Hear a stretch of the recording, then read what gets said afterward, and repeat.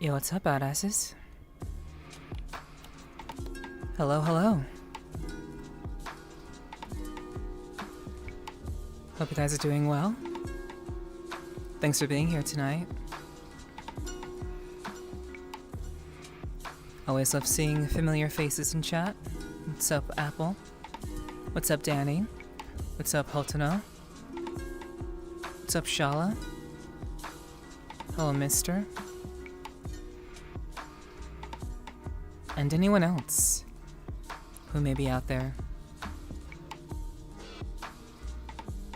Thanks for being here tonight.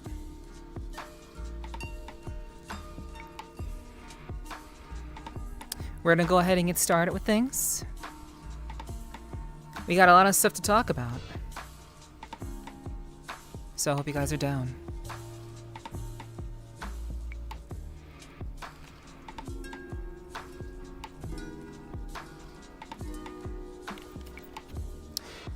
What's up, guys? Hello, hello. Hope you all are doing well. Welcome to another Sunday stream. I usually don't do VRCHAT right out of the gate, but usually when I want to talk about some important things or I want to recap something, I typically choose to do VRCHAT as the way to do that. So yeah, I appreciate you guys being here tonight. Yes, I'm on top of a car. Because it's mine. It's my car. Because my ass is on it. So, yup. That is in fact a car. Yeah, true. It's not car face, because then I'd have my ass on car's face. And then that would not be very good, and Car's not even here to appreciate that joke. So that's okay. Not even here to appreciate it. That's all right. How much do you pay for insurance? We'll say like 300 a month. We'll say. Yo, what's up? What's up, Ty? Hello. Also, Ty, thank you so much for the gifted subs yesterday. I really appreciated that. Thank you so much for being so supportive of the event last night. Yesterday. Really do appreciate your support. I don't know why I'm doing that. Actually, I'm just gonna turn that off because that is like the one thing I'm looking forward to when I get face tracking. I'm looking forward to not having my face do weird shit when I don't want to do weird shit. So we're just gonna turn that shit off.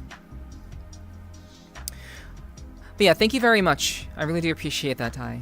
I definitely saw all the subs, all the follows. I really saw every little bit of it. But obviously, I couldn't respond because I was basically running the show. I was not only commentating, but I was not only competing, but also running the show behind the scenes. So yeah, it was a very, very busy day yesterday. Use the word. You called me Oshi. That's very sweet of you. Thank you. I appreciate that. Thank you. It's very, very kind of you. Thank you. 250 sounds better. Yeah, 250. Obviously, less is better. That is most definitely, to be expected. So yes, a 250 would definitely be much better. I would prefer it, but hey, it is what it is. But yeah. But yeah, guys, I appreciate that very, very much. You're a very, very kind Apple. I appreciate the compliment. Thank you. You're amazing. Thank you. And honestly, we're going to be talking a lot about that. And if you guys have any questions, that's what tonight is about. So let me actually, I love the music. I love this music so much. But we're just going to turn that down just a smidgen more. But if you guys have any questions, please feel free to ask. I'm happy to answer any questions that you have about yesterday's event. Yo, Tiggy, hello. What's up? Good to see you. Hello. You had a great time Friday night? I'm glad to hear that. I'm very glad to hear that. I would love to have heard that in the feedback channel. But I'm glad to know that you had a great time, Danny. Thank you so much. But yeah, guys, it's good to see you all. Thank you very much for being here. Very much appreciate you all hanging out for my recap stream. like I said, I don't usually do VR chat right out of the gate typically on Sunday nights, but usually when I want to go over an event that I was up to or did the other day, I typically do a VR chat stream because I just find it much easier to communicate and to use body language to like express myself. So it's better to do it in VR than in 2D. So we're in 3D, and you guys get to see my really nice car. So you know, I can put my ass on my own car. That's the beauty of it. So let's go ahead and get started.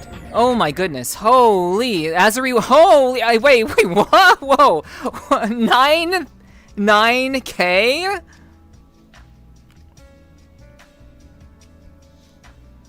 9K. Holy fucking shit! Thank you so much, Ty. Thank you. That is such an incredible reward. Thank you. Thank you so much. Thank you. I can't even like do what I want to do. Thank you. Mwah. Thank you. Mwah. We do appreciate you. Thank you so much. Thank you. That is definitely a very generous reward. Thank you so much. Thank you. What, 9,000? Yeah, I was gonna drop 10K yesterday. Got busy. Okay. Whoa. Okay, well, hey, you know, 9K is nothing to sneeze at. Neither is 10K. That's nothing to sneeze at. But thank you very much. I sincerely appreciate that so much. Thank you very much, Ty. You're very kind. Thank you so much. But yeah, guys, like I said, we're gonna be talking about yesterday's event. If you have any questions, please feel free to ask them as I'm kind of going over everything. I'm kind of just gonna run through stuff. So we'll kind of talk about that. And again, if you have any questions while I'm talking, just feel free to ask. There's no need to be worried about anything. Just feel free to share it. And I would definitely appreciate that. Yeah, that's definitely a Chad move. All right. So, a lot of yesterday's event, if you guys were not here for yesterday's event, what happened was, and which is this will be kind of mind-blowing if you didn't know about this and you're in my server, but I have been teasing a fighting game invitational for the last about month and a half. And that finally came into fruition yesterday. We actually did the fighting game invitational. We had 11 contestants, including myself and Rogue, who I was collabing with for this event. This fighting game invitational, which I coined the title, Furious Flurries. That was my idea. The idea of doing the invitational in general was actually Rogue's idea. Rogue had the idea of doing a fighting game tournament style deal. And we kind of put that, we had the idea, she came up with it maybe last year. It was she came up with it maybe near fall of last year, maybe late summer, early fall of last year. And we just kind of left it alone. We had a lot of other stuff going on. We had other collabs to plan for, other things that we were doing. So we just kind of put that idea off to the side. But then, this year rolled around. And I was thinking, we just we wrapped up what we were doing for the bartender babes. We did our second bartender babes earlier this year in February for Valentine's Day. I think it was for Valentine's Day, yeah. And so we put that off to the side after we got that done, and we've still been working on that collab. That collab is we're still producing videos for you guys for that particular collab. But we're at the home stretch, and Rogue and I will most likely be doing a stream together. We'll be doing a collab stream together to talk about all the videos. Well, the videos that we are allowed to show you guys on stream. We're going to be talking about those videos and what we did to produce them and the effort that went into making them, and just to have you guys see the stuff that we were making. So it's not just, it's not just one person appreciating what we spent hours and hours doing, but you guys will have a chance to see that too. But anyway, that's a different collab. My point is, basically, Rogue came up with the idea last year, and this year I decided to kind of take it by the reins. Since Rogue was spending a lot of time working on the Bartender Babes 2 commissions that we had to do because you guys were so generous during that collab that we did in February, we're still working on those videos. So I decided to take it upon myself to do the next collab, which was Furious Flurries, which obviously the name came later, but Rogue and I wanted to do wanted to do that collab, and I decided to head it off as head organizer. So this was basically my task. I chose to do it, and I'm gonna go into all that went into that in just a second. Hello, Sandman. Hello. Happy Sunday to you too. But I do hope you guys had a wonderful Sunday. I hope you guys have had a wonderful Sunday. I actually didn't say that. I hope you guys have had a pleasant weekend and a wonderful Sunday overall. But yeah, I'll go on with my explanation. So basically, this is something that has been in the works. This project, this collab has been in the works for, I would say, approximately, I want to say 2 to 3 months. That led up to yesterday's event. And a lot of my responsibility to basically put this sort of thing together, because I was the one who had, tournament experience. I've competed in tournaments in the past. So I was in the fighting game community before I ended up here in VRCHAT. So I had a fair bit of experience being a part of tournaments, and I kind of knew what to reference to know exactly what I wanted to do and what kind of event I wanted it to be. So so I will say right out of the gate, all of like the production of yesterday, everything that went into making yesterday, the way that it was, the way that like basically everything kind of flowed, like how scenes changed, how we had different scenes for different moments, how we had the bracket being shown at certain times, that sort of direction, that was also done by me. That was put together by me, along with everything else that we had going on there. And again, I'll talk more about that as a whole. Oh, what's up, Mishka? Hello. Oh, welcome in. To continue what I was saying, essentially, so basically, I had the job of putting all this together. So it basically started with a document. I started creating a document, started writing things down. Everything was coming together through that. And essentially, I was just kind of working through things little by little, just kind of starting with a very basic overview of what I wanted to do. Basically, we had the format of the tournament of what we wanted to be, how many people we wanted to have in the tournament. All these things were basically put together in a document that I was compiling, and that I had been compiling basically up towards the event itself. So that's essentially, that's how we were kind of able to keep everything straight for the most part. I would say Rogue's predominant job, she was essentially the assistant. She was the assistant coordinator, and Rogue helped me out with doing the things that I didn't want to do, or that I perhaps didn't have time to do. For example, Rogue was very instrumental in bringing people together and like getting kind of following up with people on the things that I needed from them for the production. She was very much interacting a lot with the people who were competing yesterday. She was in the waiting room while we were live yesterday. Rogue did a number of things too. I'm trying to think like specifically what she was up to, but yeah, she handled like just kind of coordinating with people, getting stuff that I needed from them. She also brought in people. This is probably the most important thing. We needed people to be a part of the event. So I had people that I knew, and she had people that she was close to. So between the two of us, we were able to put together a group of competitors to be a part of this event, between like the people that she was close to and she could just walk over and ask, and the people that I knew that I could just go over and ask. So between that, we were able to come up with 11 contestants, including myself and Rogue, of course. So that was the main thing that she helped with, and also with she was helping out in the stream. She was handling making sure that all the contestants' links were posted in the chat. Rogue did a lot of things. She did a lot of like the things that I just did not want to do, or I didn't have the bandwidth to do. Oh my gosh! Wow! Hello, what's up, Astro Cricket? Hi, what's up? Hi, everybody. Thank you so much for the raid. I really do appreciate that. Hello, everybody. The cricket has come to chirp? Hell yeah. Hello, what's up, Poe? Hello, welcome. Hello. Also, what's up, Golaki? Hello, welcome in, welcome in. Yeah, hello everybody. Welcome to everyone from Astral Cricket's raid. Hello, my name is Nepherti. It's nice to meet you all.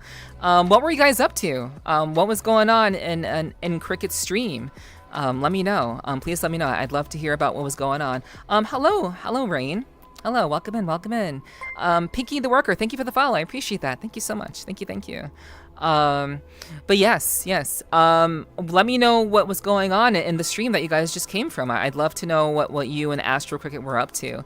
But while we're waiting to kind of hear from them, hi, my name is Nepherti. I'm sure you don't know who I am, but I am a content creator. Obviously, I'm a streamer. I am a professional voice actress, and I do a podcast in VRCHAT where I interview very interesting people, and I let their stories be known. We have a very great conversation. About 3 hours is a long form podcast type deal. So I do a podcast in VRCHAT. I interview people. I play a variety of games. I'm not just a VRCHAT streamer, so don't get confused. I do a lot of desktop games, usually hardcore games that make you feel badass. And of course, I enjoy just kind of hanging out and creating content that I think people will really enjoy. So if any of that sounds interesting, it's great to have you here, and I hope you'll stick around. Rainmaker, thank you so much for the follow. I appreciate that. Hi, hope your stream is going well. We had some tech issues and then just kind of settled down to yap. Okay. What were you up to?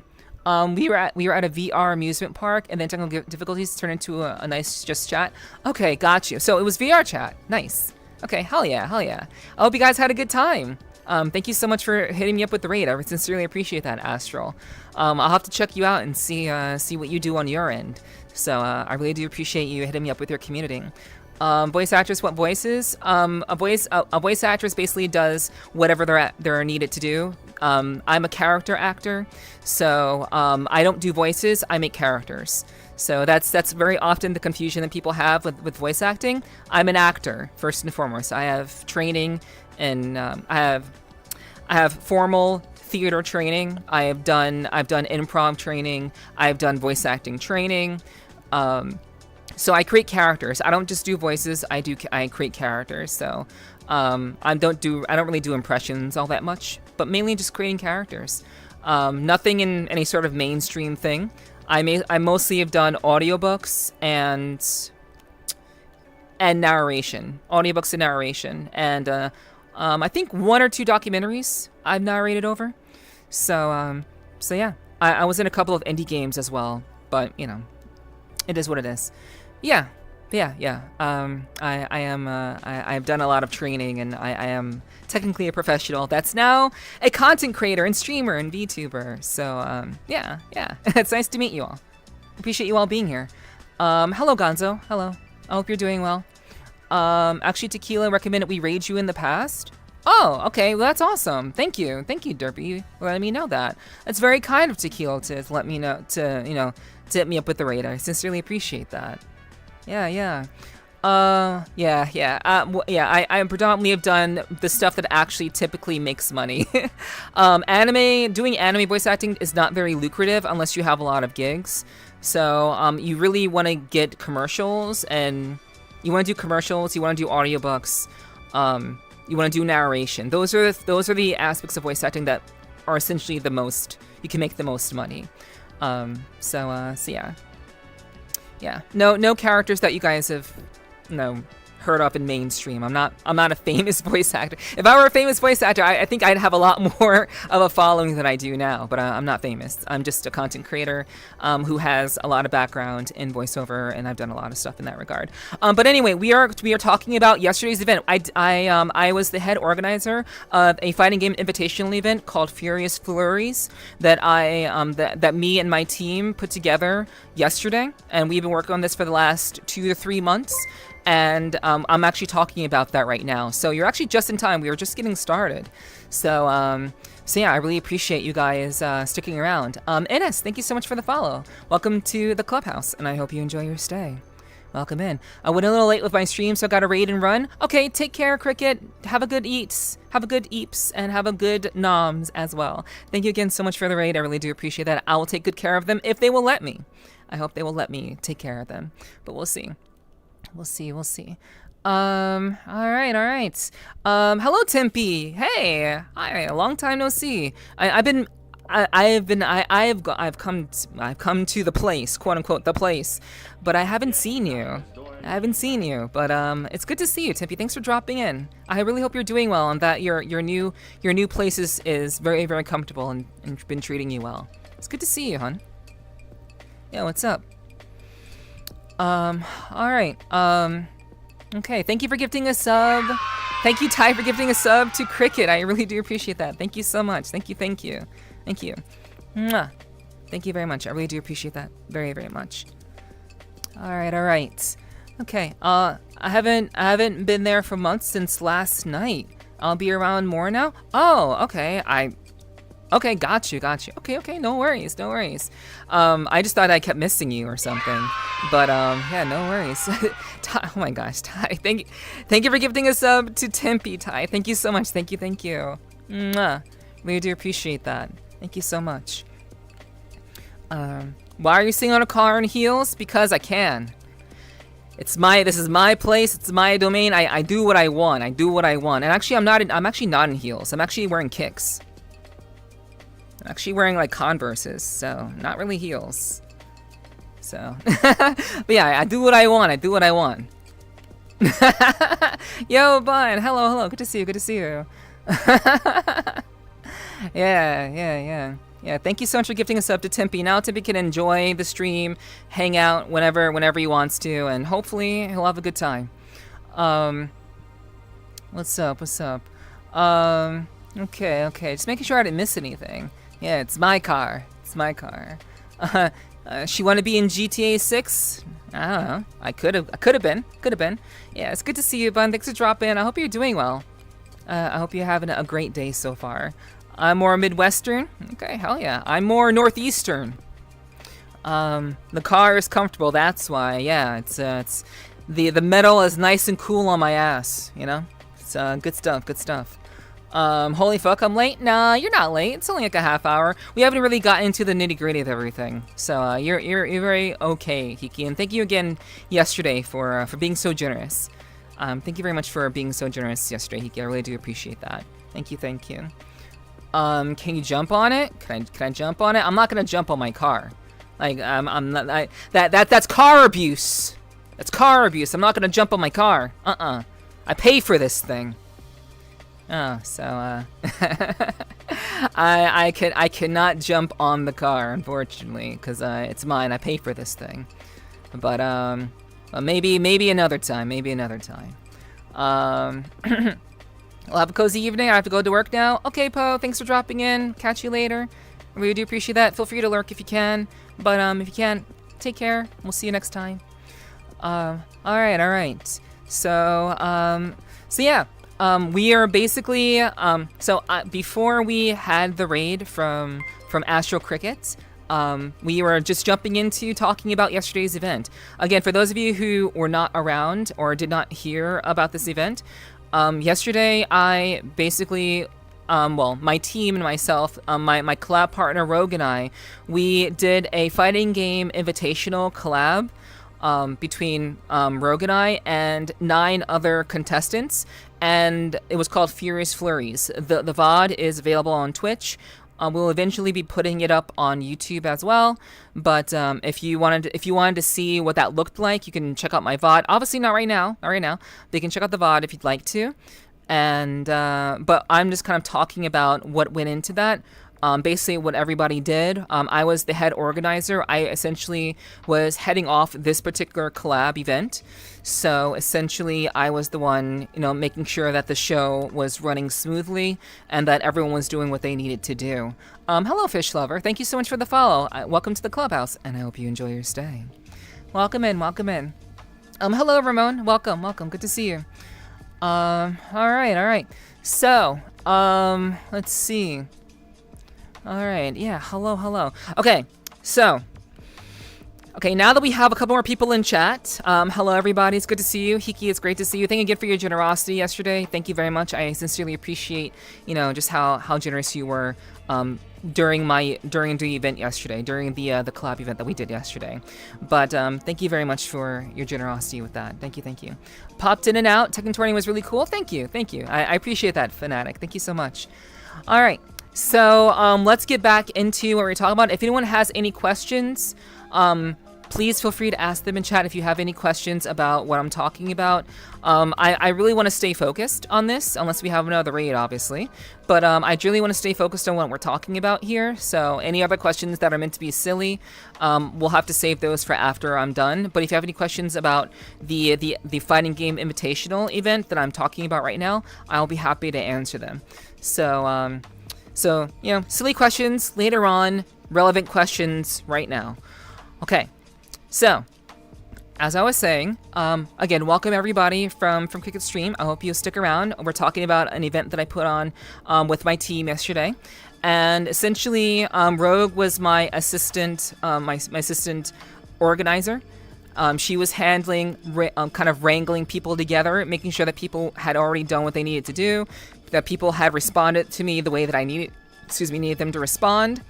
And also just being very, very like active in the chat yesterday, and also like making sure that all of the contestants had their links put into the chat so everyone could support them and support all the creators and the friends of ours who were competing and participating in our friendly competitive event. So Rogue was basically kind of handling the human aspect of things.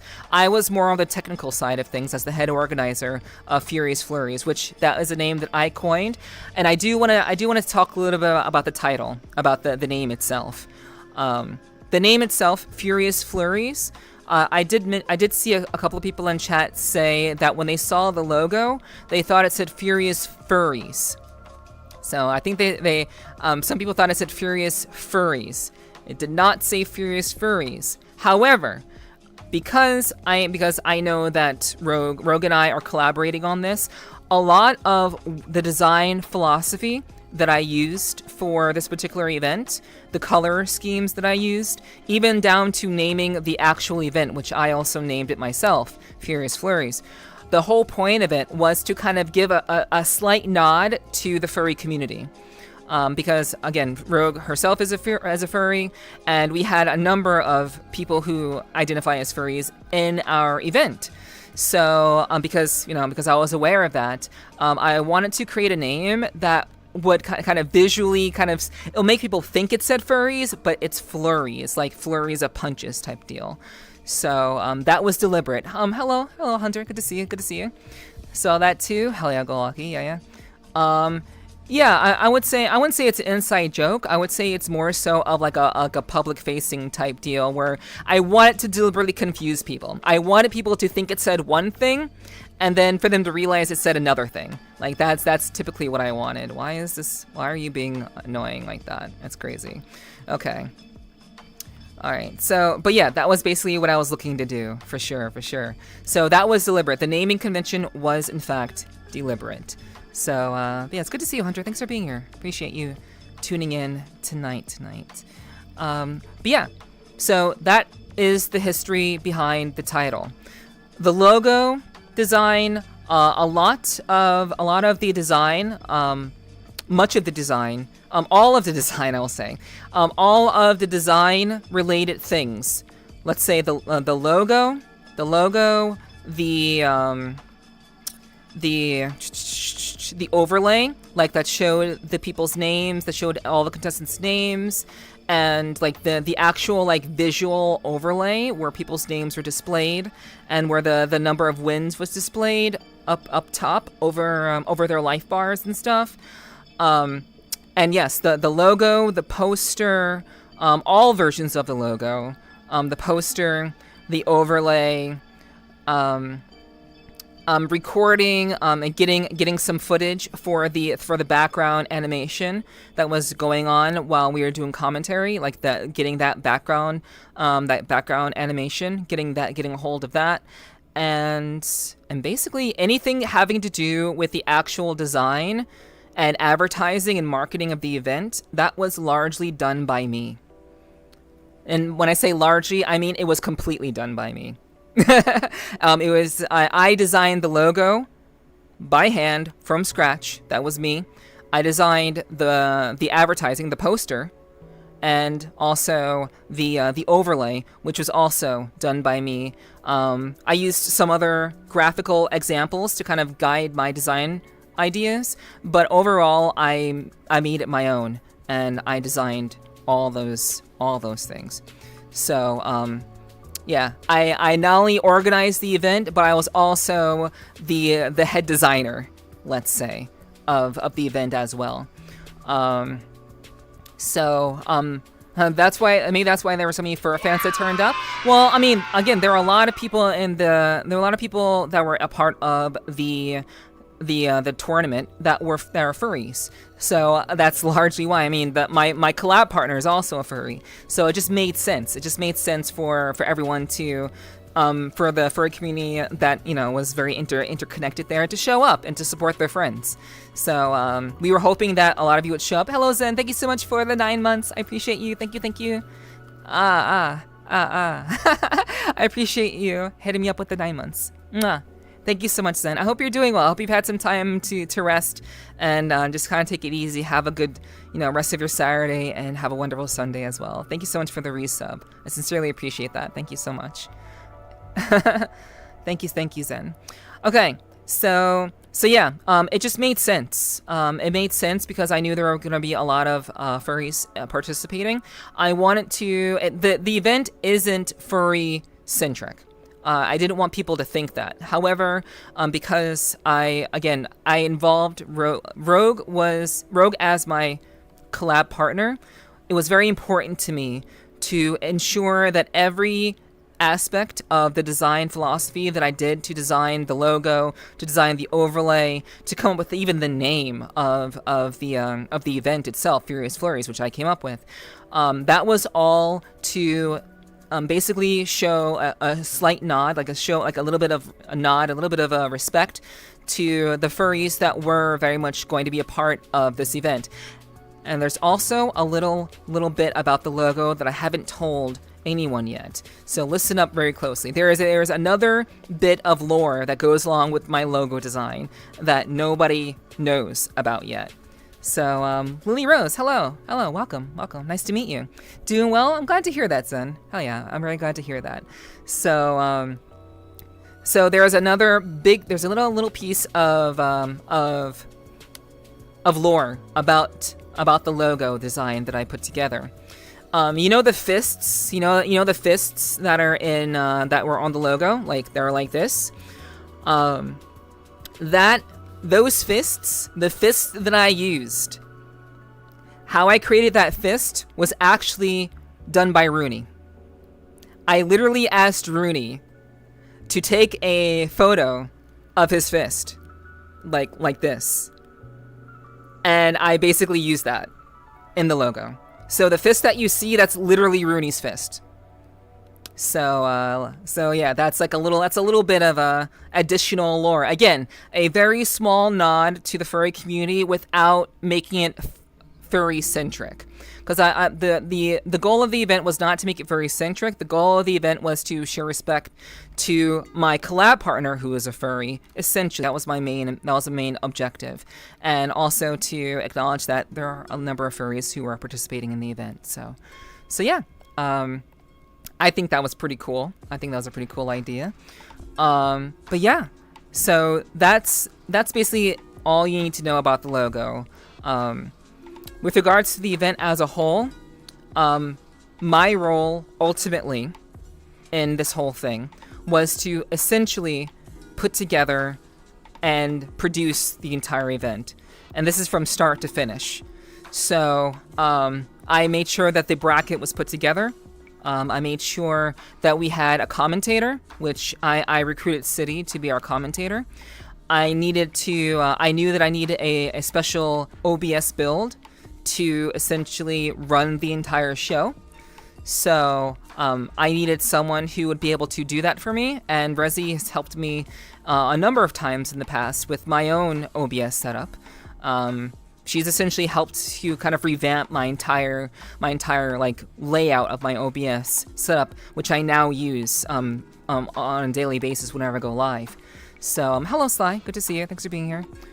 So it was a no-brainer to ask Rezi to handle the OBS aspect of everything.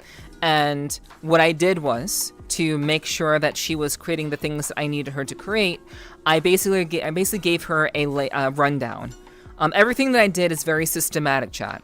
Everything that I did for yesterday's event was extremely systematic. It was meant to be very clear cut. It was meant to be very, very understandable and very, very, like without a doubt, without any confusion. And I worked with Rezi very closely on the OBS build that she put together in order for us to have the production value that you all saw yesterday.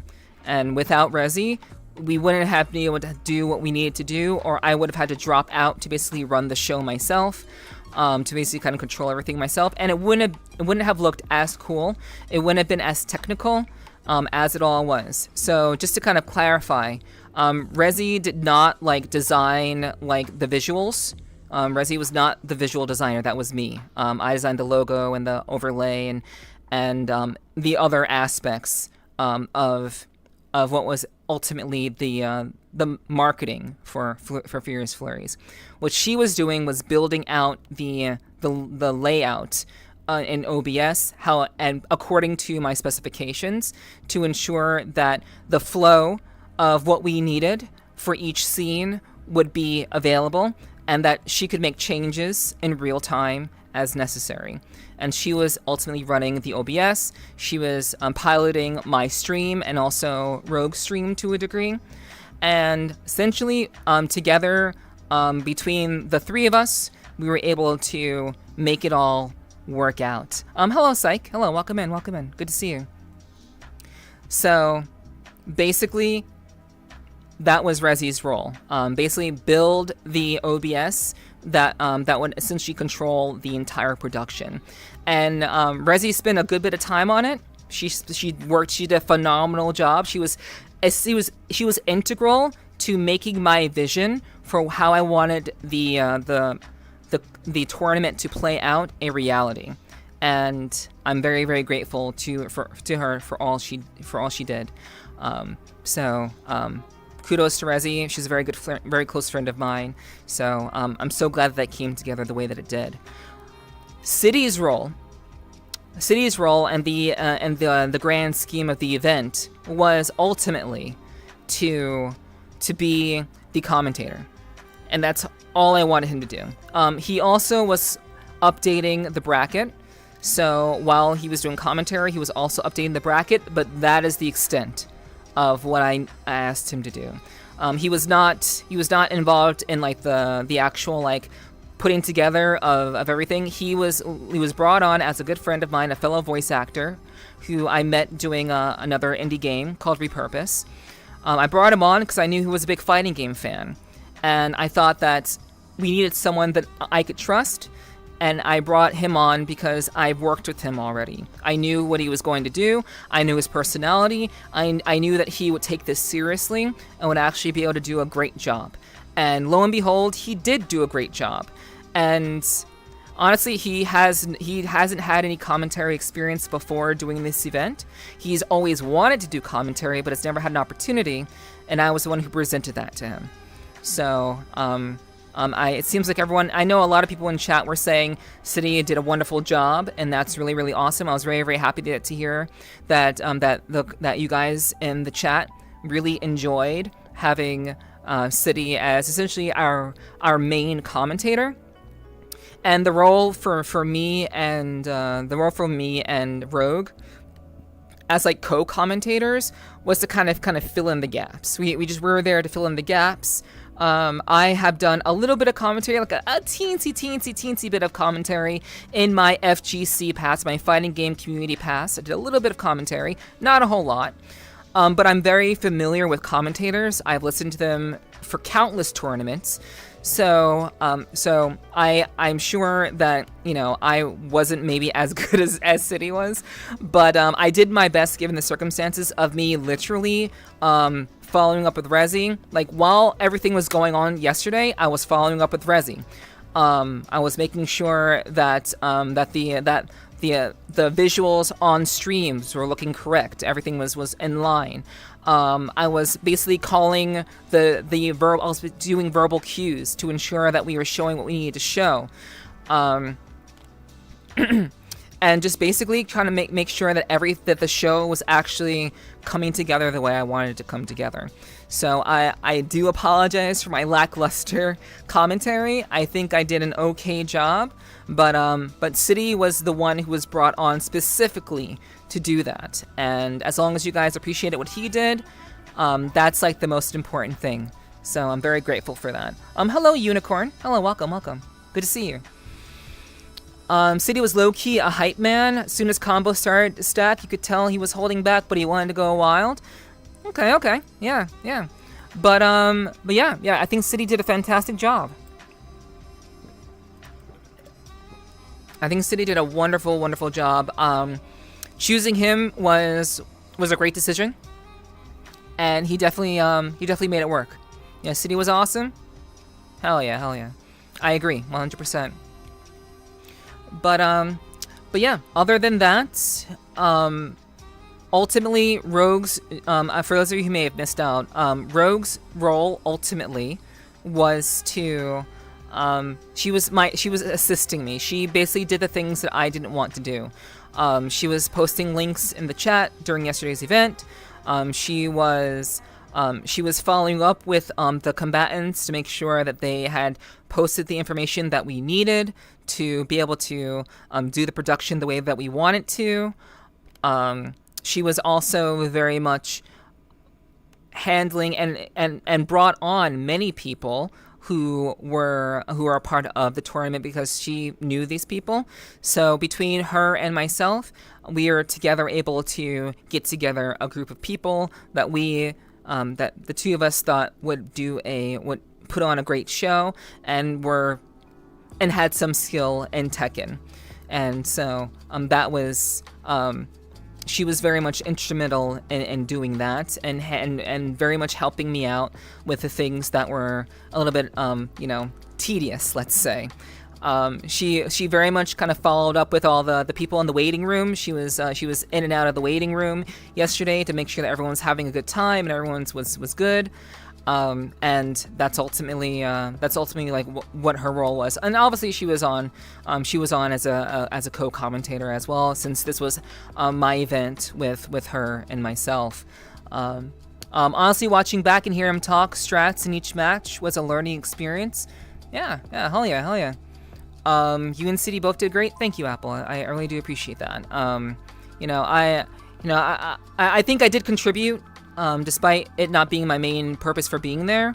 I think I did contribute to the commentary in a meaningful way. But yeah, it was good to hear City give his feedback. And obviously, like, he knew he had much more in-depth knowledge about Tekken than I did. So it was great to have him on and talk about that, which is, again, that's why I recruited him in the first place. But yeah, it's true, Zen. Very, very, very true. Very accurate.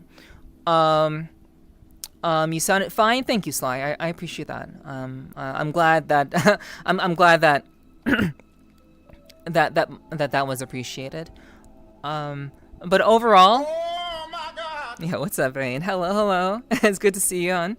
How you doing? But yeah, overall, my role in everything was to put all this together. Basically, from the design perspective to how everything came together in terms of how everything kind of flowed from start to finish.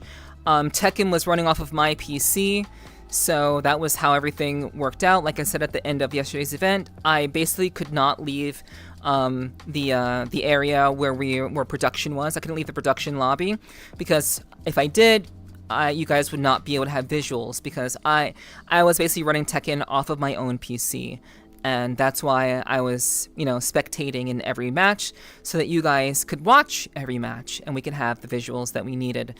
And that was our online solution. Doing an online tournament is pretty difficult to do. It's very logistically heavy. There are a number of factors to keep in mind. It gets even more logistically heavy when you have more than one person who's going to be streaming it.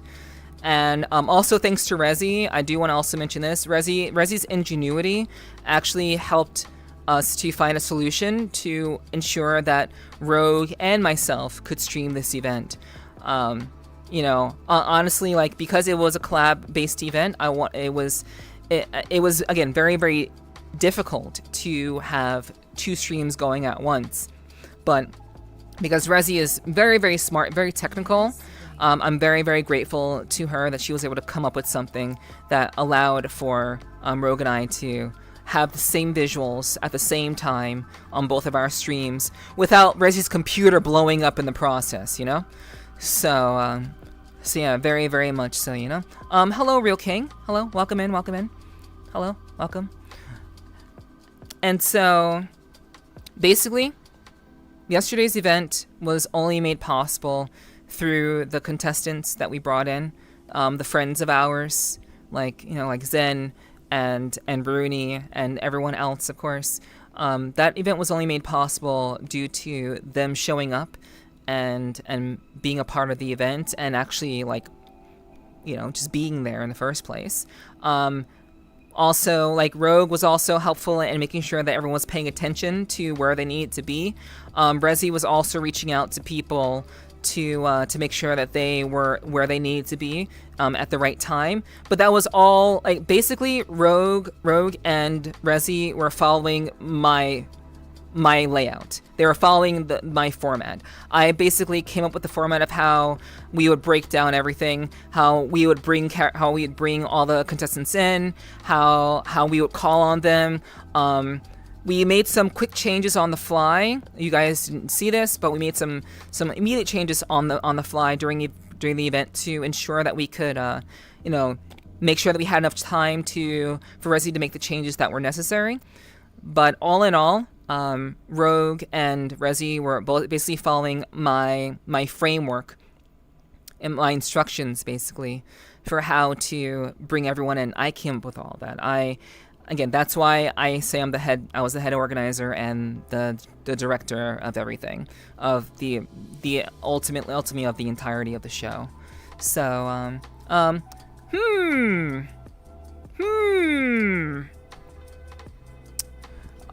So yeah, basically that's what's going on. That's how that kind of went down. If anyone has any questions, feel free to share.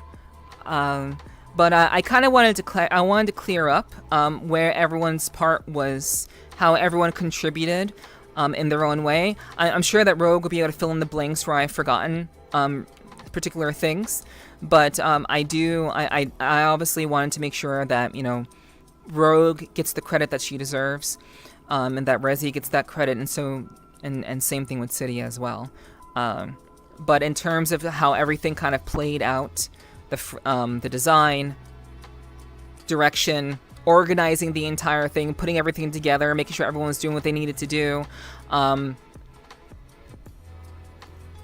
was me.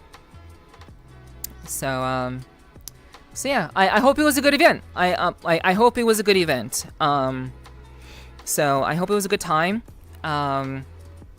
And I hope people had fun watching, and I know that, yesterday all the contestants said they had a good time, they had a fun time, and that, for me, that's the most important thing. I wanted to make sure that everyone was having fun and didn't have to think about a whole lot of different things. I just wanted them to be able to, like, just be present, follow the instructions, and everything would go smoothly.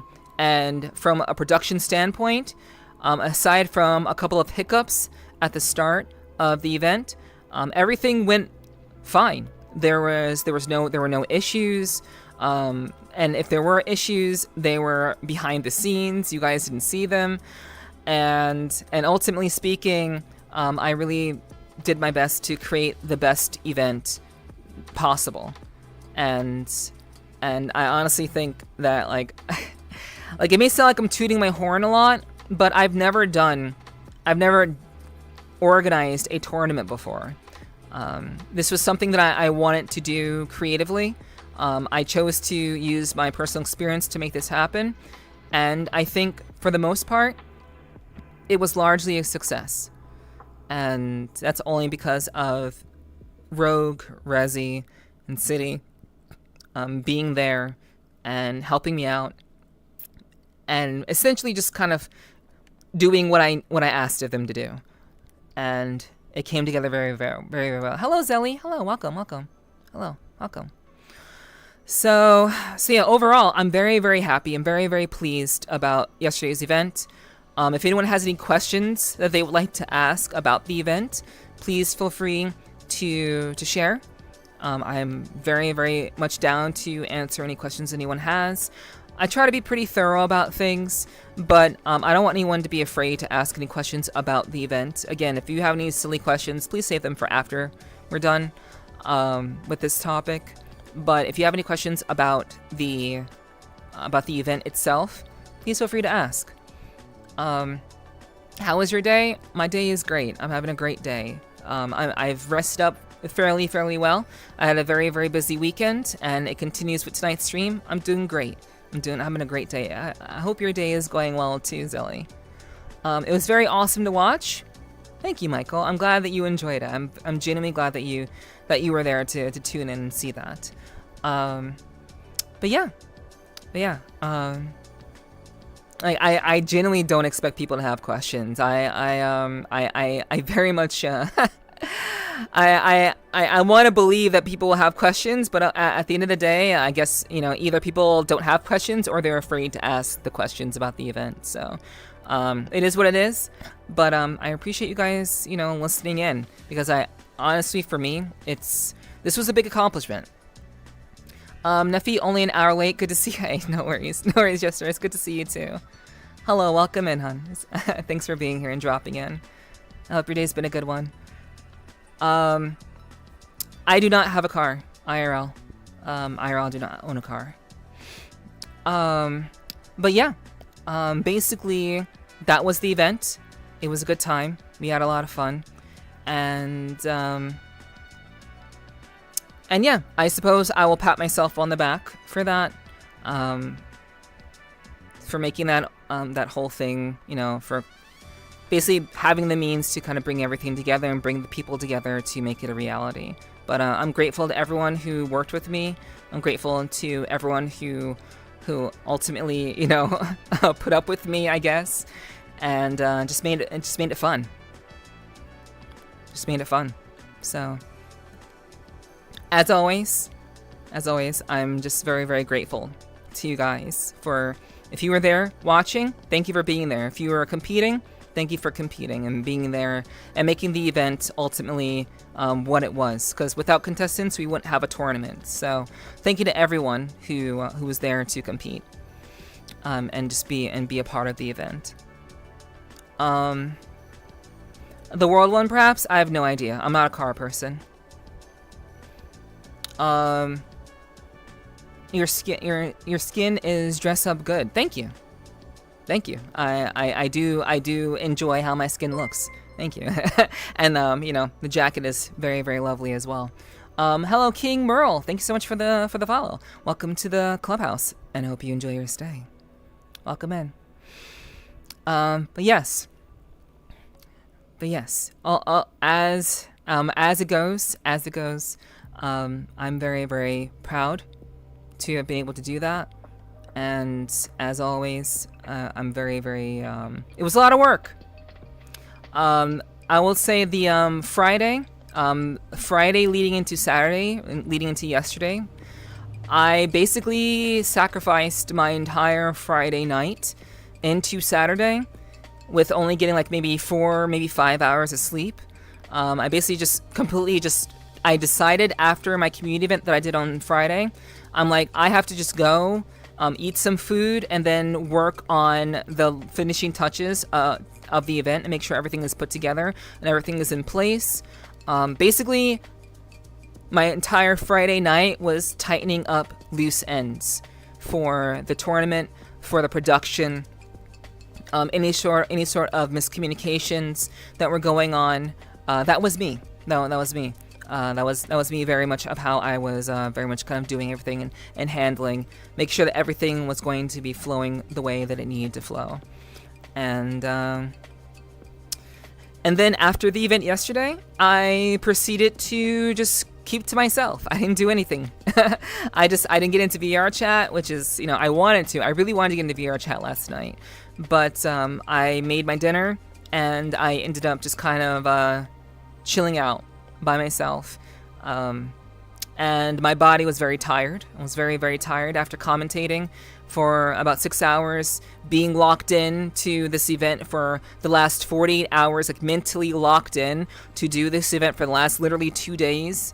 I was pretty tired yesterday, pretty tired. I just kind of kept to myself and kept things very, very simple for myself. I went to bed relatively early than I normally do, around 4 a.m. That may not sound early to you guys, but 4 a.m. is pretty early for me. So I went to bed pretty early last night, and it was just the way that it went. Test stream was poggers. That's so funny, Jester. Did you talk about anything you want to try next time, or is that a surprise? I have not talked about that, Jester. That's actually really good. That's a very good question. Very, very, very good question. So that's our streamer, such a workaholic, but everything our queen does is worth it. I try. I know that a lot of what I did, other than like the logos, like the logos and visuals and the background animation stuff, I also made the ad, like the ad that was during the break. I obviously made the ad. I made that ad. Really, it's a very quick job, but I made that ad. I provided all the assets that Resi would need to do all that. Like, there was a lot. there was a lot. There's a lot.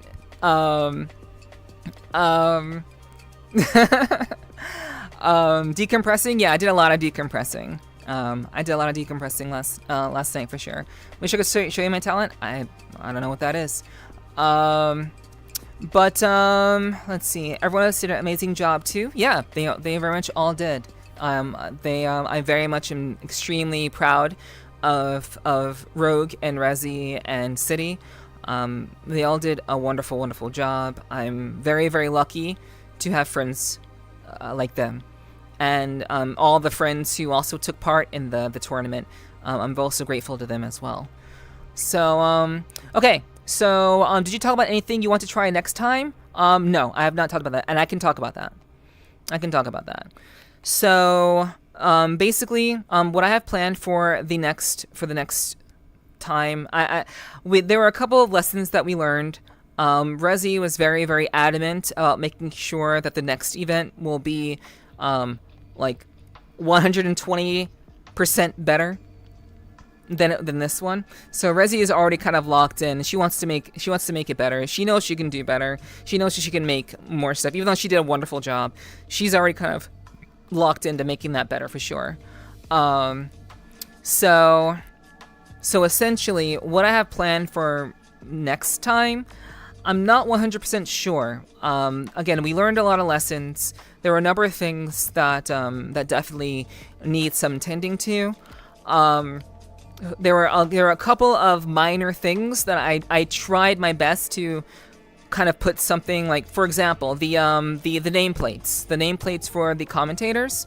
They were just kind of boxes. They were just rectangular boxes. They were not fancy. They were not styled in any way. They were just boxes.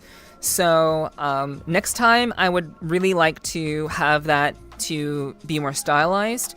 I put all of my creative energy into creating the overlay, which making the overlay was not an easy feat. I'd never designed anything like that before, so just doing that was really, really challenging. And so, but next time I would like to have better visuals for the commentators. But thank you, Zoey. Appreciate the compliment. Thank you so much. So I want to have that sort of thing laid out for that. And after that, like another thing that I want to fix or make better, let's say, I want to improve for the next time. I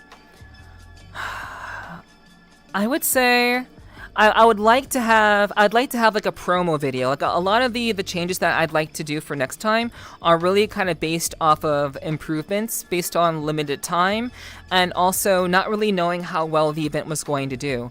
My goal was to create as many elements to make it look as legitimate of a production as possible. Again, I'm just an independent creator. I'm just an independent VTuber. So I did my best to make it look legitimate as it possibly could, but I would really like to have like promo videos for all of the combatants. I'd like to have something that kind of highlights what they do, like who they main, their contact information. Just kind of have a video, like a short clip that basically shows like the people who are fighting against one another, like who they main, what they do, you know, things like that. Just kind of a little bit of a little clip that highlights the combatants, and use them as promotional material to hype up the event for hopefully getting a larger crowd and having a larger showing.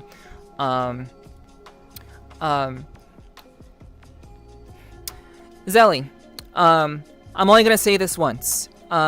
You've been asking very cool questions, but then you've been just saying random shit. I'm only gonna say this once. I need you to cool it, because you are not contributing at all. You're just saying random things, trying to be controversial for no reason, and we will ban you. So this is your only warning, because you've done it twice already. You have one more chance. Get your act together, or you are banned. Okay. As I was saying, basically, to continue where I was going with that, my thinking was I want to have like a little promo videos to like advertise all the people who are involved in the tournament, so they can get some promotional stuff for what they do creatively, and that obviously we can hype up the event and have a good time, and hopefully bring more people in to actually be excited about the event as a whole. So yeah, promo videos for all the contestants. Moving on to the next thing that I would want to have changed or improved on. It would really be nice to have like actual sponsors. I would really like to have. I'd really like to have like actual sponsors, like helping out to kind of raise the production value of what I'm trying to do, and what the event was trying to do, kind of elevate it a little bit further, and then maybe we could have like actual like prizes. This one was very much kind of a test bed. This is very much a test bed situation. Basically, that's the goal. That's the goal. I want to have something that is of higher quality, and there could actually be like a reward for the grand prize, essentially, and that could be provided by a sponsor. And depending on how many sponsors we would have, then perhaps we could have for a second place and third place as well. So that's what I'm kind of looking at. That's what I'm looking for. One thing we talked about was having the nameplates match the side of who was fighting. I understand it was hard to do on the fly. They were matched. There were situations where they weren't, but that was not a constant thing. They were matched later on in the production. They were always matched. And unfortunately, it is difficult to have to set people up in a way that allows them to show up the way that we want them to. We tried to have them show up where we had decided which side that they would be on, but then Tekken was like, no, it doesn't matter. So we would have what we want player 1 to be, and who we want player 2 to be, and then Tekken would just flip it up for whatever reason. So they were matched for I would say 90% of the time they were matched, and for about the 5% of the times where they weren't matched, they were fixed. The missing 5% was at the beginning of the production, where there was still miscommunication, misunderstandings, and we had to kind of sort that out and iron that out. But the tags did match as we progressed through the event. I understand that, but for the most part, I would say 90% of the time they did match which side people were on. But that was a challenge, and it's very hard to do in OBS. So Rezi did her best with that, and I directed her on what she could do and how she could handle that, and she did great. She adapted, because believe it or not, guys, Rezi was nervous too. Believe it or not. So. First time kind of doing these things, doing it live on the fly. Rezi was actually pretty nervous too. That's something I didn't mention. The only time it got really confusing was the king on king match. Well, that's just because they did match. That's just because it was king versus king. Also, hello Kiyomu, hello, welcome in. Good to see you. And Digi, hello, good to see you. Thanks for lurking. Rezi was holding the fort for real. Rezi she was following my instructions the best as she could. She was following my directions the best as she could. A lot of what I was doing in the middle of things while also commentating, I was also sorting out additional kinks with what Rezi was doing, making sure that Rezi was having things pop up the way that they needed to pop up when they needed to pop up. So that was also something I was doing behind the scenes as well. Rezi handled the production, the actual OBS control. She was the controller of the event, following my instructions that I had provided to her, while also following up with me and making sure that we are on the same page and connecting and communicating properly so that we could have as good of a production as we did. For sure. But yeah, so that's basically what happened. That was that. I understand there were times where the sides did not match, but 90% of the time they did match. So yeah. Again, just to make it, just in case, people are kind of just walking in or are not realizing. Basically, like I a lot of what was going on, a lot of what was happening, a lot of what was being followed were basically my instructions. Rezi knew how to, or built an OBS build according to my instructions. And then she also controlled it according to my instructions. So Rezi did a fantastic job in making it all work out. But without my instructions, without my direction, it wouldn't have looked as good as it did. It wouldn't have been as smooth as it largely was. But I essentially was leading her and directing her of what to do and how to build and what to build. And how I want everything presented on the screen, how everything was supposed to look in terms of the visuals that I designed. Rezi was ultimately the controller of what was actually going on in the show, and also built that according to my specifications. So, yeah. But yeah, Rezi was doing great. She did great. Things that I would like to do in the future. More things. Honestly, I would say that those three things, like having sponsors, having having a more concise OBS build that's easier to control, having promos for all the competitors, as well as a promo video for the actual event that we can use to promote the actual event. Largely what I'm looking to do is raise the production value and raise hype and awareness about the event as a whole. That's largely my thinking about the entire event. I'd want to see just things be a little bit higher than they were, but I think for what it was for our first attempt, it was quite good. I would say. All right, if anyone has any further questions, feel free to ask. I'm always, if anyone has any concerns or thoughts, I would love to kind of talk about that, because I'm not gonna talk about this anymore. This is like the only time I'm gonna be talking about this, because I wanted to kind of just run through what everyone's roles were, what everyone was tasked to do under my direction, how everything ultimately came together, and basically just how it was all meant to be, and how everything worked. So yeah, if you guys have any questions, please feel free to ask. But that's totally up to you.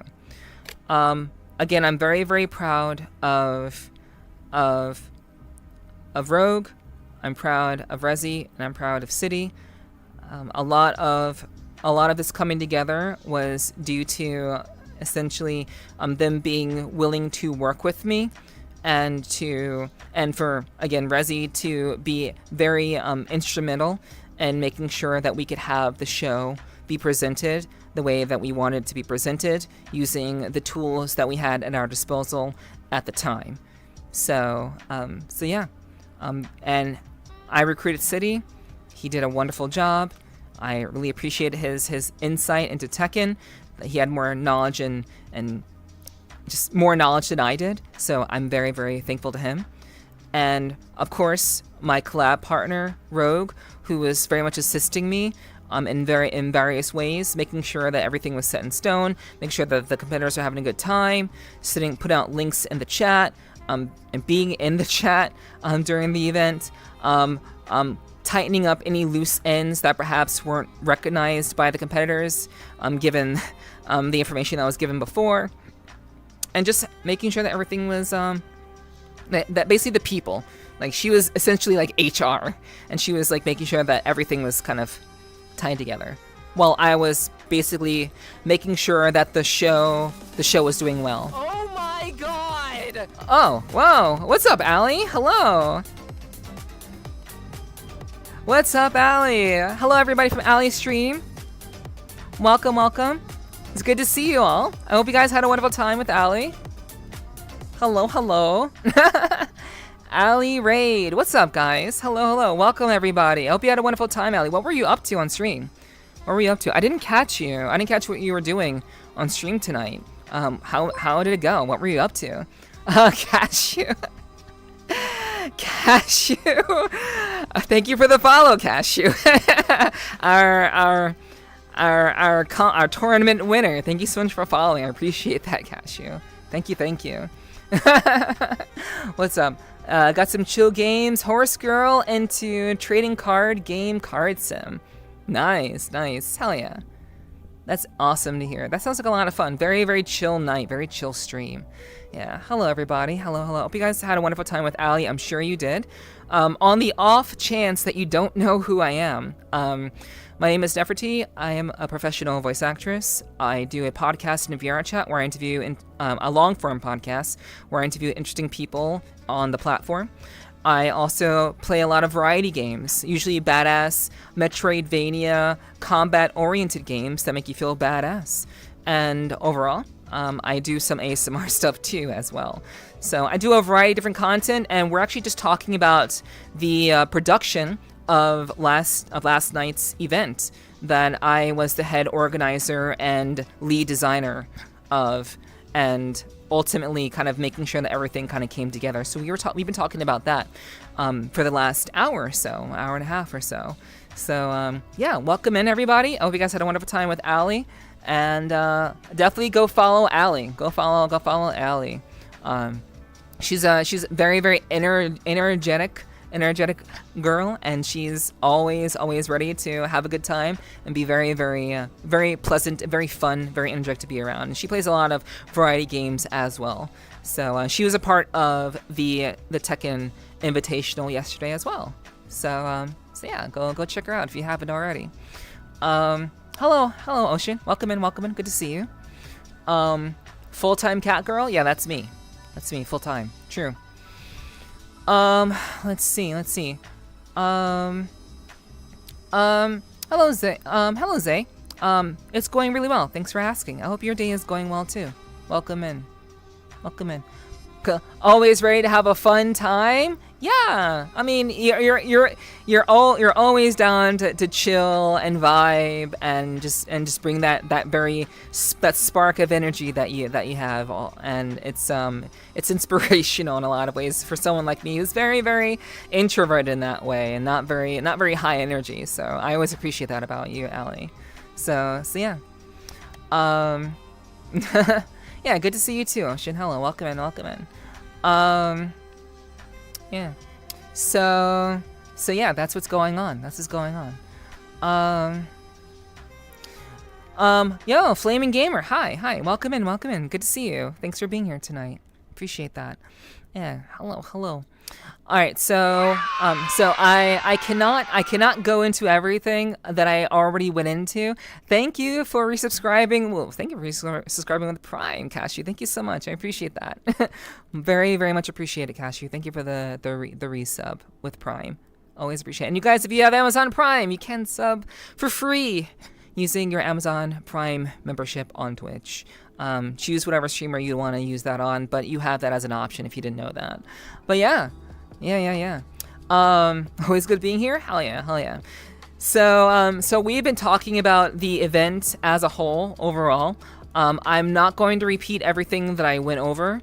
There was a lot to go over. It was very kind of scattered because I was, saying hi to people and managing all the things that I need to manage. But if you'd like to hear essentially what I was talking about, because I can't repeat myself every time, please feel free to check out the VOD. But long story short, TLDR, I had a really, really wonderful time doing yesterday's event.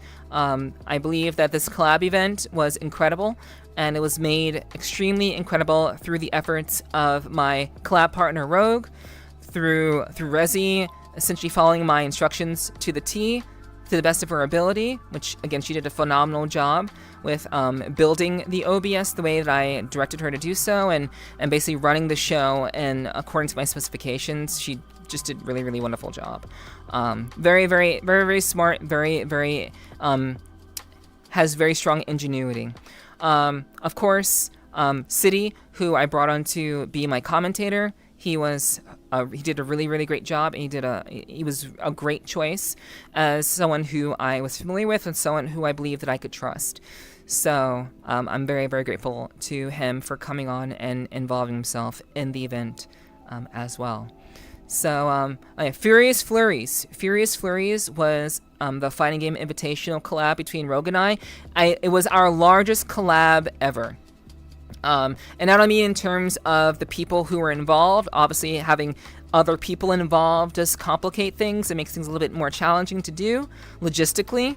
But overall, this was just a production. This was a massive undertaking that took about 2 to 3 months to get together, that I was mainly heading off on my own and collaborating with Rogue and Rezi, to basically kind of make all of this and bring all the elements together.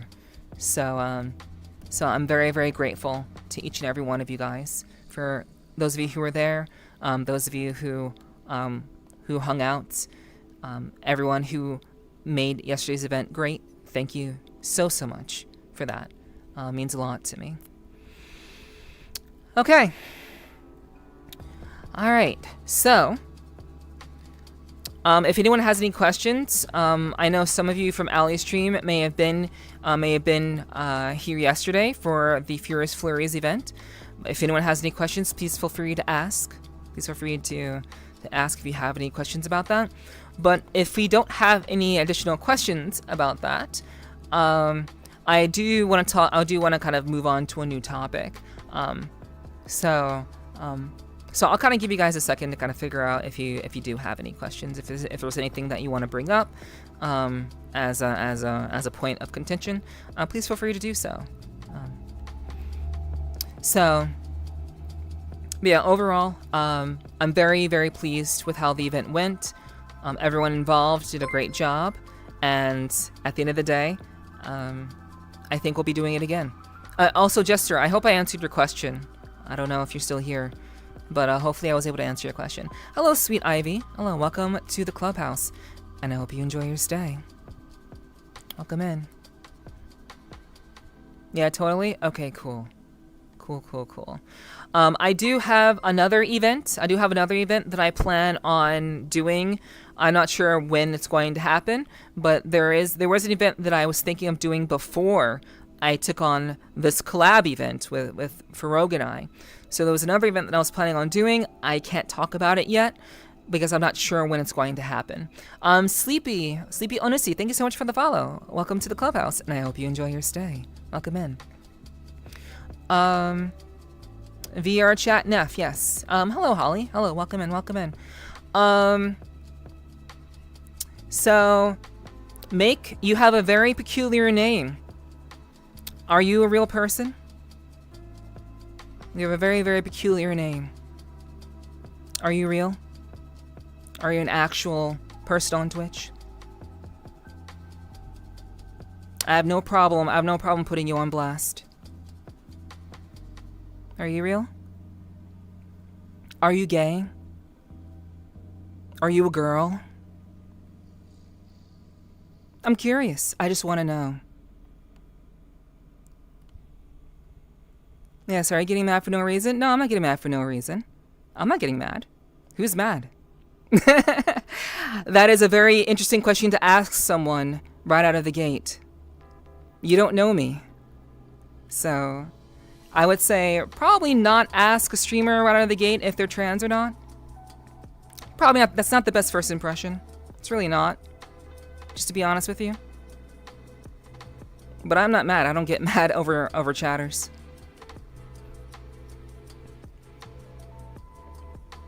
No, we're not gonna ban them.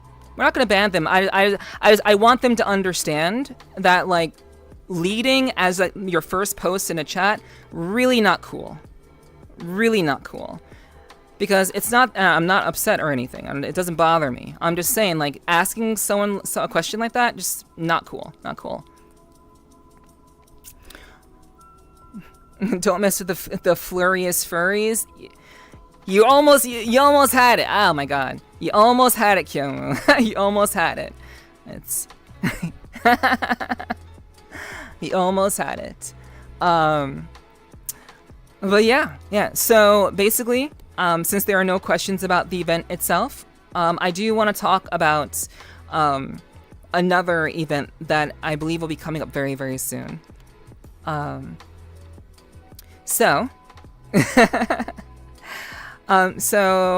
about 7 days from now, it's going to be my birthday. I've talked about this in the past. It's going to be my birthday.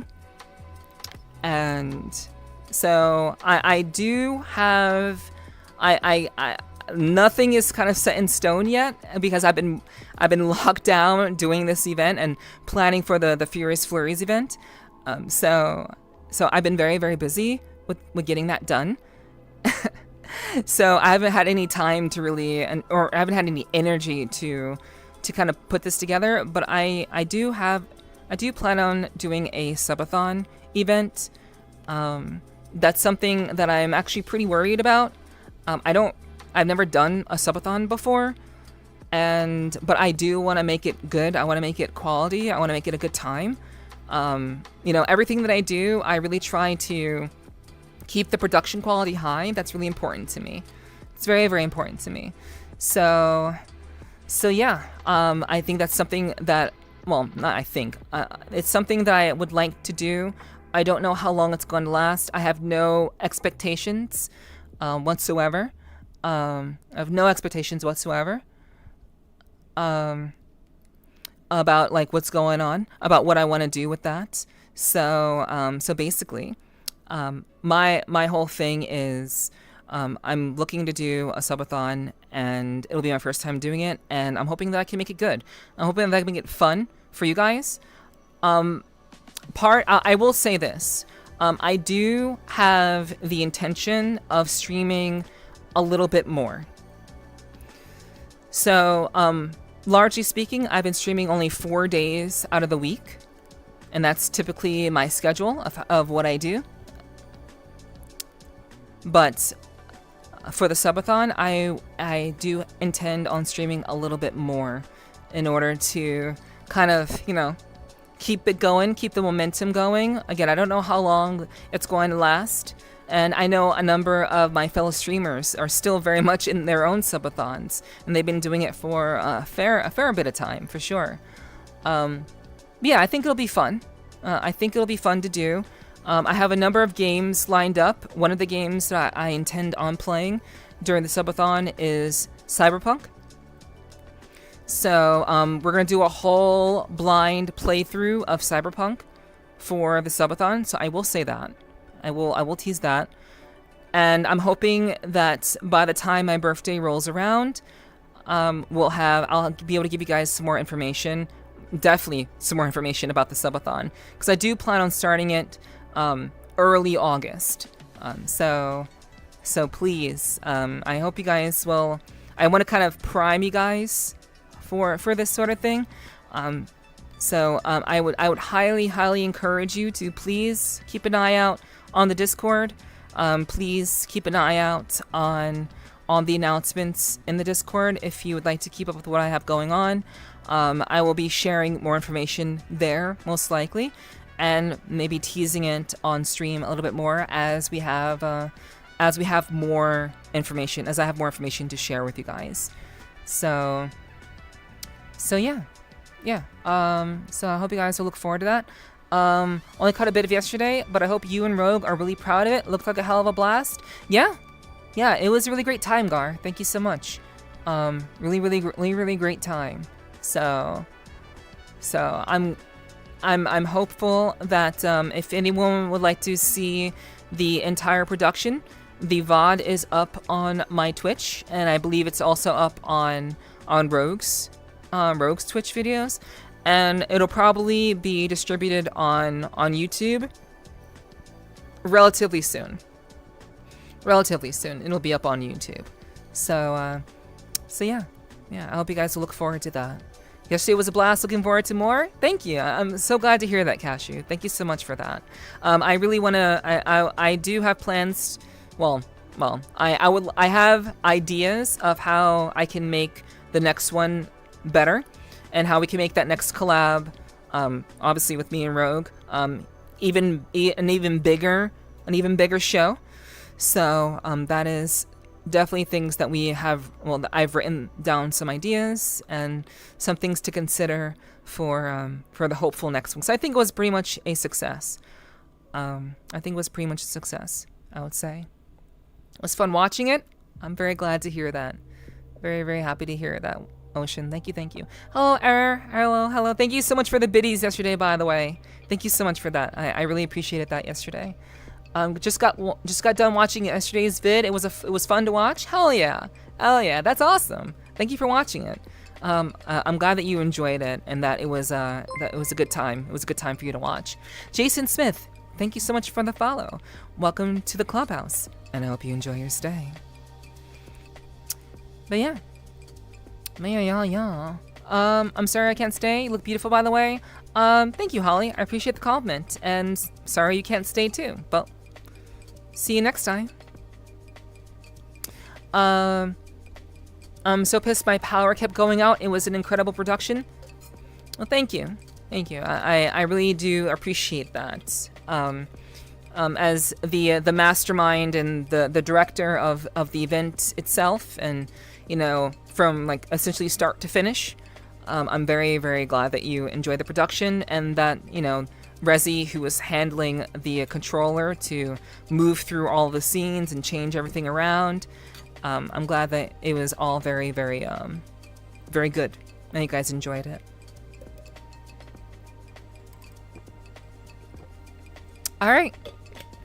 So,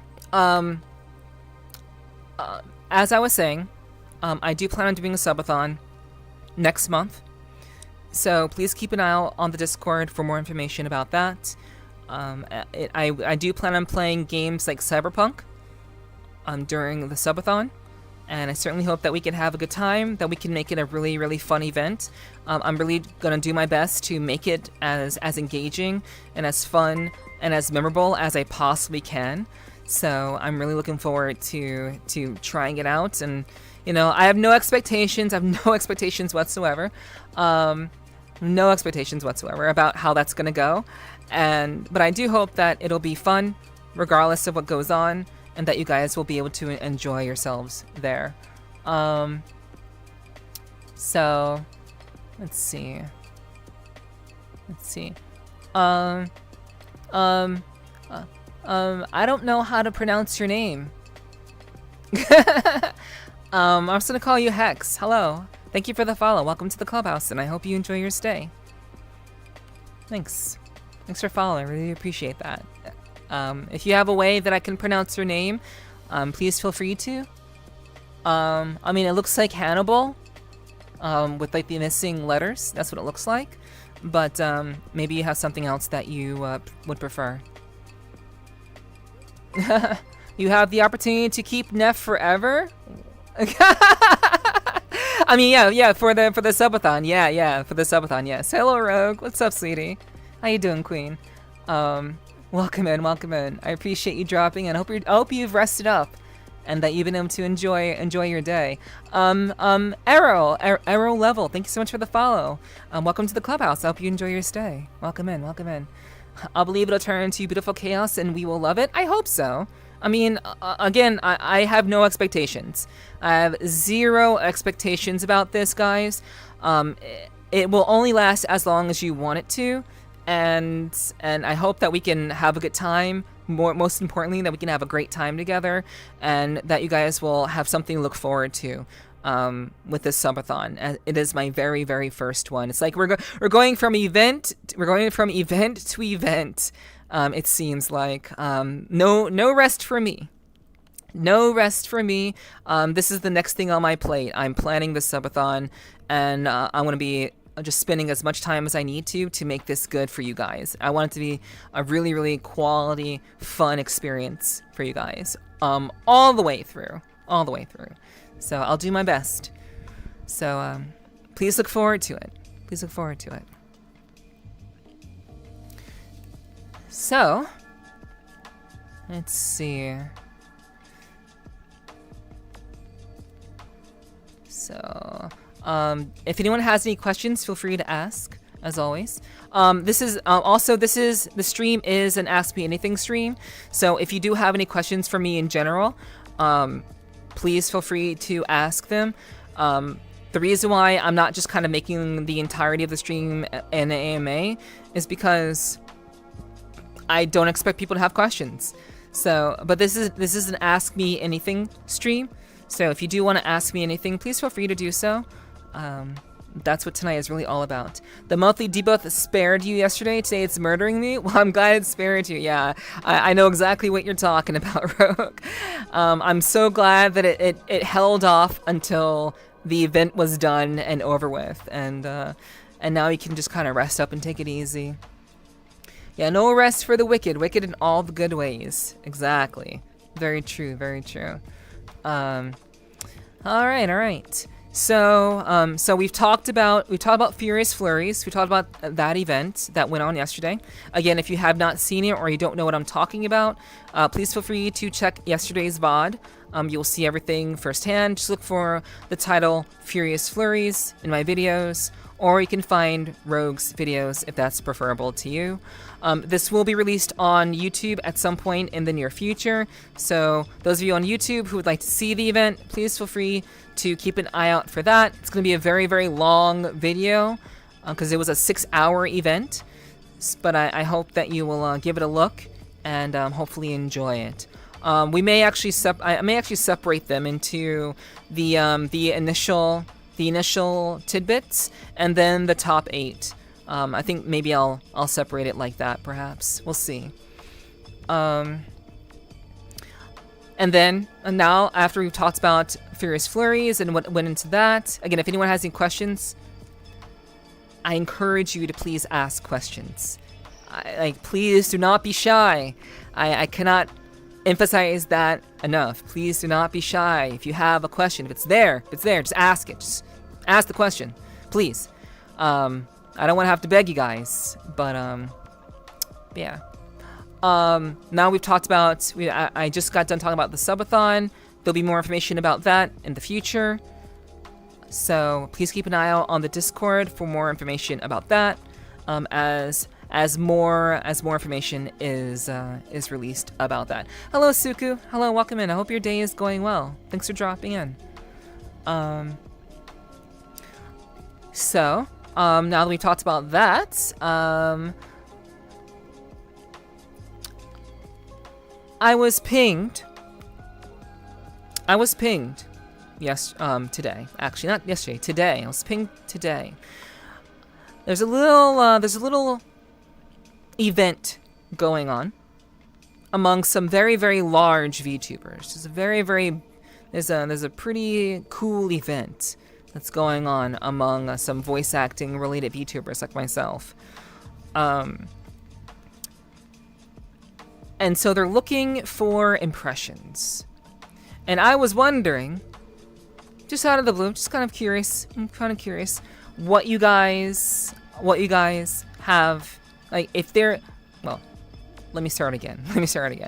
There is a very cool event that's going on in the next couple of days by very big VTubers, and they're looking for people to do impressions, and I'm considering joining and participating in that event. However, I was actually very curious to find out, you all, do you think that I sound like any particular person or character? Does my voice sound similar to any character or any person that you might be able to think of?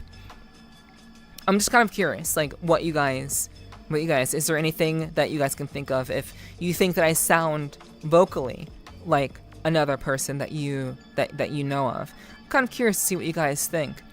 So, but yeah. Let's see. I've been doing well, Suku.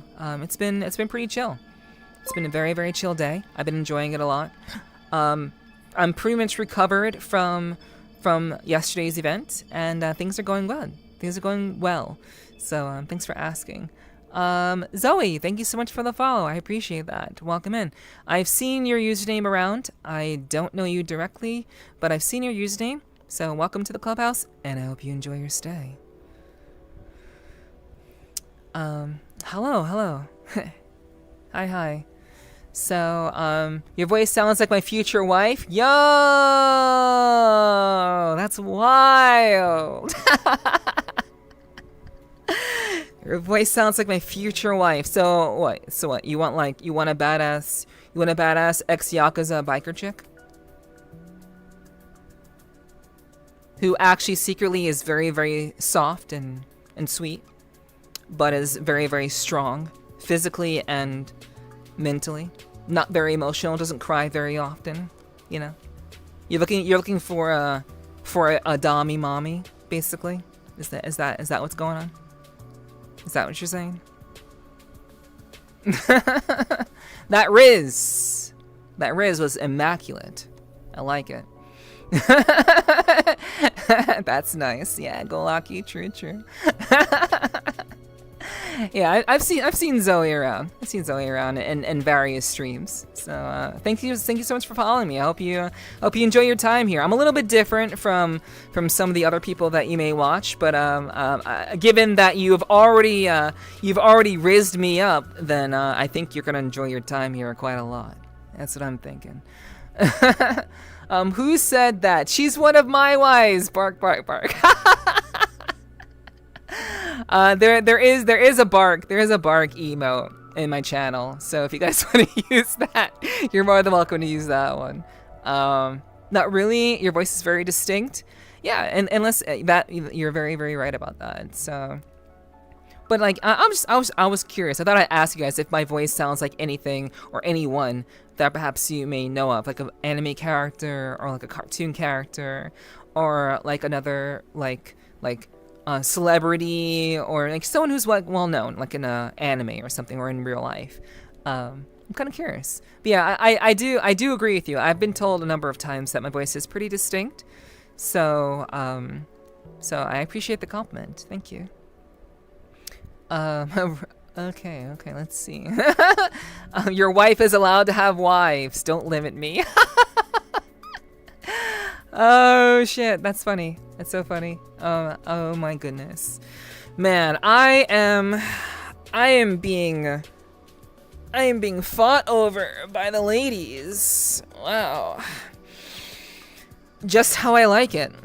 I happen to be partial to women, but I make no secret to my chat. I enjoy dick and pussy equally. I'm more partial to the latter, but I do enjoy both of them. So you know, it's not really being bisexual has its advantages, except for the fact that I'm eternally single. So what advantages they are, I have no idea. But but you know, for the time being, you know, it is what it is. I'm just here to talk shit. True. Fair, Digi. Fair.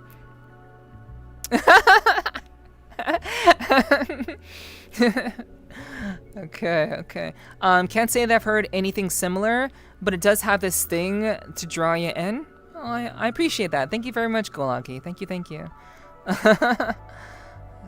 I appreciate that. Single with many online wives. Gotcha. Yes. Apparently. This is news to me. You know, the funny thing about online wives is that unless they tell you that you're their wife, you literally have no idea. So this is news to me that I have wives. I know Rogue and I are very, very close, so that makes sense. But apparently I have a couple of other wives that I was not aware of. So you know. I mean, Neph is hot IRL. God damn, you're outing me, Allie. You're outing me. I appreciate that, though. Thank you. Yeah, Allie has seen me IRL. Rogue has seen me IRL. So thank you for the comment. You're also very attractive, IRL, Allie, for what it's worth. So, and Rogue is an absolute adorable cutie. She is absolutely adorable. A pleasure to be around. She's so cute. Like. I'll tell a quick story. Rogue and I were, when we hung out for the first time, IRL, we went to this really, really awesome Japanese place, this little kind of hole-in-the-wall Japanese place. And like she was so enraptured by like the menu having like, it was basically done in like a manga format. And she was like, yo, this is so cool, it's so cool. And like she was taking pictures of it and stuff. And she's very adorable. Like, Rogue is an absolute cutie for sure. Yeah, surprise. Yeah. It's very, very real. Very, very real. Neph isn't bad on the eyes for sure. Hey, it is what it is.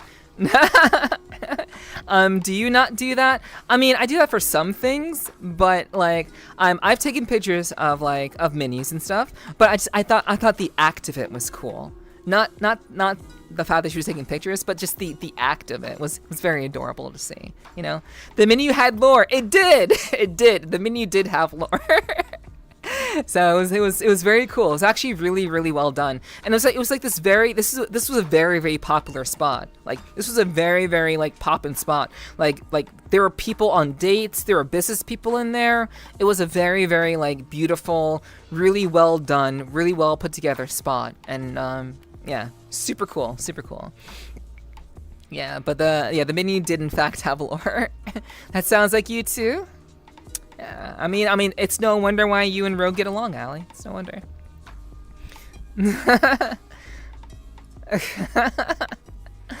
Neph, I am going to send you a cool menu from an awesome pizza spot. Okay, awesome. I will take a look at that whenever I have a chance. But I appreciate that. Awesome. Very cool. All right. Okay, so it seems that none of you think that I sound like any particular person. So that's okay. That's fine. I mean, that's good. That to me is like, that's actually a plus, you know? That means I'm very, very unique sounding. Okay. I'm looking at the menu that Allie sent to me, and yeah, looks like they're very, very. This is a very, very like popular spot. Like a lot of like famous people have come here. But yeah, I mean, it looks really cool. It looks really good. Hell yeah. Yeah, it's a very simple design, but it like features a lot of really cool individuals. at the like on the menu. It's very cool. Very cool. I like it. Thank you for sharing. Oh yeah. I took a look at it, so it's all good. It's all good. All right. Okay. So you sound like you? True, actually. Faye, well, that's the character that I voiced. I voiced Faye Bale in Repurpose, available on Steam right now. Get it? It's not that expensive. I voiced Faye Bale, who's a secret character in a visual novel game available on Steam. In case you didn't know that, she's pretty hot. she's a very, very hot character. So you know, check it out if you wanna. Actually, I did play it on stream. I actually did play it on stream when it came out. So there's a VOD on YouTube of me playing Repurpose. So you can either buy it, which would support the creator greatly, or you can just watch my VOD on YouTube. Anyway, let's see. Your voice is just super cute, especially how particular you are with your words. Well, thank you. That particularness, I guess, comes from just the way my brain works, and probably also due to the fact that I've done voiceover training too. So I try my best to be very clear. I try to be very succinct with my words. But I appreciate the compliment. Thank you very much, Allie. It's very kind of you to say. Yeah, it looks pretty sick. Looks like a sick place for sure. That pizza place. Hell yeah, that's so cool. Yeah. I've done voice work before, but she has a lovely and talented voice. Thank you. I appreciate that. Thank you. But yeah. So yeah. So you guys may very well be hearing about my participation in a this event, this little collab thing that's being done by very, very famous VTubers. Okay, so I'm kind of keeping it under wraps because, like, you know, I don't need more competition. I don't want any more competition. No more competition. So I'm keeping it to myself. But yeah, you guys may actually hear me participate in this particular event once everything is said and done, and I think it'll be pretty cool. I have some ideas for people that maybe I have to see how I sound, but I want my impression to be like as solid and as on point as possible. So. But yeah, we'll kind of see, and I'll keep you guys posted on my participation in that event. And who knows, maybe I can get one of those VTubers to recognize me. Maybe they'll recognize my voice. I don't know, perhaps. Who knows? But we'll see. Neph, do you do voice lines? Bueller.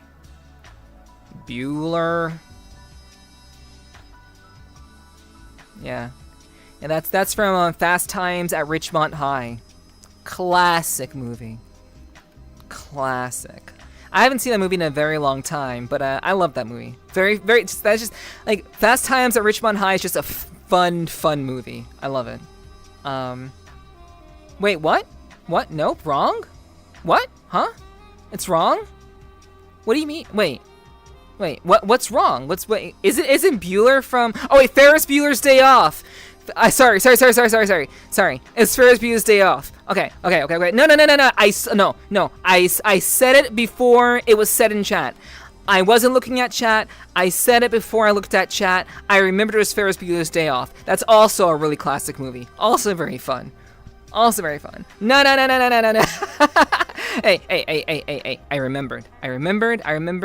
I got my movie lore mixed up, guys. It's okay. It's all right.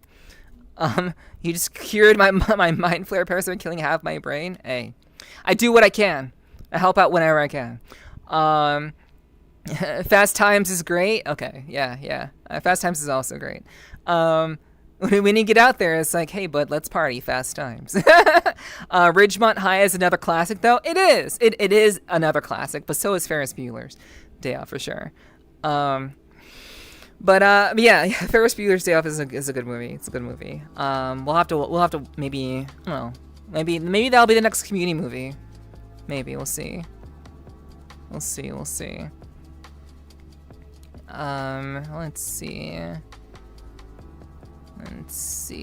Bada bing, bada boom. Hold on. Okay. Oh, we'll change up the sound a little bit. All right. So yeah. I will most likely be participating in that event. It's gonna be pretty cool. Hope you come around and hang out. Chat. I talked with my dad today. I didn't talk to my dad in about... It's been almost a month. If not a month, since I last talked to him. And I talked to my dad today. It was good. It was good. It's always very great to talk with my dad. He has come around in a lot of ways, and my relationship with him is probably the best it's ever been. And it's especially the case because he is literally the only, well, aside from my sister, he is like the only member of my family that I'm in touch with. I'm literally only in touch with my older sister and my dad. Pretty much everyone else in my family has, chosen to kind of, separate themselves from me for whatever reason. And, it is what it is. But hello, Darth. Hello. Welcome in. Best love, Linso. Thank you, Apple. I appreciate that. Thank you. I bet, Sly. I bet. Good things? Yeah, it was a good conversation. And like, I don't really get a chance to talk with him very often because he's usually calling me, or I call him usually on Sundays. So our conversation usually doesn't last very long because he knows that I stream. Like he knows that I'm a streamer, and like I have historically have said that there was a moment in my chat where my dad was there, and I didn't specify when. But like I mentioned it after it had long since passed that my dad was like typing in my chat, and I'm like, I had to just act normal. I just had to chill. I just had to be act chill, like he was just a regular viewer, that sort of thing. But yeah, it was good. It was good.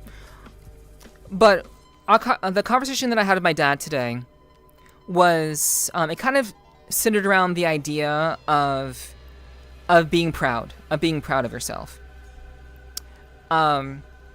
My father has told me that like he did not receive much encouragement when he was younger, and even now he doesn't really receive much encouragement from his parents for whatever reason. I'm not sure why, but they've never told him that they're proud of him.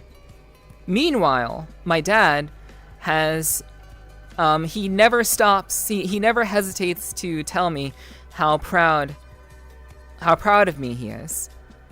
And, I don't get that very often. I don't get that sort of thing very often from anyone. Like I said, my family interaction is very minimal.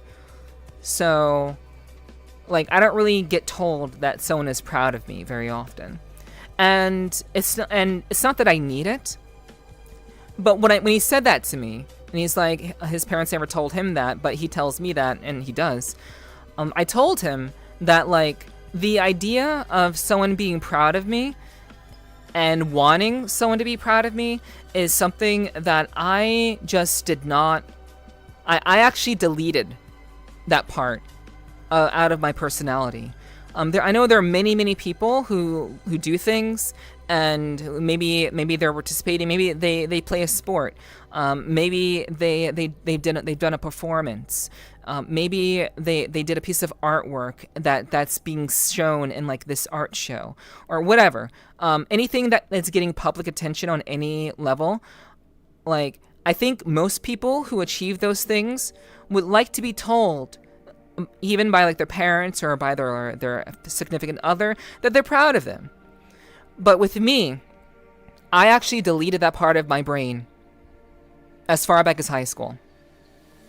I did not, like, when I was in high school, I was in the choir. And I actually was in the standard choir. So there were 3 levels of choir when I was in high school. There was the general chorus, which was like anyone could get into general chorus. Anyone could be accepted. It doesn't matter how good at singing or how bad at singing you were. You could be in the general chorus. And then there was the concert chorus. And that's where I started when I started high school. I started in concert chorus, and you have to audition. Well, you don't have to audition. You just have to, well, I guess you do have to audition a little bit. You have to have a pretty good sense of your voice and that sort of thing. And this will all make sense. This will all make sense when I'm done, okay? The reason why I'm telling you this will all make sense. So I very much, like, I was in concert choir. And then after 2 years of being concert choir, I then auditioned to join the highest level of choir at my high school, which is choral ensemble. And I got in. I was very, very close with my music teacher. I used to hang out in the music room, like, in between classes at lunchtime. Like, I would just be in there all the time, hanging out in the music room. I was very, very close with my music teacher. I'll just call her by her first name because whatever. Nadine. I've never called her Nadine. This is the first time I'm literally calling her Nadine. It's kind of weird, because, you know, obviously she was my teacher, and I never called her Nadine, but that was her name. That was her first name. So, but basically, we would perform. We would do like a spring concert, and we would do a winter concert, and basically, you know, back in high school, you know, when you're in high school, like when you're young and you're a teenager, like when you do it, when you're participating in stuff like that, you would be really cool, like when you're doing like a concert, like you're doing a spring concert or like a winter concert, like for Christmas and stuff. We perform in front of like an audience. Like we're in an auditorium filled with people in our high school, and we are performing songs that we've been working on throughout the entirety of the year, basically, and we perform them. And you'd want someone from your family to be at that performance, right? I think that's something that people can relate to. Like when you do something like that, you'd want your parents to be there. You'd want your family to be there. You'd want your boyfriend or girlfriend to be there, to kind of support you and be there to congratulate you. Like when it's all done, when it's all said and done, you'd want them to be there, ideally, kind of thing. So with me, that did not happen. That did not happen. My mom worked 2 jobs, so she was unable to be there. Even regardless of the situation, she worked 2 jobs. I believe she's still working 2 jobs to this day.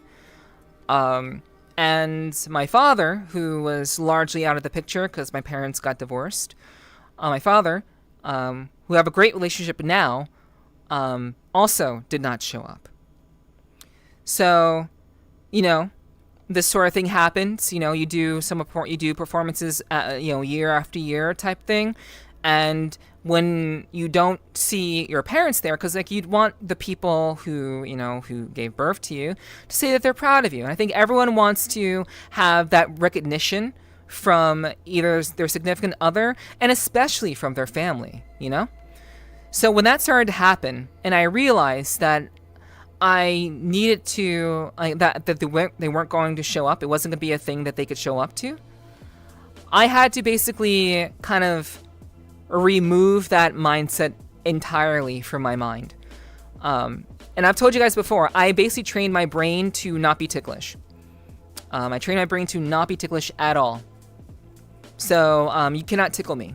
I literally deleted that is deleted from my brain. You cannot tickle me at all. You can say like, oh, what about here? What about here? You can say all the, no, I'm not ticklish at all. 0. You cannot tickle me at all because I removed it.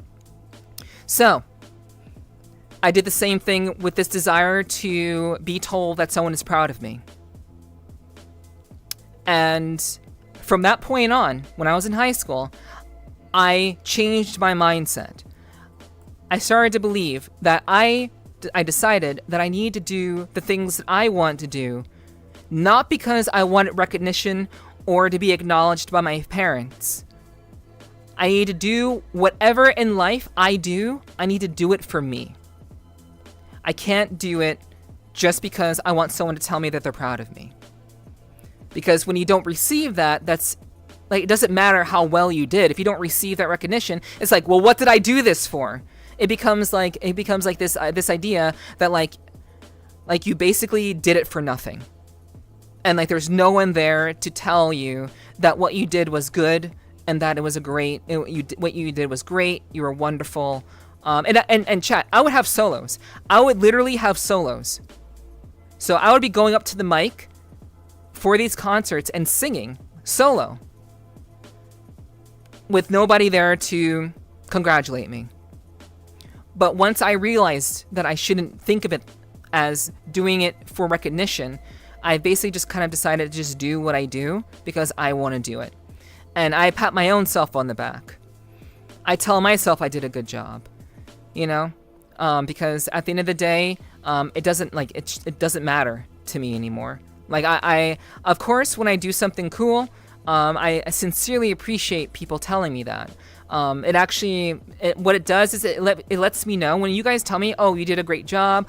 Oh, such and such was cool. Like the Furious Flurries event was great. You did a great job of production, which, you know, it's whatever. You know, when people say that to me, it's nice. And it lets me know that they're actually paying attention and they've actually they saw what I did. They recognized what I did. And they are, you know, they're not just saying it. At least I like to hope that people aren't just saying that they're proud of me or that they like what I did. But I am now at a point, or I've been at a point where I don't require that anymore. So it was really disappointing to hear my dad tell me that his parents never told him that they were proud of him. That bugged me out. I'm like, that's really sad. Like I told him, like that's really sad to hear, Dad. Like I'm sorry about that. But then in my next breath, I'm like, well, like in high school, I basically kind of removed that need from my brain. I think people need to think about what they do as something that they're doing for themselves, or maybe they're working with a team and they're doing it for the team, kind of deal. And for me, that's really my mindset about things these days.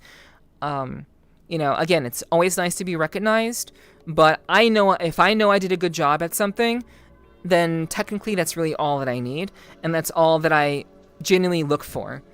If I know what I did was good and it meant something, and I could tell that people were actually engaged and liked the thing, then that's all I need. That's all I need. Okay, yep, no problem. I totally understand, Neiman. I hope you have a good day.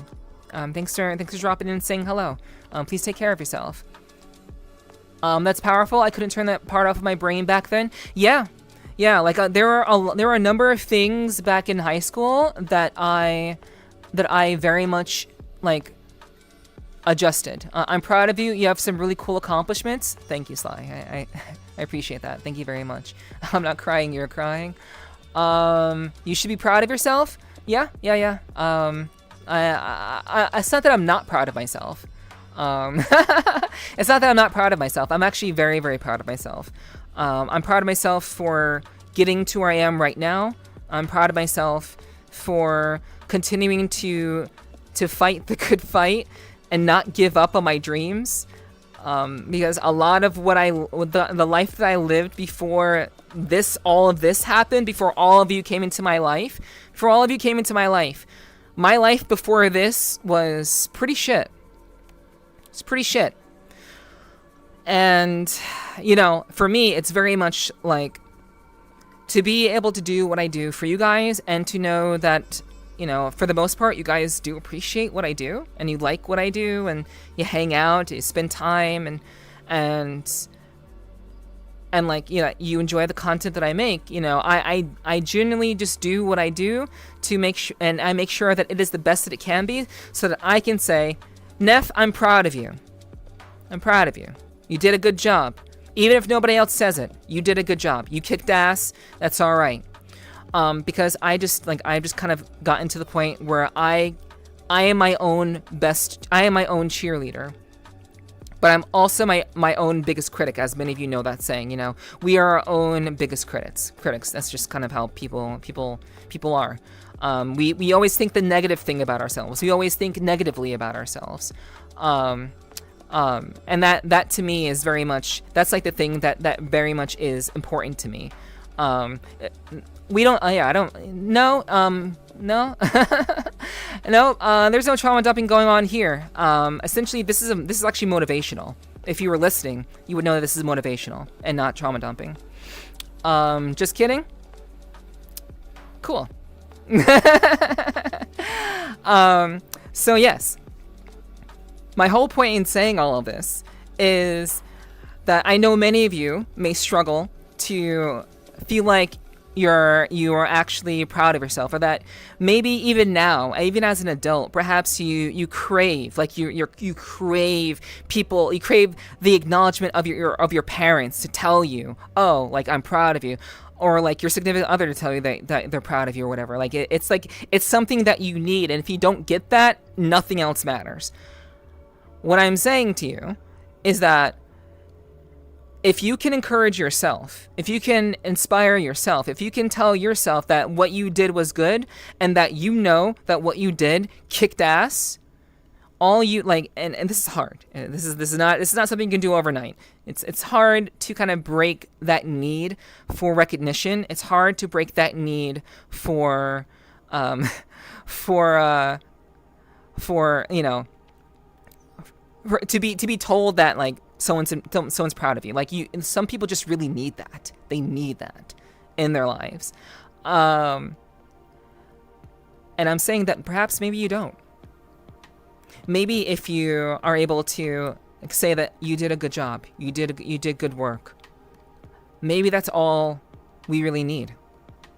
And again, talking to my dad earlier today, and him telling me that he's never been told that by his parents that he's proud of them, I can tell that my dad wanted to not carry that into his own life as a parent. I can tell that he wants to encourage me, and he wants to kind of raise me up in that way, and tell me that he's proud of me, which again makes me I feel good. It's nice. It's really nice to hear that from a parent for once, because I don't think my mom has ever told me that she's proud of me, to be honest with you. I don't think she's ever I don't think she's ever like told me that, and that's okay. That's okay, because I don't need it. I don't require it. But it is nice to be told that every so often. It is nice. But basically, that's kind of my story, essentially. Had a great conversation with my dad, and me learning how to not need the recognition and the encouragement from my parents has allowed me to continue to keep pushing and to keep creating and to keep doing what I can to make things happen in my life. Because at the end of the day, as long as I am proud of myself, as long as I know who I am and I know what I've done, that's all that matters. And obviously, if I do something on a public scale, it really means a lot when people enjoy it and let me know what they thought of something. I know for whatever reason, some people tend to struggle with kind of sharing their thoughts, and actually kind of saying like, oh, you know, you did a really great job, Neff.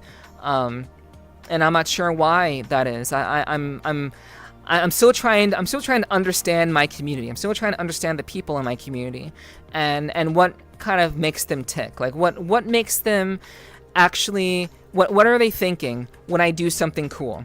And if they're thinking that she's doing a great job, and then they don't really say it out loud, I wonder why that is. But to me, whatever the reason is, that's your reason. And I'm okay with that. So I really am grateful to you guys who've been very, very vocal about, you know, cheering me on and being a part of my stream and coming to and enjoying my content. It means a lot. But, the feedback from you guys, for me, it's less about it's less about being told that someone is proud of me and more so about receiving feedback about the thing that I did, which was ultimately to entertain. So I don't know if I did I don't know if I should pat myself on the back or not, if I don't know if anyone actually enjoyed it, So that's really more important to me than anything. That's what's really important to me. So yeah, like when you guys share that stuff with me, it helps. It helps me to kind of gauge what you guys like, what you guys are into, and how generally things are going with all of you ultimately. So yeah, that was something that happened today, and that was very, very nice, and it was a nice conversation. And my dad watches. Well, he doesn't really watch my content, but I told him about my weekend. I told him about how everything kind of went on during this weekend. What I did, what I accomplished.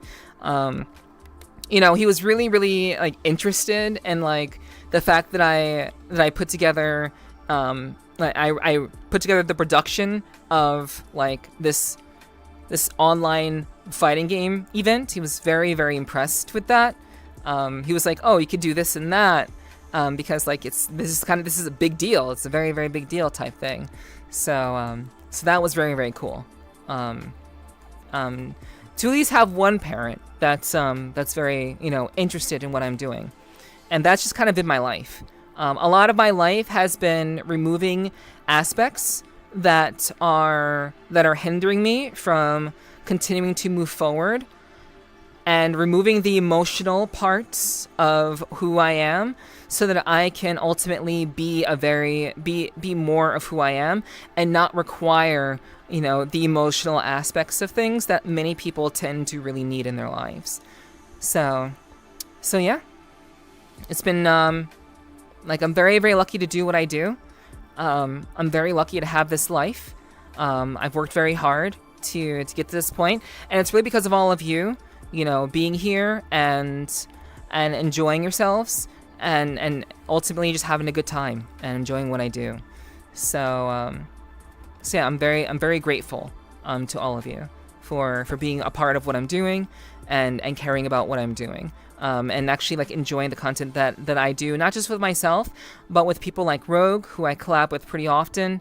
I've done a number of other collabs as well. I've played Tekken with Ali on stream.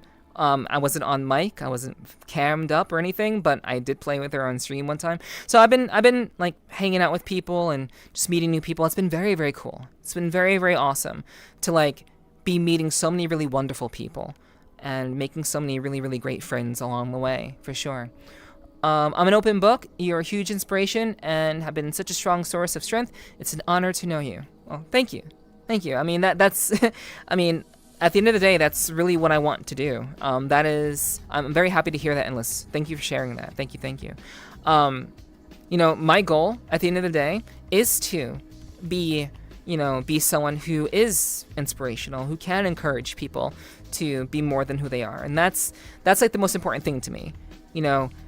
Bringing joy into people's lives, bringing excitement into their lives, and helping people to, maybe forget about, some of their own issues for a little bit, and be able to enjoy and have fun and laugh and just enjoy each other's company, enjoy my company. That's very much how that's my goal. That's my intention, and I want to make sure that I'm still on target for that, and continuing to work hard for that. It's been a journey that I'll never change. Cool. Yeah, I mean, I'm grateful for that, Apple. Yeah. Thank you for being along for the ride. As long as you have been, it's been pretty cool. But yeah, like what do you guys think? Like, do you like I don't know what you guys are thinking. I'm not sure what's been going on. There's been a lot of personal back and forth in chat, but I'm not sure what you guys are actually thinking about what I said. But in any case, that's perfectly fine. So, but if you guys have anything, you know, any thoughts, it'd be great to hear them. So what can I say? What can I say? I'm very, very much aiming to, like, what can I say? What can I say? There are a lot of things happening this year. We've been doing a lot of stuff. We're basically halfway through the year at this point, and we've been doing a lot of stuff together. We've been spending a lot of time together. We've been hanging out. It's been really, really good, and I certainly hope it's been good for you guys. Hope it's been good for you specifically. I think you deserve all the praise. Well, thank you. I appreciate that. Thank you so much. I'm letting you shine. This is your time. I'm fully listening. Okay. Cool. I appreciate that, Sly. Thanks.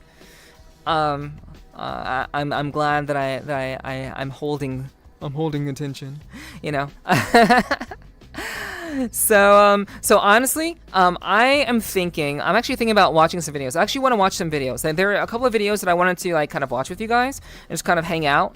I'm very much, like, in the mood to just kind of chill. Like, tonight I wanted to just be a chill night. I wanted to just kind of hang out, talk to each other, catch up, you know, open the floor for anyone who had any questions. Again, this is an Ask Me Anything type stream.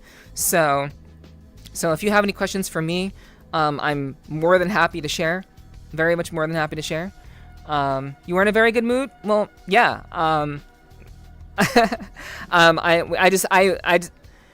I just did the largest collab that I've ever done.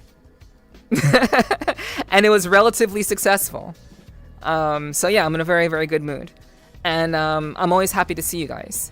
So for me, that's like that's what it is for me. I'm just happy to spend time with you guys, and that for me is like, that's what I love to do. So as long as you guys are having fun and enjoying yourself here, that's really what matters to me. But yeah, I am in a very good mood. Yesterday was a great day. This weekend was pretty great too. So I'm very, very happy. Very, very happy about how everything went. It's been good for me. Has it been good for you? Good question. It's been very good for me, actually. You're welcome. You've succeeded in your goal. Thank you for all you do. I think you're really going to change the world for the better, and you will be greatly remembered when it's all over. I hope so. I certainly hope so. It may seem very egotistical for me to say this sort of thing, but I've said it in the past. I've mentioned this in the past. But at the end of the day, my purpose in life is to leave the world better than it was when I got here, and to inspire as many people as I can, and to hopefully leave behind a legacy that will outlive me, like a societal legacy that people can look to as like a framework of like, this is how you can go from growing up in the ghetto to becoming a VTuber or a virtual entertainer, or just like all the steps that I took to get here. You know, there's a lot that's happened in between everything. There's a lot that's happened, and I would like my life to be something that people can look back on as a rubric of how to maintain that motivation and that drive, even when everything is telling you to stop, even when everything is telling you to give up, when life is a shithole. You know, that sort of thing to me is like, that is what I want to do, and I want to leave that sort of thing behind. And that's a really, really tall order. It's a very, very tall order for anybody, but that's what I'm here to do. I'm here to inspire and motivate and hopefully encourage. And I'm so lucky that I get a chance to do that here and do that here with you guys. So yeah, I'm very, very much happy that I get to do what I do. This is ultimately my life now. At least I would like it to remain my life. I'm very much hopeful that this can remain my life, because I love this, and I don't take it for granted at all. So I hope that we can be together for a long, long time, chat. You are the first person I have heard online use rubric in an actual sentence. Welcome to an Nepherti stream where the biker queen is actually pretty smart. I'm not just an ex-Yakuza leader who's just a tough hot badass. I actually have a brain and a pretty extensive English vocabulary. So rubric has been a word I've been using a lot lately, actually. So yeah, I'm kind of weird. I'm not just hot, but I'm also kind of weird. You know. But, you know, I'll let you guys say that. Like, you know, no, you guys think that I'm hot. Like, I'm only as hot as you guys think that I am. Okay, like, you guys can decide for yourselves if I'm hot or not. You know. A logophile. I notice things. Cool. I'm pretty sure that just means that you're observant. Your vocabulary is impressive. Thank you. I appreciate that. Yes, you are weirdly hot. Thanks, Morra. Thanks. That's exactly what I need to hear right now at this moment. Oh, logify a word level. Oh, okay, got you. Understood. But yeah, chat. I think we're gonna watch some videos. I want to chill and just kind of watch some videos. You know, give my thoughts on them. Sarcasm. You tell me. You're the master of sarcasm, Morra. You tell me. Okay.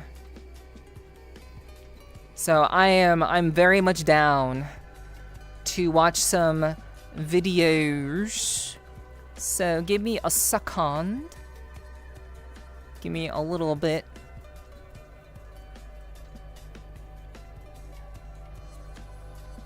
Because I said I wanted to do this. But I wasn't ready. Okay.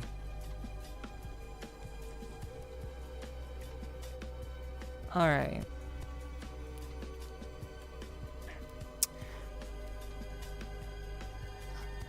Okie dokie.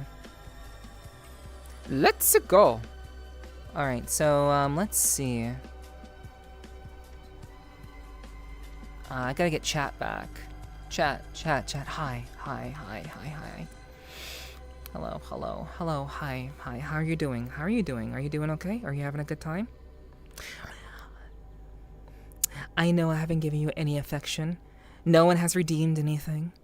So I hope you're doing well. Thanks for being here. Hope you're doing well. Thanks for hanging out. Thank you so much for hanging out. I hope you're enjoying your time here. Hello. Hi.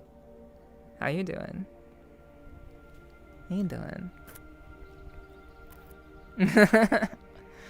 Oh, why? I'm why?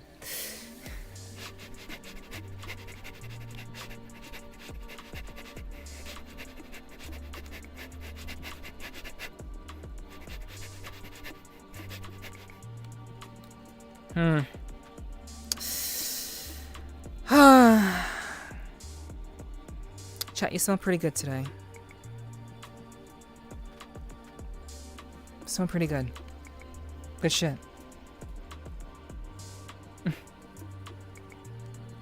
Hello, hi.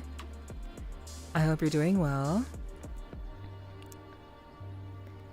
Thank you guys for hanging out. Thanks for listening to my rambling. I hope it wasn't rambling. I hope you guys were... I hope something that I said made sense. So, oh my God! Holy shit, that scared the fuck out of me. But hello guys. Hi. Hello. You guys enjoying the stream? You having a good time? You having a good time? Yeah? I enjoy your rambling, madam. When Neff starts using words like disestablishmentarianism, I might get aroused. Okay, no. I don't think I'll have a reason to use that at all. Yes. Thank you, Danny. I appreciate that. Thank you. You opened your mouth. Yes. Hello, Shadow. Hello. Good to see you, Shadow. Welcome in. It's good to see you. Thanks for being here. I'm glad you guys are having fun. Okay, so let's see. So we're gonna watch some videos. We're gonna chill. You guys down? Are you down?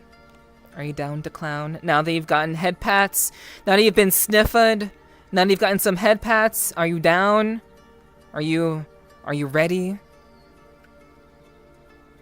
for some chill video watching? Some reactions?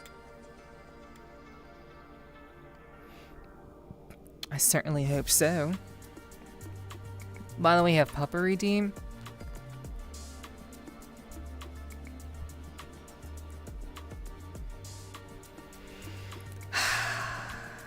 You guys, man.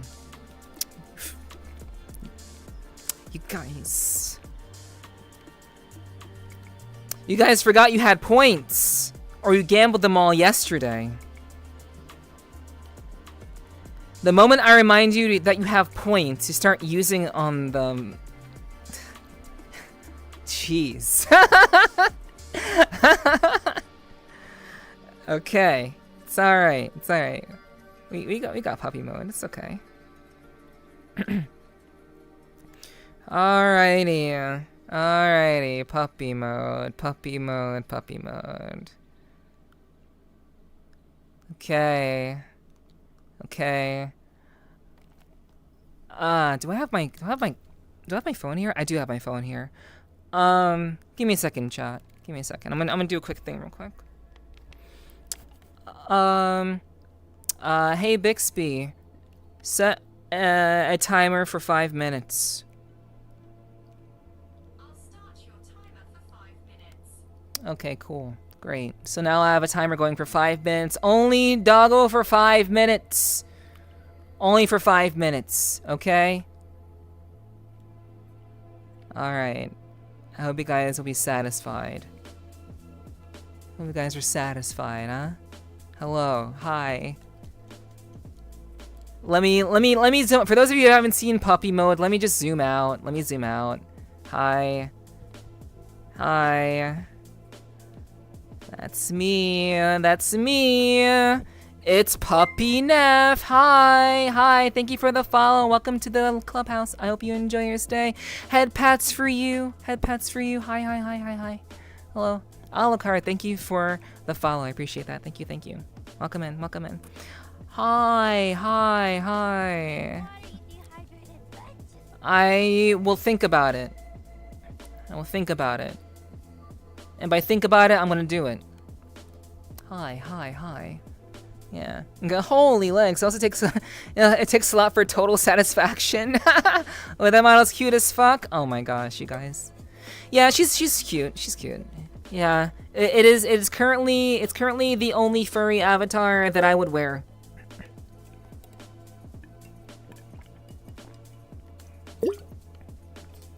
Currently the only one. Woof. Cute puppy girl? Yeah, that's me. Cute puppy girl. Yep. Woof. That's a me. That's a me. Hi. Are you entertained? Are you glad? Are you enjoying? Yeah, this is fucking crazy. Like this thigh bowl just fucking insane. I don't know about that, chat. That's fucking that goes way too hard. For no reason. For no reason. It just goes that hard. But yeah. Now, if there are some really hot, new, realistic-looking fox avies, again, I'm not quite a furry. I'm furry adjacent. I am the token. I'm the token furry adjacent, non-furry insipidity. So yeah. It would have to be very, very specific, and I've always said like. There is a very specific look that I would like to have when it comes to like wearing a furry avatar. I literally have artwork. I have artwork. I've shown this on stream in the past. I have artwork that shows what I would love to have. Like, if I could have a model that looks like the piece of artwork, and this is furry art, by the way. This is furry art. If I could have something that looked like her, I would wear the fuck out of that. I'd wear that shit on stream. I would absolutely wear it, 100%, because it is 100% like it's my vibe. It's my vibe for sure. Highly entertained. Oh, I'm sure you're highly entertained. Yeah, for real. The eyes are so pretty. Yeah. Hello, Lightning. Hello, welcome in. Good to see you. You rock it. I rock it. I tell ya, hot. Thank you. I appreciate that, Danny. Thanks. I'm saving up for VIP. Got you, Digi. Bork. Hello, Psych. Good to see you. Wow, furry Neff. This is just to redeem. This is just to redeem. Wolf. Yeah. Let me test that. Holy. Are the eyes so pretty? Yeah. The goodest girl? That shit doesn't work on me. You know, you can call me a good girl and I'll say, yeah, you goddamn right I'm a good girl. But that you're not gonna get any sort of like I'm not gonna roll over for your ass if you're saying I'm a good girl. Like if you're expecting me to kind of roll over and shit, nah. Nope. You gotta pay for that. Or I guess you gotta pay for that, or I guess be fucking me. I guess that works too. If you're fucking me in that case, if you want to see me roll over, yeah, it's fine. It's whatever. But Yeah, 100% grade A thigh bulge. We got her, chat. That's crazy. The thigh bulge was fucking crazy, dude. Okay. Okay, 5 minutes are up. 5 minutes are gone. I'm back to badass cat girl. I'm back to badass cat girl, okay? Alright. You got puppy mode. You got puppy mode. And now we are back. Badass cat girl. Good girl doesn't have to do anything she doesn't want to. Aw, she's so pretty. Yeah. Alright. Sub goal should be full puppy stream. Good idea, actually. Good idea. Write that down. That's a great suggestion to put in the feedback forum and put in the feedback channel in the Discord. You should absolutely write that down in the server so I don't forget. That's a great idea. For real. More like half furry, I think. Yeah, more or less, yeah. A puppy with turkey drumsticks. Yeah, that fucking thigh bulge is wild. Wild thigh bulge. Crazy, dude. Alright. Let's see. Would you roll me over if I called you a bad girl? Yes. I most definitely would. I would roll you over. Alright. Sure it does? Yeah, Gonzo. Alright. Okay. I'm back from the ads. Welcome back. And I am back from puppy mode, so, yeah. It is what it be. Alright. So, we are gonna watch some videos. I feel like chilling with you guys a little bit longer. So we're gonna watch some short videos. Hang out for a little while. Give me a second. I'm gonna I gotta set some stuff up. So let's see. Okay. So, give me a second. Okay, so we want to turn off the world, and then we want to put on spout, and then we want to put on react. Okay, so wait, sorry chat, give me a second. Give me a second. Why is it, what am I doing wrong? Shit. Okay. I am doing something pretty wrong. Hold on. Oh, I see. Okay, alright, okay.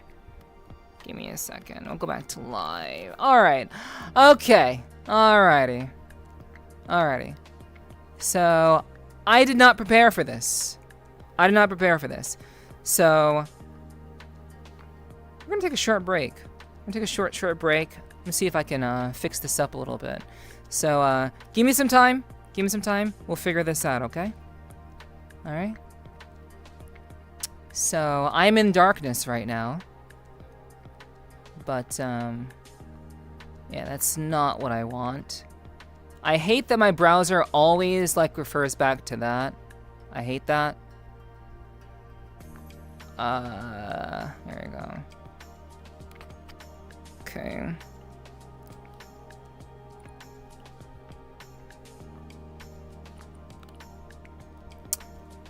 Okay. Alrighty. So I have a couple of videos. Oh wait, you guys can't see that. You guys cannot see that because my spout is not working properly. You're only seeing that. Sorry.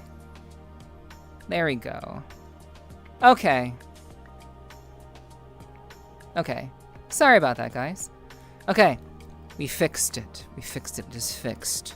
Okay. Alright. How's everyone? I can't speak for chat, but I'm doing well, Lightning. Thanks for asking. Okay. Hello, Ame. Hello, welcome in. Hell yeah, you saw that streamer who got recognized by Aspen too? There have been a number of streamers. There have been a number of VTubers who have recognized Asmongold. It's not just one. There have been multiple. There's one that I recently came across that I did want to see. I did want to watch this. So yeah, there have been multiple VTubers who have thanked Asmongold for supporting them, for watching their content, for just making sure that giving attention to any drama that may be surrounding the VTuber or whatever. A lot of people have been very gracious to Asmon for that. But besides that, we do have some videos that I do want to watch, and this is one of them right here. Okay,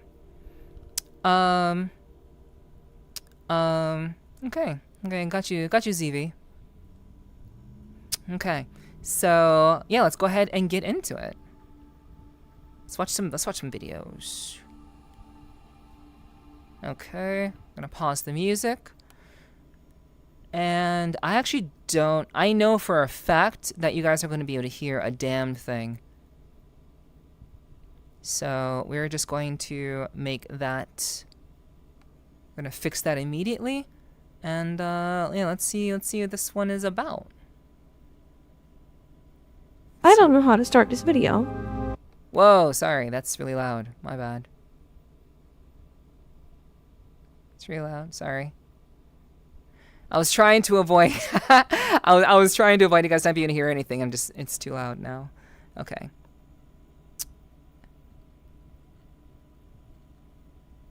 Okay, let's see. I don't know how to start this video. Okay, wow, it's still pretty loud. We'll turn that down a little bit more. don't know how to start this video, so I'm just gonna come out and say it. Thank you, Asmongold. You've done it once again. The Asmongold effect is real. Hello, would-be viewer. My name is Minstrel, and if you're watching this video for the first time, or if you're a first-time viewer from Asmongold's community, I welcome you to my channel. My name is Minstrel. I am a small, part-time indie VTuber, and a couple months ago I made a video talking about the fact that I was leaving Twitch. I had left Twitch because the current top-of-the-line streamer, if we can call him that, Hassan Piker, was spewing terrorist rhetoric, because let's be real, that's what it's fucking is. And I refuse to call it anything else. But Wait. we're not gonna talk about him right now. Hold on. Hassan Piker was spewing terrorist rhetoric, because let's be real, that's what it's fucking is. Okay, so this is interesting. This is actually interesting.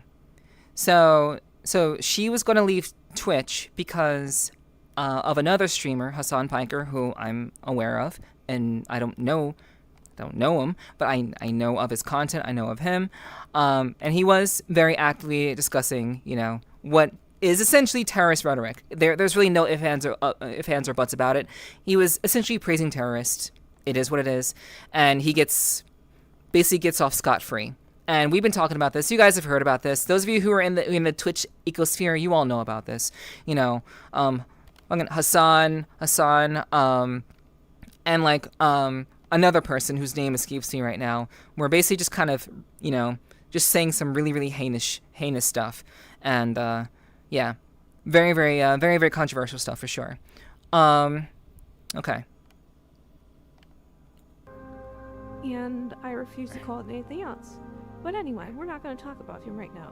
Since then, my tiny channel, which only had around 430 subscribers at that time, has blown up massively. I have crushed milestones, I am sitting at 4.2k subs, and I will say this much, I am now effectively a YouTube partner. Thank you to, Asmongold and his community. Thank you to those of you who have been coming by here and supporting me and my streaming. And overall, I don't have the words. I really don't. Asmongold, if you ever see this video by chance, thank you so much. I am a tiny VTuber, but, even the small remnants of your community who barely saw my first video, they managed to signal boost it so much that, it skyrocketed my channel from, again, 400 something subscribers to 4.2k. And yeah, and you guys can't see her right now, but she made this video. When did she make this video? This video came out 5 days ago, and she was saying she's at 4.2k subscribers. She's now at she's about to hit 7.2k subscribers. That's basically 7,200 subscribers.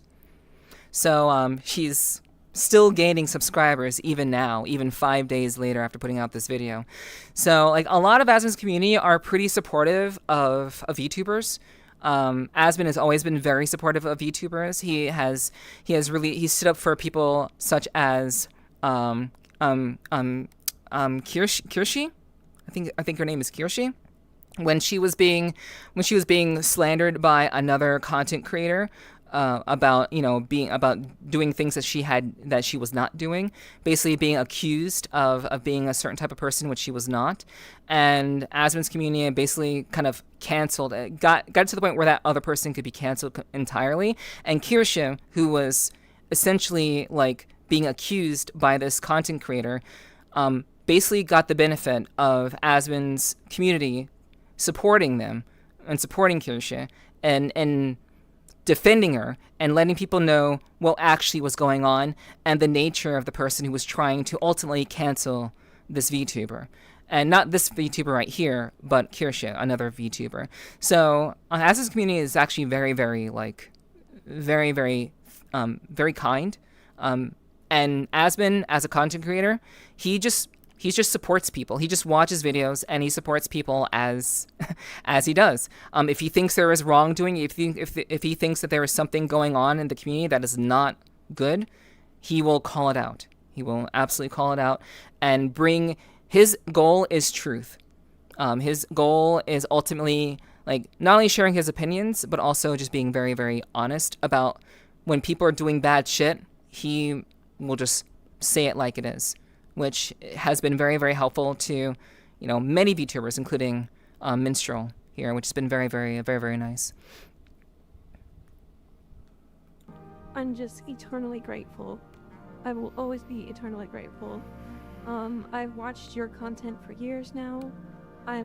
Hey! Wow. Okay. Another girl who watches Asmongold. Hey, it's not a complete sausage fest.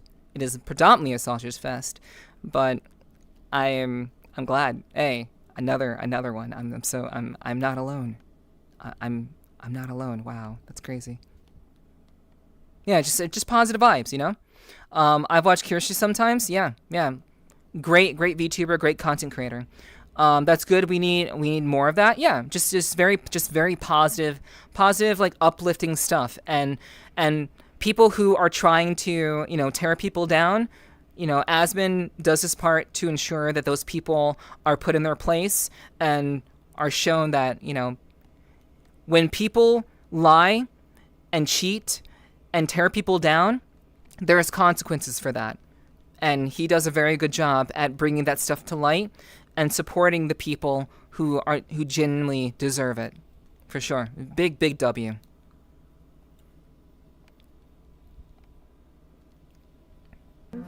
I've enjoyed your content.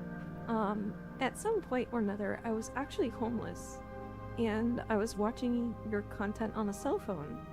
I had a little bit of service, and I was kind of, borrowing McDonald's Wi-Fi at the time, and, I would just sit there and I would just watch you, and it was the greatest thing ever. I felt like I had somebody I could relate to, somebody who, knew the common problems of the everyday person. And this is the kind of stuff that people don't seem to realize. People really like to focus on the negative shit, but they don't see all the positives that Asmongold has actually done for people. He's done a lot to help people. He's encouraged people to get their lives together. Like, he is like this banner of like, this is how not to live. Like, don't live your life the way I'm living my life, but you can be better and you can actually live your life much better than me, kind of thing. And he has been encouraging people like Minstrel. That's very, very sad to hear that she was homeless. And honestly, like, I was almost homeless myself, so I understand that situation. She was actually in it, and the fact that Asmon, like, she feels that Asmon very much is someone that she can relate to and that she that understands. Like, that's the kind of content, that's the kind of person that Asmon is, and a lot of people don't realize that. And that's why I watch him. I don't agree with everything he says, but the majority of what he says I find to be very cathartic, very relevant, and very, very relatable. The thoughts that I personally have in my own mind, Good night, Digi. Sleep well. Doesn't he have a high female followage as a male streamer? I mean, I as far as I know, it's not very high. He occasionally looks at his viewership occasionally, but more or less it's very predominantly male. For sure. I don't think it's that high. I wasn't, talking to an out-of-touch streamer. I was talking to somebody who had, common talking points. Somebody who could be reasonable, but at the same time, give his own criticism. And also didn't have a problem taking criticism when it was given to him. Yep. And 100%. I have to say, 9 times out of 10, on the things that you spoke about, you were right. And, that's incredible. Exactly. And since then, I've been able to improve my life. I live on my own for the most part. I'm able to afford groceries. I'm able to afford rent and, get a couple of extra luxuries for the stream. I've been able to learn how to become a 3D modeling VTuber, as you guys can clearly see. And overall, my life has just improved drastically. So thank you, Asmongold, and thank you to, the community that he has. you know, all the roaches, you know, hail the Roach King. And I appreciate you guys so much. And if you want to stick around and hang out, you're more than welcome to. And please, Asmongold, for the love of God, please keep fighting the good fight. Please keep giving common sense to everyone who will listen.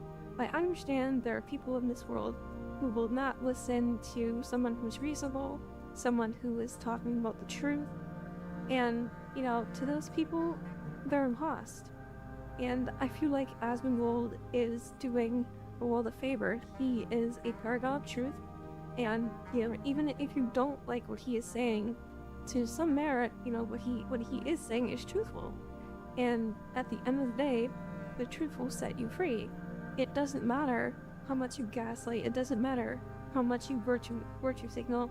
It doesn't matter how much you lie. Because at some point, all of that will catch up to you, and it will bite you in the ass. So true. So true. She's cooking. She's cooking so hard right now.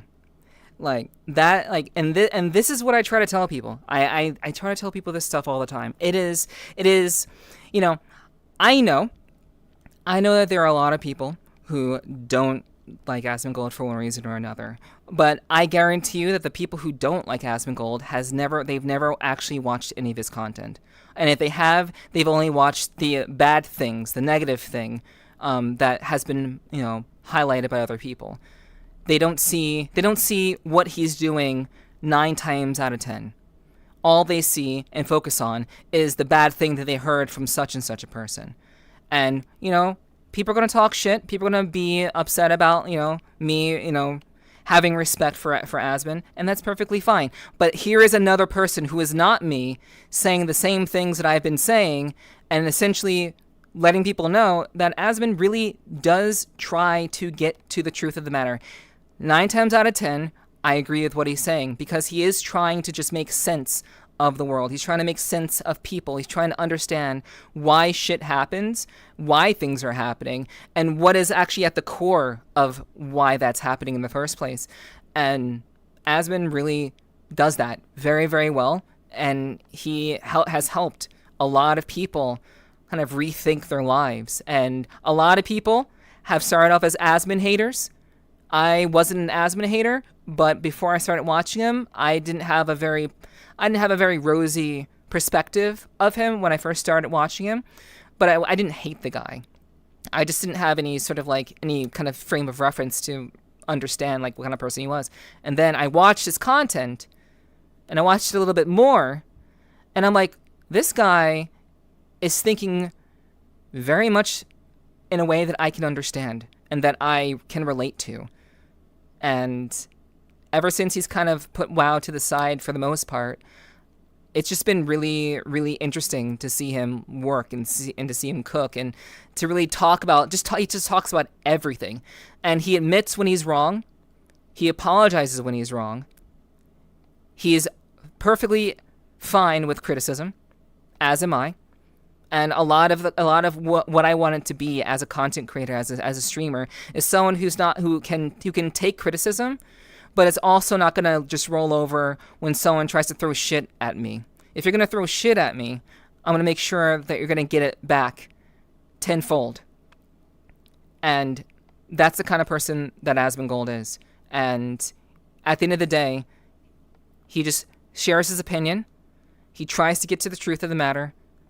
And a lot of people don't really see that, which is a shame. But she does. So that's got to count for something. You know, there's another girl who gets it. So, you know what? To Asmongold and the community, stay based, stay blessed, and have a wonderful day. And thank you guys so much. You have changed my life for the better. And I don't know if you'll ever see this video, but if you do, 1,000 times thank you. Thank you so much. Have a good day, guys. Bye-bye.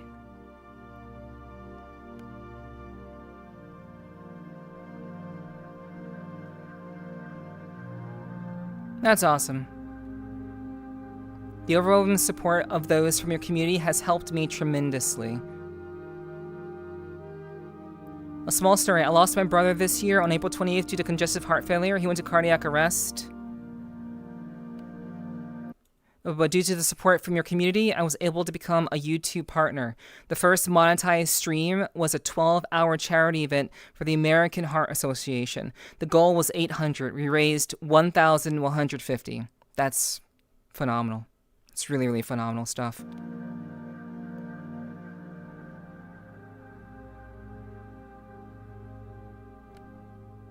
Being able to raise these funds allowed me to help those suffering from heart issues, the same ones that took my brother's life this year.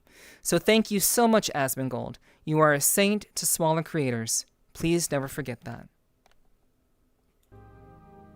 True. Thank you, sincerely, Minstrel.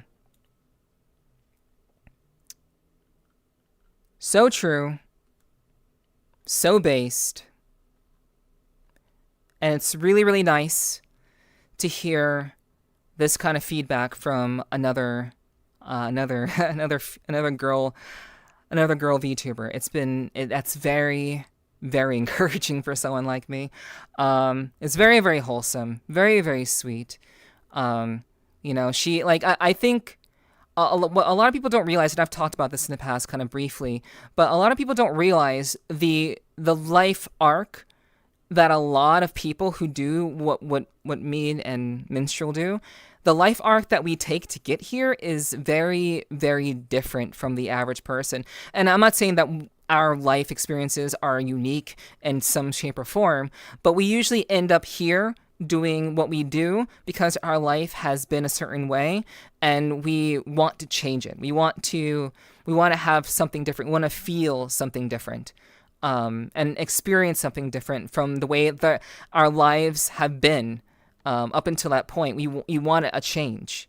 And for a lot of people, a lot of VTubers, becoming a VTuber is an opportunity to kind of reset, all the bullshit that's happened to us and to hopefully attempt to build something that is much more meaningful and can bring joy into people's lives. And it's very apparent here that Minstrel has really wanted to build up and wanted to raise, just raise people up and be an encouragement to a lot of people despite all the hardship that she's faced. And that to me is a sign of someone who is extremely strong-willed, very, very, very, very capable, very, very sound mind and of sound spirit. And I think the fact that she is not afraid to acknowledge when someone who has been known to be very controversial, we'll say subjectively controversial in a lot of ways, has genuinely changed her life.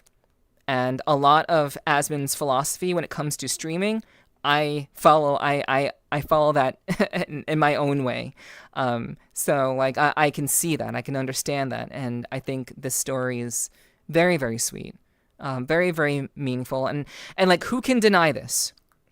Who can deny that this actually didn't happen and this person was positively influenced by someone that a lot of haters want to just tear down Asmon for whatever reason or another, for a million other reasons, and he doesn't let it get to him, and I'm glad that she doesn't let it get to her either. And I'm of course I'm going to like her video, obviously, and I'm going to subscribe myself. So I'm going to do those things. I'm going to scroll up just so you guys can see that. I have subscribed to her, and I'm going to check out her content. I'm going to see what she's up to and what she's doing. She seems like a very, very, very sweet girl who just wants to have a better life, and she's building that in spades right now. So that's really, really meaningful. Really, really great stuff. May she keep cooking. True. Here's the link to the video. If you guys would like to give it a like, I'm not sure how many of you are lurking or otherwise, but if you'd like to give the video a like, please feel free to do so. I'd really appreciate that, and obviously subscribe to her as well if you're curious about what she's doing, and you're not immediately put off by the fact that she has been positively influenced by someone who perhaps you have deemed unworthy of attention for whatever reason. But yeah, overall, this is a great video. I'm glad we could watch it. Very, very sweet, very, very wholesome, and For real, you know, I'm very, very, very, very love it. I love this video a lot. Roaches, let's do it. Let's up these numbers. Okay, let me see. Let me make sure that you guys can see what I'm seeing. Okay, let's up those numbers. The only problem with this video is I can only like it once. True. Damn, my condolences for your brother. Hope Aspen sees this at some point. Yeah, I hope somebody shares it in his Reddit. Let's post this video on Aspen's subreddit and update it so he can see this. Yeah, like I hope that he saw this. I do hope that he saw this. I'm not sure if he did or not. He has been taking breaks recently to take care of his dad, so I'm actually not sure if he's seen this video because maybe it got posted, it got updated, and maybe just some other stuff overshadowed it. So yeah, hopefully. Yeah, I wish you luck on your future endeavors. I hope this will be only the first step in your YouTube career or whatever you want to go. Never give up on who you are because every bump, every scratch, and every scar tells a story of who you are, and you should never be ashamed of it. I hope you have a great day today and have even better days ahead.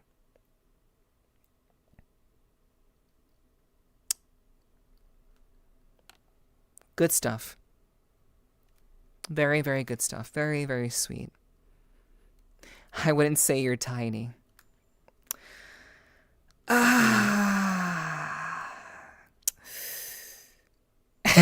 She didn't like that one. She didn't like that one. 'Cause we know. We have eyes. She's very cute though. She's very, very, very cute model. Very, very sweet fox girl. And yeah, I look forward to seeing what she does. All right. So we have another video that I'm hoping we can watch. So I love to see it. That was so wholesome. True. All right. So the next video on my list is modern entertainment doesn't make us feel any emotion. So let's see.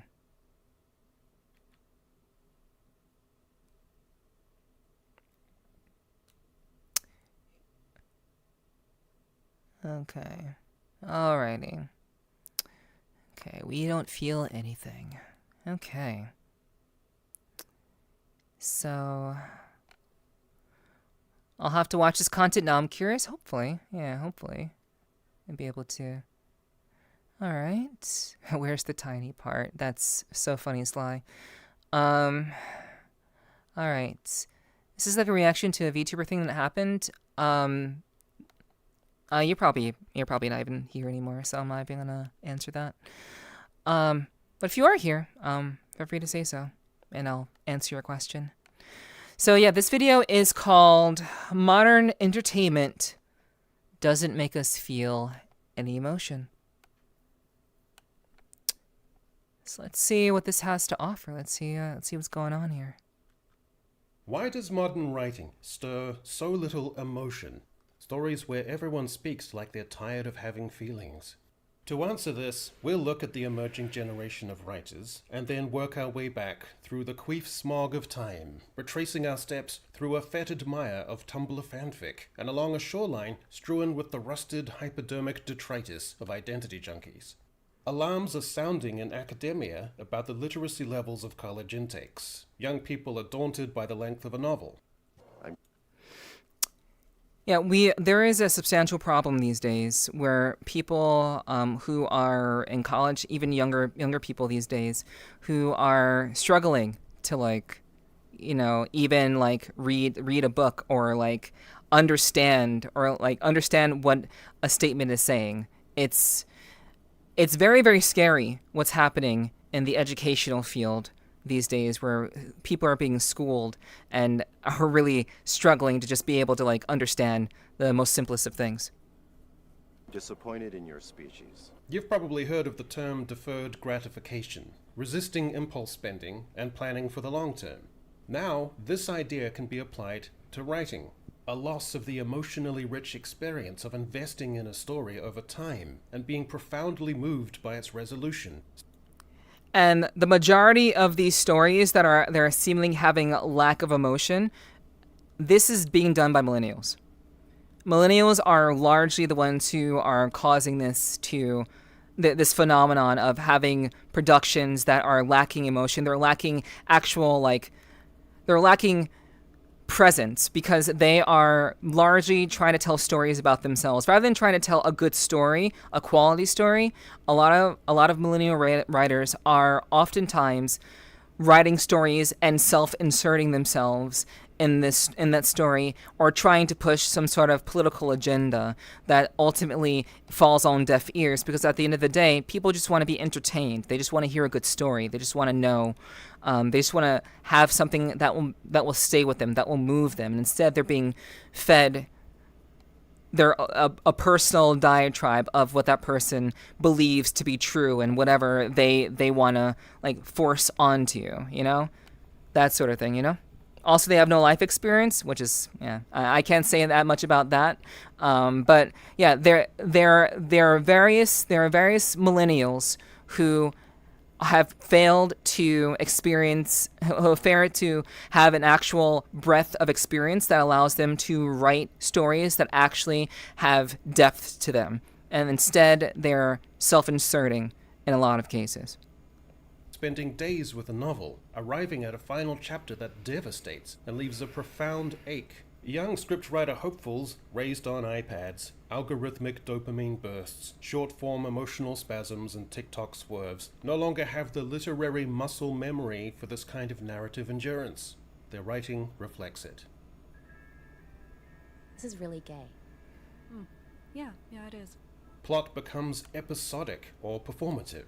Character arcs become static. Emotional payoff is front-loaded. Stories now feel like extended self-help affirmations or mood boards brought to life with CGI. Storytelling has lost its stamina. Morality is relativized. Identity is pre-vindicated. But stories are meant to be crucibles, journeys of change, and real change takes time, consequence, struggle. It cannot be pre-installed. So, dear Hollywood writer, your worlds are morally ambient, emotionally flat. What was that? Hold on. Dear Hollywood writer, your worlds are... Only 37% of viewers finished Amazon's Rings of Power, which is very bad. It's crazy. Morally ambient, emotionally flat, narratively... The Acolyte canceled. No Season 2 for Disney Plus's Star Wars series. I can't imagine how hardcore Star Wars fans may feel right now. I cannot imagine how Disney has been running their favorite franchise into the dirt. Willingly so. It's kind of crazy. Meandering, because that's the condition you've absorbed. Concord is suddenly getting pulled offline with Sony promising full refunds. You guys remember Concord? Remember Concord, guys? Sony's golden child that they were literally planning to sell PS5s from on its release. Yeah, that didn't happen. And now export. Your scripts resist resolution, clear and sure moral outcomes. Part of this impulse is that you find such clear-cut moral resolutions to be hokey, unsatisfactory, and even at some truly deep and dark level, conservative. You apprehend contemporary society as one of entrenched disruption, culture war adversarial tensions, the moral pillars of the past as illusionary, and that modern life, and really the scope of your life, to be incorrigibly messy. That degraded morality is the prevailing state of things, and tying up narratives with nice bows of order and virtue are kind of naive and inadequate for the cultural moment. Though in reality, the truth is much plainer and smaller. Your life is an unmoored, scattershot, second-guessing, neurotic twisting in the wind. So why not reflect that in the fundamentals of storytelling, with floundering, centerless, irony-heavy stories that lean into, or really wallow, in the state of your life as you experience it? Yeah, a lot of these writers are not mentally or emotionally sound, and they're essentially introducing their own trauma into these stories rather than getting it resolved in a proper way. and they believe that because their life experience is the sum of their emotional trauma and their neuroticism, they think that that is a good story. And in most cases, they're just self-inserting their own personal experiences into these stories without considering the basis of what makes a good story in the first place. And that is where the fault lies, largely. 90% of them have never seen the source material. Oh, you're talking about Star Wars. Yeah, for sure. How did you get here, Hollywood writer? Well, let's spend a minute tracing your development. Part 1. The flaky psycho nightmare of Tumblr. The Tumblr fanfic era wasn't just a sideshow. Young writers forged massive online followings by writing serialized fiction within the scaffolding of existing IP. It wasn't just the fanfiction that mattered, it was the culture around it. It was hyper-personal, identity-centric, often erotic, often therapeutic, and almost always emotionally incontinent. Character logic and plot consistency bent around the writer's emotional needs or ideological preoccupations. Consistency bent around... Okay, so this isn't exactly true. It's not that people object to people of color and LGBTQ and female stories in big franchises. This isn't exactly true. What actually is the issue here is that people are largely against the idea of including them for the sake of including them. They're written without any substance. They're simply placed in there simply to be placed in there. They're not actually telling any sort of meaningful story. They're merely self-inserting in a way that doesn't create a strong story. They're putting them there to fulfill a quota. It's a quota fulfillment that they're trying to achieve. And so the inclusion of people of color and LGBTQ female stories, people don't care whether there are people of color or LGBTQ people or females in stories. People don't care about that. What they care about is having a good story. But the problem is these people, these writers, are not paying attention to what makes a good story, and they don't understand what makes a good story. They are simply trying to fulfill a quota, to fulfill their own angles in terms of fighting their own battles, in terms of maintaining and fulfilling their ideological beliefs. And it's not really centered on the idea of actually writing a good story. They just want to push their own beliefs onto people without actually considering the value of what it means to even consider a good story, you know? Hello, Looney. Welcome in. No character arc? Yeah, more or less. Sorry, can we give back Looney's points? I'm in the middle of a react right now, so if we could put back Looney's points, since I can't do that right now, that would be much appreciated. The writer's emotional needs or ideological preoccupations. Tumblr taught a generation to write in a vacuum-sealed emotional frame. Stories were consumed not for catharsis, but for vibes. 50 Shades of Grey was Twilight fanfiction with the serial numbers filed off. The internet's fanfic culture didn't stay in its sandbox. It trained many of the very voices who would go on to shape modern TV writing rooms, YA publishing, and screenwriting fellowships. They graduated from Tumblr to Netflix. Part 2. When story serves identity, not the other way around. Traditionally, identity was one lens among many, a way to inform character, nuance, and conflict. But in modern writing, story is often retrofitted around identity.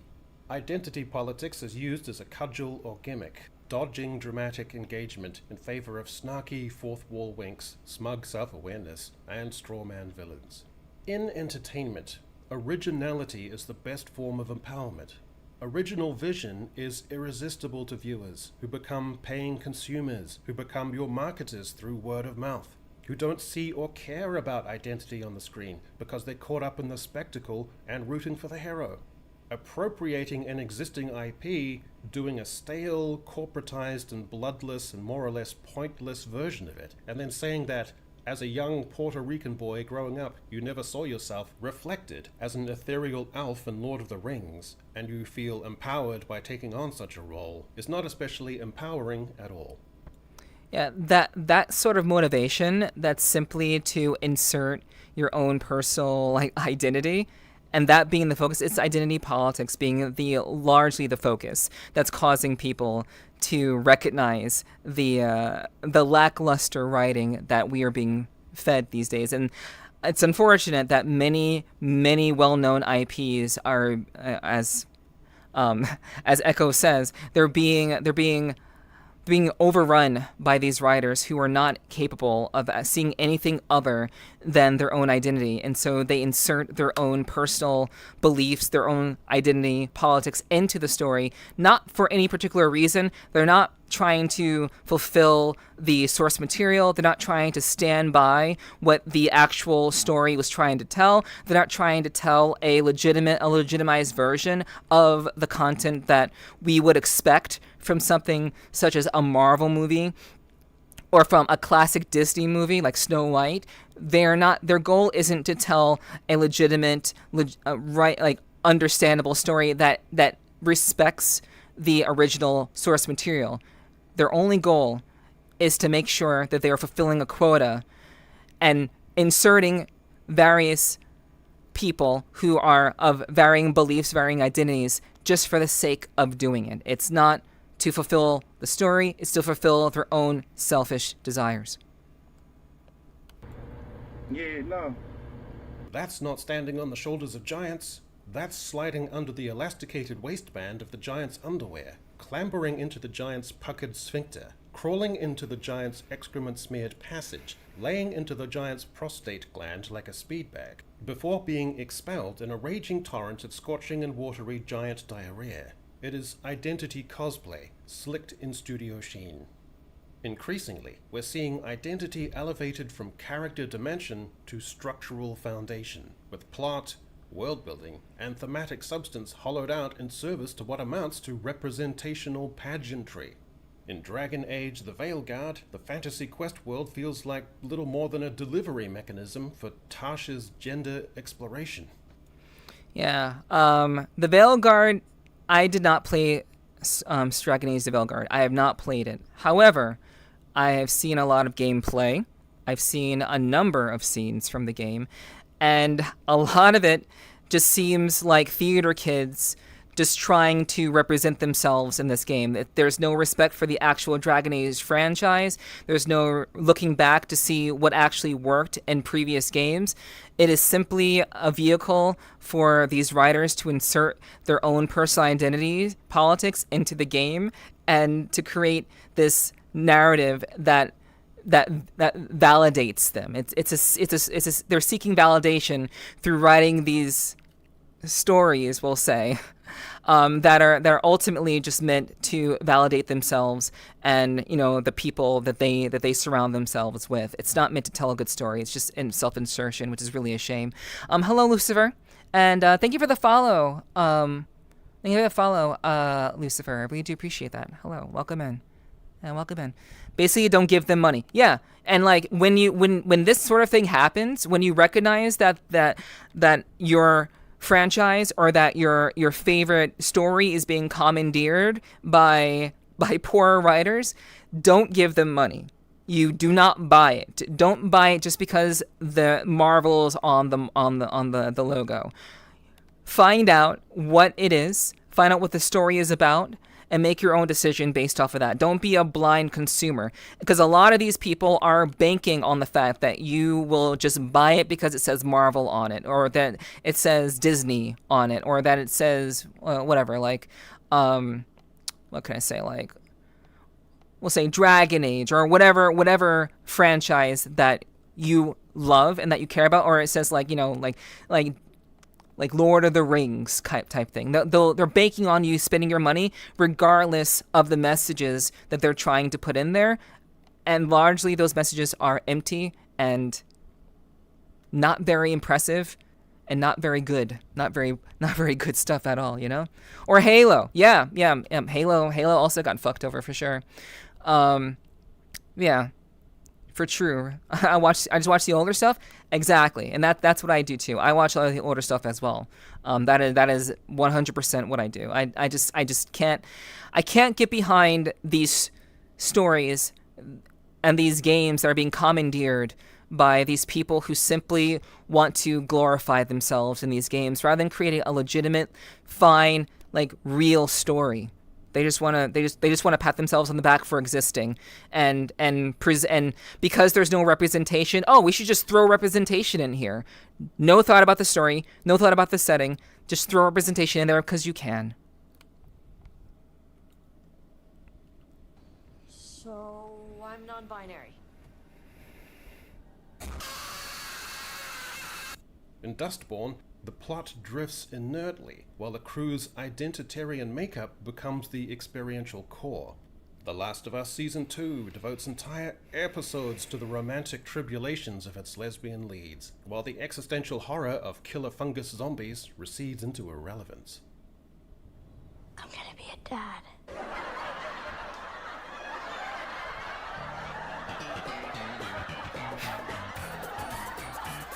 In The Acolyte, a witch coven's queer ascension rituals serve as the show's moral center, leaving the broader Star Wars cosmos drained of tension or theme. Doctor Who becomes a vehicle for the actor's own identity, rather than the Doctor's alien complexity. And in Amelia Perez, a thin crime narrative is wrapped wholly around a gender transition drama. Even whole genres are being reconfigured, fantasy becoming romantasy. Part 3. The era of globalization is over. After years of trade deficits and watching our jobs go overseas... Go away, Ed. Go away. Go away. Why hold the fate of our economy hostage? 3. The villain redemption arc. Then came the wave of villain reclamation. There's a difference between creating a nuanced antagonist and retrofitting moral sympathy into cartoonishly evil characters.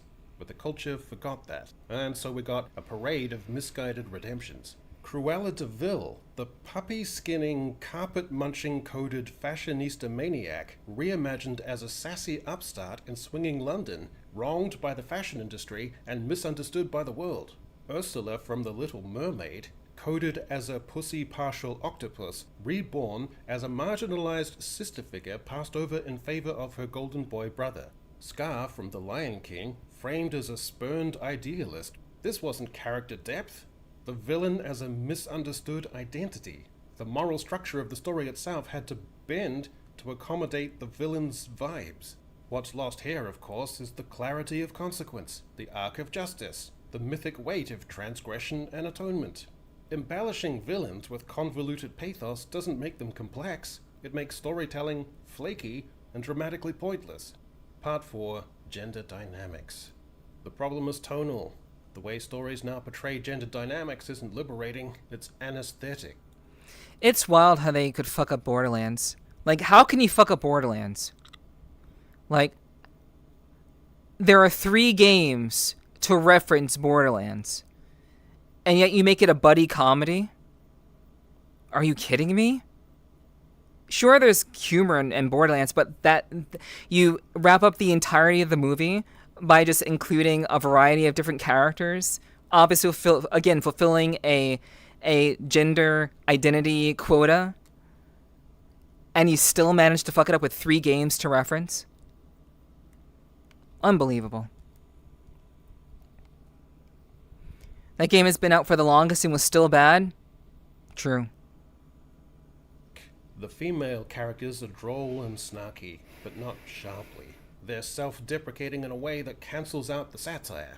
They oscillate between fantasy wish fulfillment and a culture-disparaging dullness about the world as it is. It's the worst of both worlds, smug and sad. And the boys, they're indistinguishable from the girls, equally prone to, even accepting of, being corrected, checked, shot down, all delivered in the same low self-esteem drollery. It's a tone that offers no contrast, no charge, just a narrow emotional register. Emotion is curated angst. When men are allowed to be masculine, it's a cartoon. Yeah, I feel like what I generally, again, as I'm not even gonna say that. I was about to do a thing.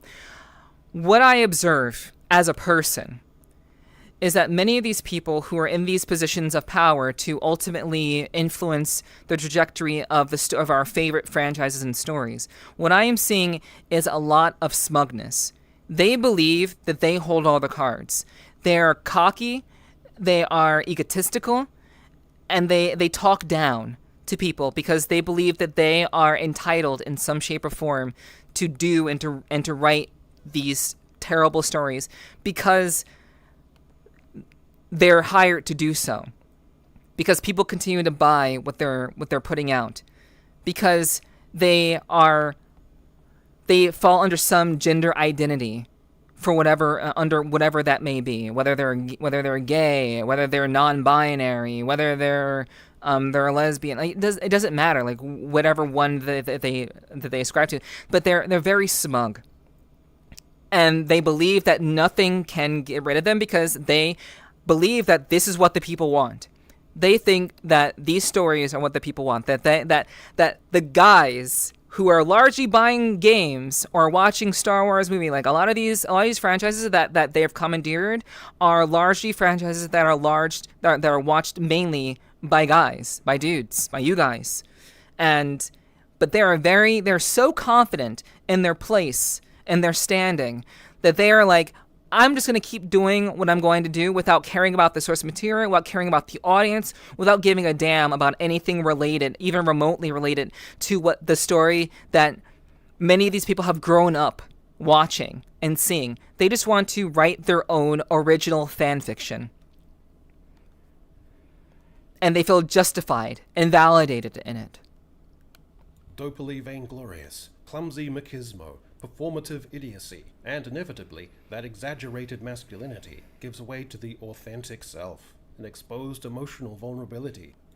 I also want to say really quickly, because it's on my mind, a lot of the way that these stories are being written, they're largely rejecting masculinity. I want to say that, I have a lot of dudes in my community, so like a lot of these stories are not only being written by people who are narcissistic or are egotistical and neurotic as hell, but these stories are also just completely just watering down like any sort of like real masculinity. There is no attempt to really capture or to create a story that actually shows masculinity or shows men represented in an actual meaningful way. And that's the really scary thing. Like, how can you have the men are like, they're just set pieces, and a lot of they're set pieces to enhance whatever story that they want to write, whatever sort of gender focused like identity politics story that they want to write, and that's a problem. That's a problem. And I like action movies. I enjoy action movies. I enjoy like hardcore like not violence, but like I like seeing action movies where like people get their asses getting kicked and they're getting shot and just dudes being dudes. But a lot of these stories are just completely negating that for this very soft, this very gentle pandering kind of writing, and that blows my mind. Yeah, like movies like Die Hard, just like a straight up action movie for dudes, and for like that's meant for like a very authentically shown story about like a guy doing dude things. And that's another issue that is very, very much apparent in these stories that these people are writing, for sure. Yeah, the male lead is a bumbling dipshit. Yeah, like let's completely disregard the masculine experience because the patriarchy is in full force, and it's kind of crazy. It's kind of wild. Hello, Ferret. Welcome in. The new Star Trek also has gone downhill. I've watched every single episode movie for both Star Trek and Star Wars, and I find it difficult to tell the difference between the two nowadays, which makes me sad because I loved both of them because they were similar but also very different. Yeah, like I can relate to that, Moni. I can relate to that very well. Like, I was largely a Star Trek fan. I know, like, I'm familiar with Star Wars, but I've watched more Star Trek than Star Wars. And the stories that used to be told were very substantial and very meaningful, and like they were very heavy, and there wasn't an attempt to insert gender identity or identity politics into these stories. It was just a strong sci-fi stories about people in these worlds trying to survive. Bad shit happens, crazy shit happens, maybe even romance happens, but it's a straight up sci-fi story about people just being people and existing in this world, regardless of how they identify. That isn't even an issue. Regardless of their race, regardless of their sexual preferences, they're just people being people, and like gender or like identity politics was like just identity as a whole was a very secondary thing. But now it's become the primary thing. Every story has to have this sort of push to fulfill this quota of having identity politics, of representation for the sake of writing a terrible story. Framed as a buried truth beneath toxic social conditioning. But to the viewer, it doesn't feel authentic. It feels tediously pussyish. It feels like if it's pussy shit. It's pussy shit. It's lackluster. It has no substance, and it's just fulfilling someone else's desires and personal quota to include people just because they feel that there hasn't been enough inclusion. And it's kind of wild. Now, it's the fact that they usually shit on the male lead to shortcut the powerful female lead. Yeah. Unlike films or like Alien or Terminator, where the female leads actually overcome odds. Yeah. Like, you can have a female lead and have it still be good. Alien. All of us know what the movie Alien. Like that movie was an incredible action sci-fi thriller, and like it had a female lead, and it was still a really good movie. So yeah, it's not even about like who's the lead or anything like that. It's about the substance of the story. And in my opinion, as someone who has written stories, a good story is one where you can swap out the main character. Like, let's say the main character is a guy. A good story writing is when you can swap out the male character, or swap out the male with a female character, and it'll still be the same. When you can interchange characters between male and female, that to me is strong writing, because it shouldn't be about simply, it really shouldn't be about simply like fulfilling a certain quota or having certain representation. It should be about writing strong dialogue that can fit any mold. It can be performed by a male, it can be performed by a female, it doesn't matter. And that to me is like, that is like, that's good writing. And we're not really seeing that these days. Voyager was great. Yes, I love Voyager. Yeah, Voyager was great. I also like Deep Space Nine. When a 90-pound woman punches out a 250-pound man, give me a break. Yeah, stuff like that, you know? Yeah, for real. Love that. Gender, once a spark for dynamic interplay, is boringly conflated. Part 5, failure is the feedback. The proof, dear Hollywood writer, and no, I haven't forgotten you, is in your ratings, in your box office, in the yawning cultural silence that meets each self-congratulatory release. Velma, a snark-drenched identity reboot of a beloved franchise, was the most hated animated show in streaming history. Scooby-Doo, man. Scooby-Doo, such a beloved series, gets fucked. And like the writer, the director of Velma actually admitted straight up, she self-inserted herself into the Velma character. The director of this series self-inserted herself as Velma. Why would you do that? Because you have no substance, you have no life experience, you have plenty of source material, and yet you insist on completely fucking up a beloved series, a beloved franchise. It's so crazy, man. Like, how do you fuck up Scooby-Doo? I don't get it. The Acolyte, Disney's attempt to retrofit the Star Wars universe around vague gestures at gender balance and queer spirituality, was a ratings cliff dive. The Last of Us Season 2, less a survival narrative and more a sapphic prestige melodrama, had crashing ratings. Emilia Perez, a gender transition musical crime drama, went into the Oscar race as a teetering, absurd clown show, Snow White was a brand-damaging, money-losing embarrassment for Disney, a clusterfuck of reshoots, postponements, and soft rebranding that was a mockery of the original. Dragon Age: The Veilguard became a polemic on gender identity wrapped in fantasy drag. Dustborn, Concord were financial and ratings calamities. Part 6. The Consequenceless Century. And so we arrive in a culture where a generation raised on dopamine loops and online affirmation that doesn't know how to read properly anymore tries to write myth, where identity replaces transformation, where resolution feels suspicious. We've replaced structure with sentiment, and in doing so, an emerging generation of screenwriters have lost the patience to be changed by a story. By the way, just before I go, you can now find me over on Substack, where, in addition to my spluttering ramblings on popular culture, you can also find a plethora of articles on politics, society, and the wider world. But don't worry, my signature tone of disagreeable, curmudgeonly cynicism, with occasional bright spots of misguided optimism, perhaps because I was born foolish, abides there as well. If you think you'd like to sign up for a free subscription, it would really help out a lot. The link is in the description.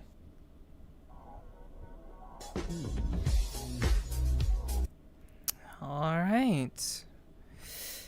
Yeah, there is a substantial problem with modern writing. Modern writing for a modern audience. And people are tired of it. People are tired of it. Thank you, Gar. Thank you. I appreciate that. Yeah. It's very much this is an issue that people are starting to catch on to, and a lot of us are not having it anymore. We're not chill about it. We don't want this in our franchises. We do not want identity politics in our franchises. What we want are actual stories that make us feel something. I have actually started watching a lot of independent films and a lot of just independent work in general, because a lot of the modern day stuff is very, very lackluster and very, very boring.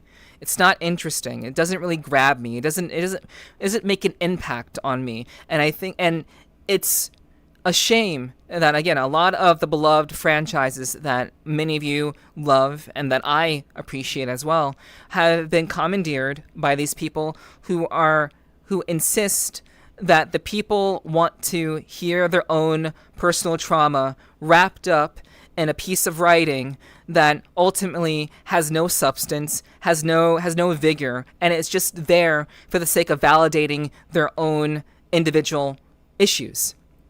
They are writing fan fiction for the sake of validating their own personal issues or their own personal beliefs. And creating is not about validating one's own beliefs. It's about looking into the depth of what actually a story is meant to tell. It's about looking inside oneself and understanding that if you're going to make something for yourself, make something for yourself. But if you're going to make something for other people, for the public, you better make sure that statement is actually going to reach people. It's actually going to make an impact on people's lives, and do so in a way that's going to be a positive impact, ideally.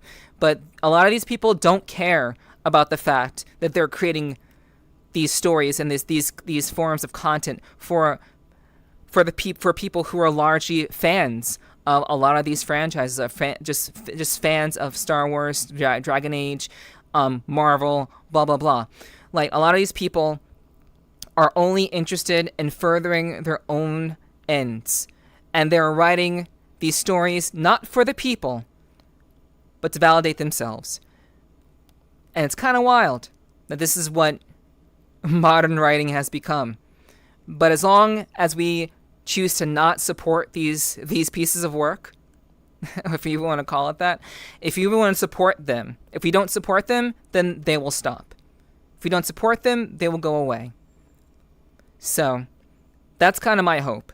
I love stories that make you think. I love stories that are not there to simply, push an agenda, but to create a world and a space that actually means something, that matters, that I can remember, and that'll stay with me.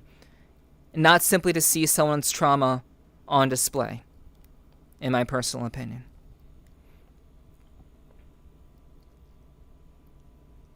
Okay, let's see what you guys are saying. Give me a second. Okay, we need Roddenberry to come back to life. You know, Roddenberry had his own issues for sure, but yeah, Gene Roddenberry, not the best director, not the best person, but he directed and wrote some great classic Star Trek. That is for sure. Separating the artist from the art from the person. Yeah. As a writer, as a creative storyteller, he made some great stuff. Sloth So Super and Rocha Parker, thank you so much for the follows. Welcome to the clubhouse, and I hope you enjoy your stay. Welcome in. Okay, it's true, it's been like that for a long time, but now is the time for it not to be. It's time to switch things around. These stories are failing, these properties are failing, and hopefully we're on the verge of something better. Hopefully so. I watch a lot of K-drama for that reason. I want action, depth, and even romance. Yeah. We don't want something that's going to be someone's like trauma because they feel like inserting their own way of thinking about things into their own story. We don't want fan fiction. We want something that's going to really fit and move and actually like inspire. And these stories, they're not inspiring. Jojo, thank you so much for the follow. Welcome in. I hope you enjoy your stay. Thanks for being here. It feels like it's made by a board to placate as many people as possible and care less about the actual context. That's true, Sloth. That's true. And like the people on those boards are also millennials in many cases. So like, for example, I do think that a lot of the people who are in power are very much individuals who are a lot of shareholders are trying to make money, and a lot of people who are on these boards are simply trying to fulfill a quota. They want to produce what the people want. And for a long time, identity politics was very, very hot. It was very, very hot for a long time. We'll say as far back as like 2010, 2012-ish, we'll say. That's kind of where things kind of really take off in that regard of identity politics. But I do think that people are tired of that. They're tired of these sorts of stories. They're tired of these advocates, these strong-willed advocates who are now trying to write these stories and commandeering these franchises and getting into our games. They're getting into our movies, and they're making a mockery of the things that we actually appreciated. And I think shareholders are starting to come around. I think shareholders are starting to understand that this isn't selling and that this isn't working. And like, especially like in 2019, the 2019 to like 2023 span of time, that was when a lot of a very heavily identity focused work was coming out, and much of it started to fail. And for good reason. As a trans person, I don't want someone that is an insert for the problems I've been through. It's okay if it's a little bit, but if it's the main point of the story or something that isn't about that, I believe that's misrepresenting people. True. And honestly, that's a really great point, Moni. That's a really great point, because the thing about this that really, really sucks is that there are a number of people like you they're fine with representation. They're fine with having various forms of representation. They're fine with it. But to make it the focal point, to make it the motivation of the story, to put in certain people just to put them in there, that is a poor representation of what it means to show representation, to show support. They're just shoving all manner of identity to check off the boxes. And honestly, I think a lot of people who are in these particular identity groups are sick and tired of it. They're sick and tired of these people claiming to be inclusive, and they're just shoving these people into their stories just for the sake of it, without any reason, without any rhyme. They're just doing it because they think it's the right thing to do. And hey, I feel better about myself because I did this thing, because I put this trans person in this story. Now I get to feel good about myself because I did this thing. And all the trans people are going to appreciate seeing representation in their work. All the non-binary people are going to appreciate seeing representation in their own work. And what it's causing the opposite reaction.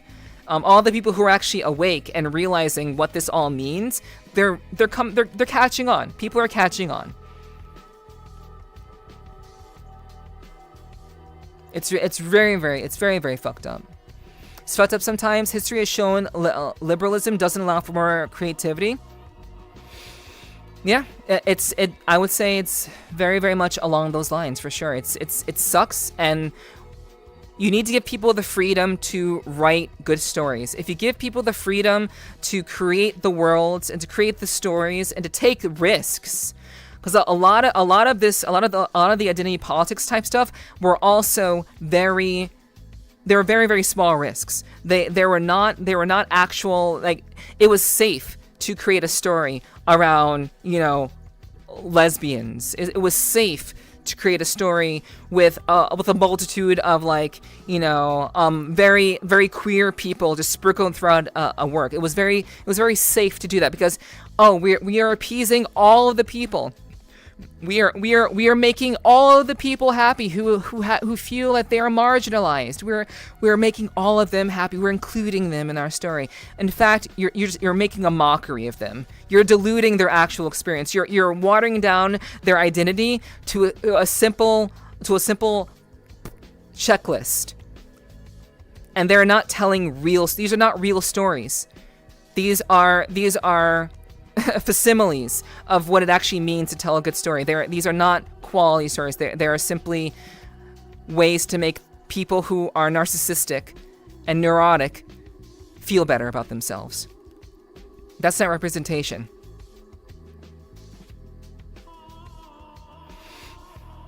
Thank you for the drinking water. I'll drink water in just a second. Morgan Davies as the character Kobe, great trans actor, no insertion, just great acting. Yeah. Absolutely, yeah. Like when people are brought into work, when people from varying, from like an alternative lifestyle, we'll say, when you bring someone into that, it's not about their identity. You don't put a trans person in a piece or in a work just to glorify them being trans. That should not be the goal. You don't put a lesbian in a show to glorify them being a lesbian. The point of the show should ultimately be to tell a story that actually that goes beyond being a lesbian. That should be so low on the list. Their identity should be so low on the list, and telling a quality good story should be at the top of the list.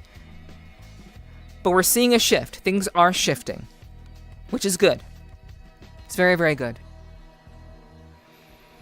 Placate is a good word for it nowadays. Yes, I agree. Yeah.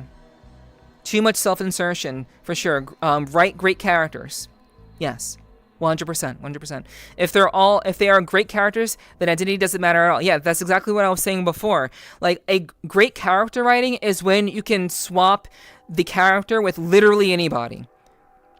You can put a male character in a female role. You can put a female character in a male role. It doesn't matter. Great writing will not focus on identity. Great writing ultimately creates a great story, a great atmosphere, great dialogue that's going to hit, that's going to be meaningful, that's actually going to focus on the matter at hand, not self-glorifying oneself, Thank you, Moni. I appreciate that. Thank you. Damn, it's almost like the old age idea of the consumer is always right is wrong. Yeah. Maybe the value of the dollar is misunderstood. I think we're getting to a point where the value of the dollar actually is mattering. I think that shareholders are starting to catch on, like I was saying before. And the more that people do not support these works, the more these works fail. I think the more we will start to see work that is actually risk-taking. Stories that actually are willing to risk it for the sake of telling a good story. Even if we still have, these identity politic focused kinds of work, I do think that things are working, that things are shifting in the favor of people having great experiences and enjoying really good stories, rather than simply just simply accepting that this is just what it's going to be. Don't give the creators their money. Don't give creators your money. Don't give that to them. Support the work that matters to you, that actually has substance, that actually means something, that's actually like good quality content, good quality entertainment, that isn't about a self-insertion, that isn't about self-glorification. It's just about telling a good, solid story.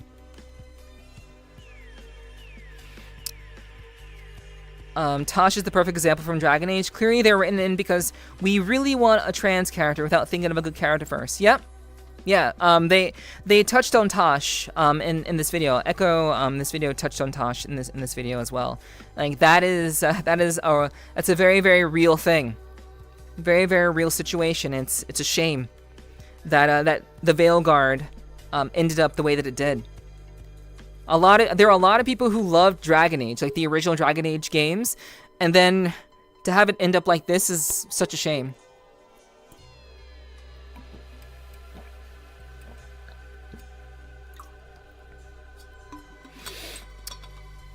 All right. Thank you for the water, drinking water, Ray. Thank you. All right. To be honest, I was writing a Star Trek fanfic, and of course I added a self-insert, but I made the story about a completely different character. My insert is a side character, and I asked people to read it, and they were disappointed that my character was a secondary character, but that's the role I would have filled in real life. Yeah. And that's what it means to focus on writing a good story, a quality story. Like, it's not about you being the focal point. It's not about your message. It's not about your ideology being front and center. It's about writing a good story. Hello, Onyx. It's good to see you. Thanks for being here tonight. Hello, how you doing? Thank you for the rose as always, hun. I hope you're doing well. It's good to see you. Much appreciated. Thank you for reminding me to consume the hydrogen monoxide. No, I think you mean dioxide. Because hydrogen, there's one hydrogen. No, it's two hydrogen and one. Oh yeah, you're right. It is hydrogen monoxide. It's two hydrogens and one oxygen. You're right about that. Well played. Yeah, you're doing good. How are you? I'm doing well. I'm doing good, Onyx. Thanks for asking. I hope you're doing well too. I hope your weekend's been a good one. Thanks for coming through. Yeah, sucking on tailpipes. Hydrogen monoxide. Yeah, I mean that carbon monoxide would be sucking on tailpipes. That would be carbon monoxide, not hydrogen. But yeah. It's dihydrogen monoxide. Yes, true. Yeah, two hydrogens, one oxygen, for sure. Yeah. All right, I gotta run to the bathroom, guys. So I will be right back. Are we gonna do any more? I think. You know what, chat? Are you good for like sitting on a long video? Do you want to sit on a long video, chat? Are you good? Are you can you lock in for the male loser epidemic? Can you guys lock in for that? is that something you guys can lock in for? I don't know, it might be too real. It's shoe on head. It's not gonna be too real. it's gonna be good, but it's not gonna be that real. Yes, I want to know why I suck at life. You don't suck at life. I will go piss after we kind of decide on this. This kind of brain wasn't made for this world or the male loser epidemic. Let me know what you guys think when I get back. BRB.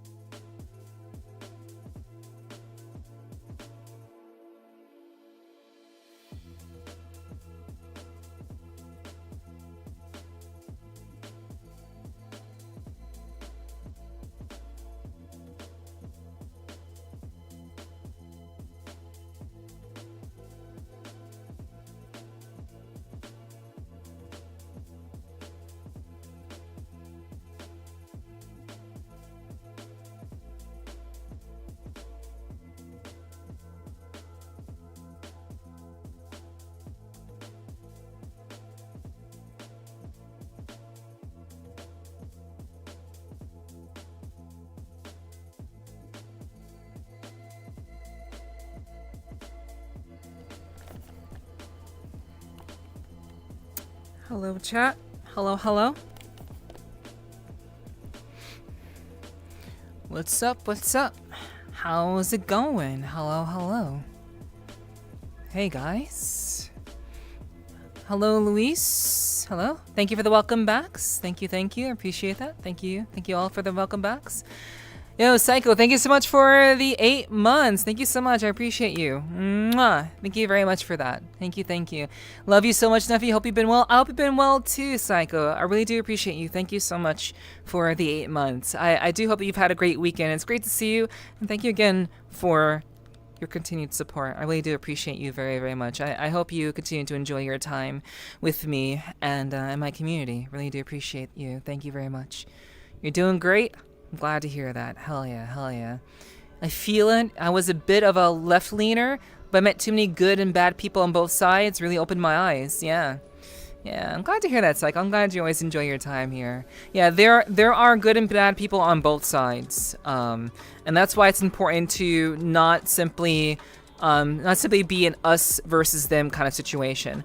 I learned very, very I learned through my own personal experiences that simply rooting for a team simply because you want to root for a team because that's the only thing that you know, that's not smart thinking. That's being a sheep. You should be willing to see what the other side is saying. You should be willing to hear what the other side is thinking and draw your own conclusions. Don't simply wholesale believe what one side is saying. Be willing to listen to both sides. That is what a smart, intellectual, I don't want to say intellectual, that's what a smart, open-minded person will do. They will not simply just follow the pack. They will be willing to hear a difference of opinions. I do not want to be in an echo chamber. I personally do not like that. I want to hear things from both sides. I want to know how both sides are feeling and what they're thinking and make my own determinations based off of that. So I wouldn't say I'm a fence sitter. I wouldn't say I'm a fence sitter, but what I would say is that I'm very, very open-minded to both perspectives because both perspectives have good they have points of good reasoning. They have points of good reasoning. I do not ascribe to any one side wholesale. I think that's the better way to live. But a lot of people don't enjoy that. A lot of people don't think that's a good thing. But fuck them. A conservative here in Canada is what you call a center person. That's really, because a conservative in Canada is a center person in the U.S. Really, huh? That's odd. That actually kind of scares me if that's the case. That would mean that being far right would be actual conservatism, and that's kind of scary. We are a very liberal-leaning country, so is the U.S. But I suppose not so much these days because we got Trump in the office, so I suppose we're not as left-leaning as we thought we were, or that's just kind of shifting away from liberalism. I think a lot of people are shifting away from being entirely left-leaning, and I think they're more willing to listen to conservative ideas. At the end of the day, my goal and my aim is to be willing to have conversations with people. It doesn't matter what side that you're on. What matters is if I can have a conversation with you. Are you willing to have your ideas challenged? Because if you're not willing to have your ideas challenged, then what good? What good are your ideas? If you are too afraid to be challenged, then they must not be very strong to begin with. So, anyone who's afraid to have a discussion of opposing ideas is someone who doesn't truly believe what they're spouting, what they're saying, in my opinion, at least. Depends on what country you're comparing yours to, I guess. I'm going to get political. My political statement is that Putin the best food is the door. Putin. All right. So let's move on. Okay. my my dad. Okay, my dad actually asked me today. Was I he asked me like, do you talk about politics and what you do? Like have you heard about the stuff that's been going on in the world? And like I'm like, what do you mean, Dad? And he's like, like what's going on like in politics and stuff. Because my dad and I can go back and forth. My dad is pretty left leaning. I'm very center right. So he's so like we have very, very good discussions. So but like he's like, do you talk about politics on your stream? I'm like, I'm here to help people have a good time. I'm here to help people get away from political stuff and not to think about that sort of thing. I'm here. I do what I do to have to have people to relax and enjoy themselves. I don't really get into that sort of thing. Meanwhile, on Neff's stream, so So, yeah. So let's get back to entertaining. Let's get back to having a good time. I'm not looking to divide people. I know. We're a very open-minded community. I'm very open to opposing ideas. That's perfectly fine. But I don't want to get too deep into that. I think there's a time and a place to talk about that, and now is not the time. So we'll get into it. I don't want to get hungry. That's true. Same here. Me and my dad debate lots. Cool. I hope it's a positive. Hope it's positive debating. All right. So we are going to watch this next video that's called "This Kind of Brain Wasn't Made for This World." I actually really like this content creator a lot. Oh wait, I don't think I gave you guys the link to this video that we were just watching. This is the link to the video. So if you liked Echo Chamberlain, they're a really great content creator. They're very, very well spoken, and their writing and their arguments are very succinct. I think if you enjoyed that video that we just watched, please be sure to like the video and go and support them if you want to subscribe to them if you liked what you heard. So we're gonna move on to the next video, which, like I said, is "This Kind of Brain Wasn't Made for This World." And Pursuit of Wonder is another content creator that I very, very much enjoy. So, okay, so we're going to take off closed captioning. I think characters should be political. Okay. It does matter which character. Does matter which characters are who. The story's complexity relies on character depth. I believe character depth is mainly limited by the homogenization of plots for monopoly purposes. Monopolies can feed off liberalism or conservatism in the same manner. That method being generalization, or rather homogenization, for engagement purposes. There is no agenda of race or culture. You're just a data set and have been for a long time, probably.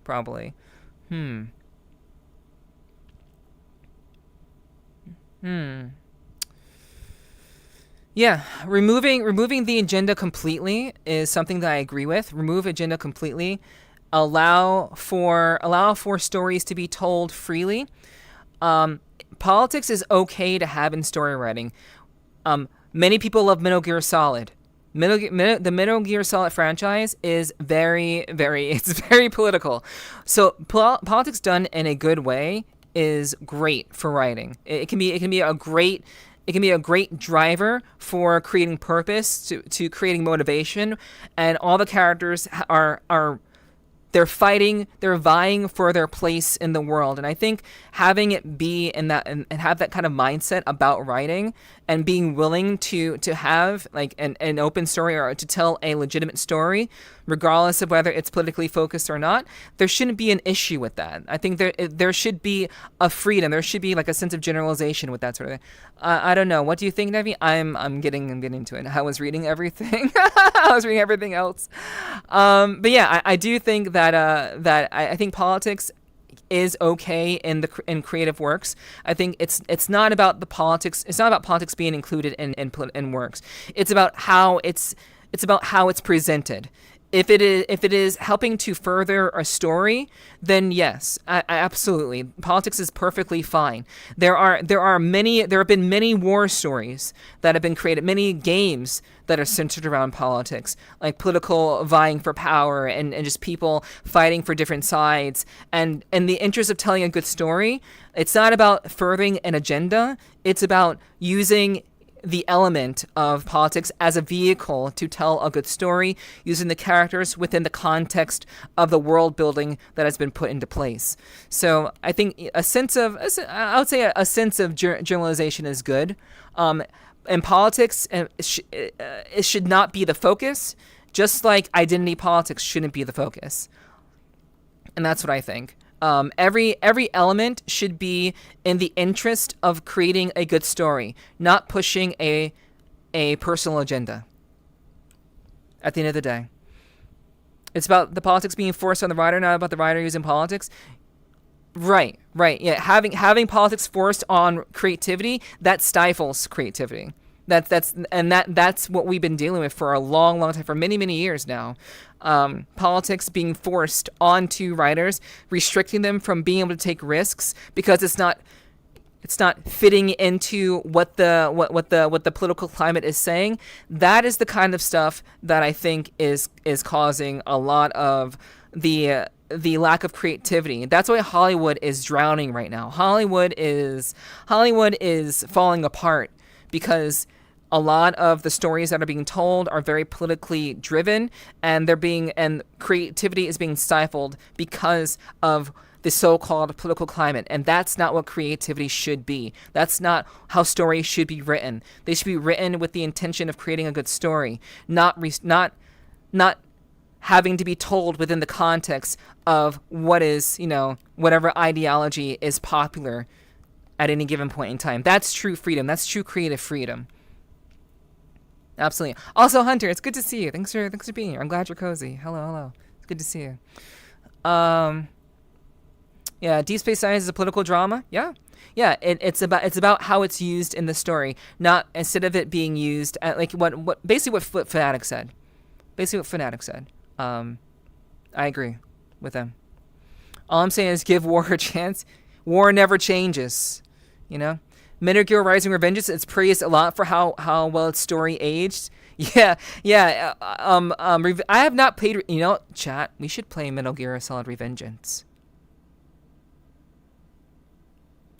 I have heard that game is actually pretty pretty on point for 2025. And that game came out a long time ago. It came out like almost a decade ago, I think. We should play Revengeance. Did you just quote Azurin Lane? No, I just quoted Metal Gear Solid. Fuck. What is it called? Which Metal Gear Solid was it?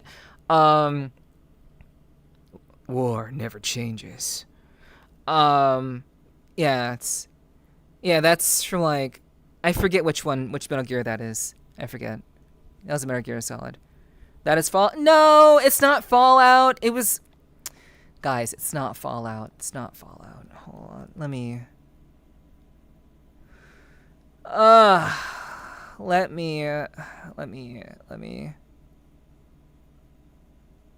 see this.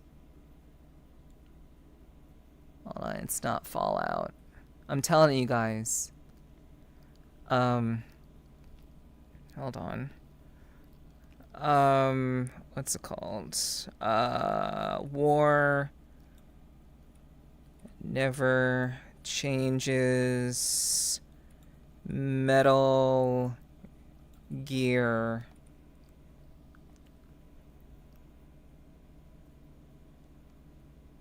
Oh, my bad. It's War has changed. My bad. It's War has changed. Wait, no. I don't want an impression. I just want the real shit. This is from Metal Gear Solid 4.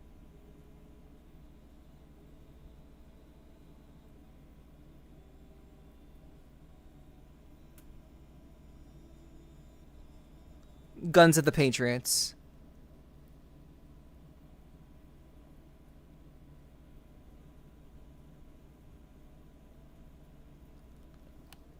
You can watch this real quick. Fallout did that too. Don't think they came up with the first. Okay, gotcha. I've not played any Fallout games.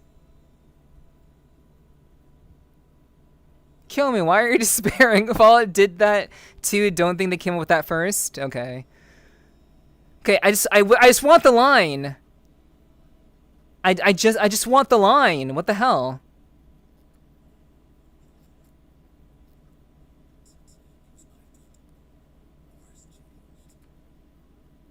Okay. Okay, there it is. That's the line. That's the line. Thank you. Okay. Fallout First, 1997, Ron Perlman? Really? Okay.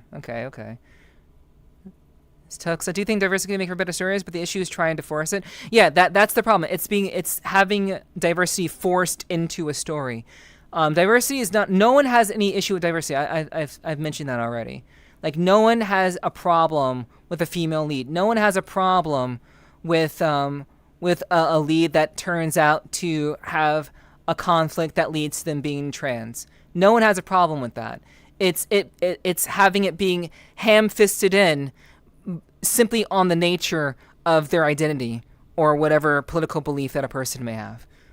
You know? What's up, Milano? Hello, thank you for the raid. Thank you so much. I hope you had a great stream. Welcome in.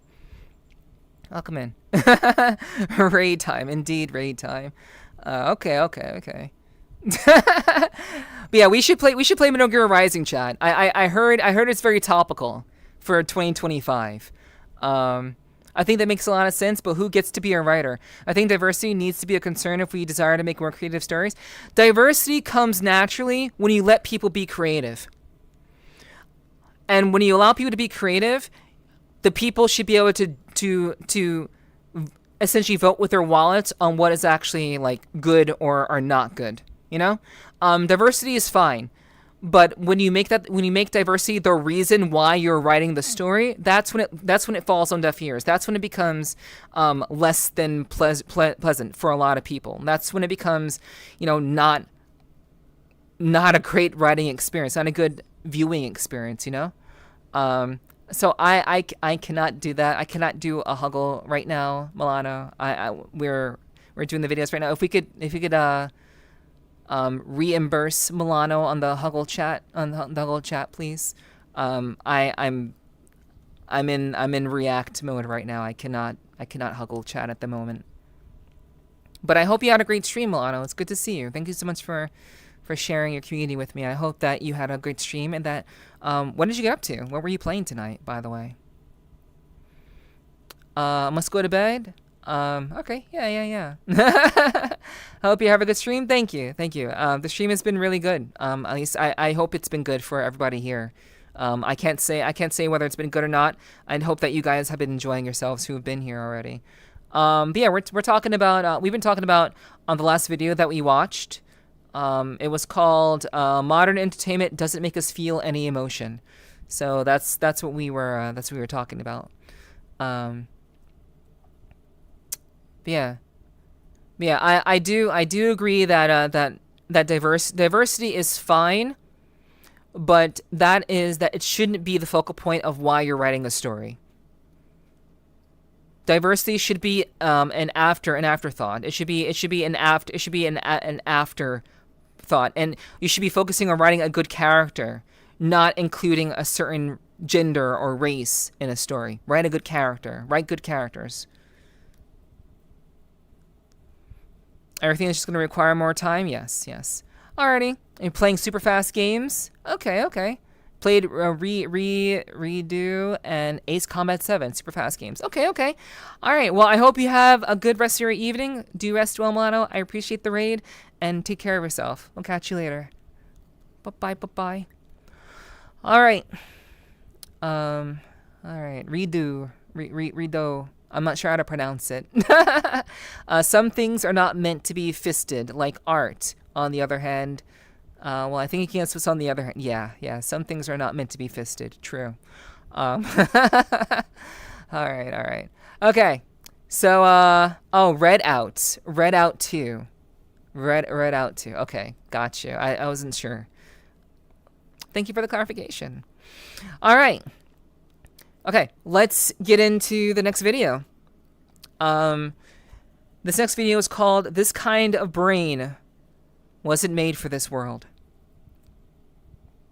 I was thinking that we could watch the Male Loser Epidemic, but that's like a half an hour video, and unless we're just gonna watch it straight through without reacting to it, that's gonna be a really long video, so we're not gonna watch that. We goon, and that's crazy. Fisted when it fits like a glove. Oh my god. Okay, guys, let's bring it back. Let's bring it back. I know Hunter has arrived, but let's bring it back. Let's bring it back. All right. It's not the kind of activity I was imagining.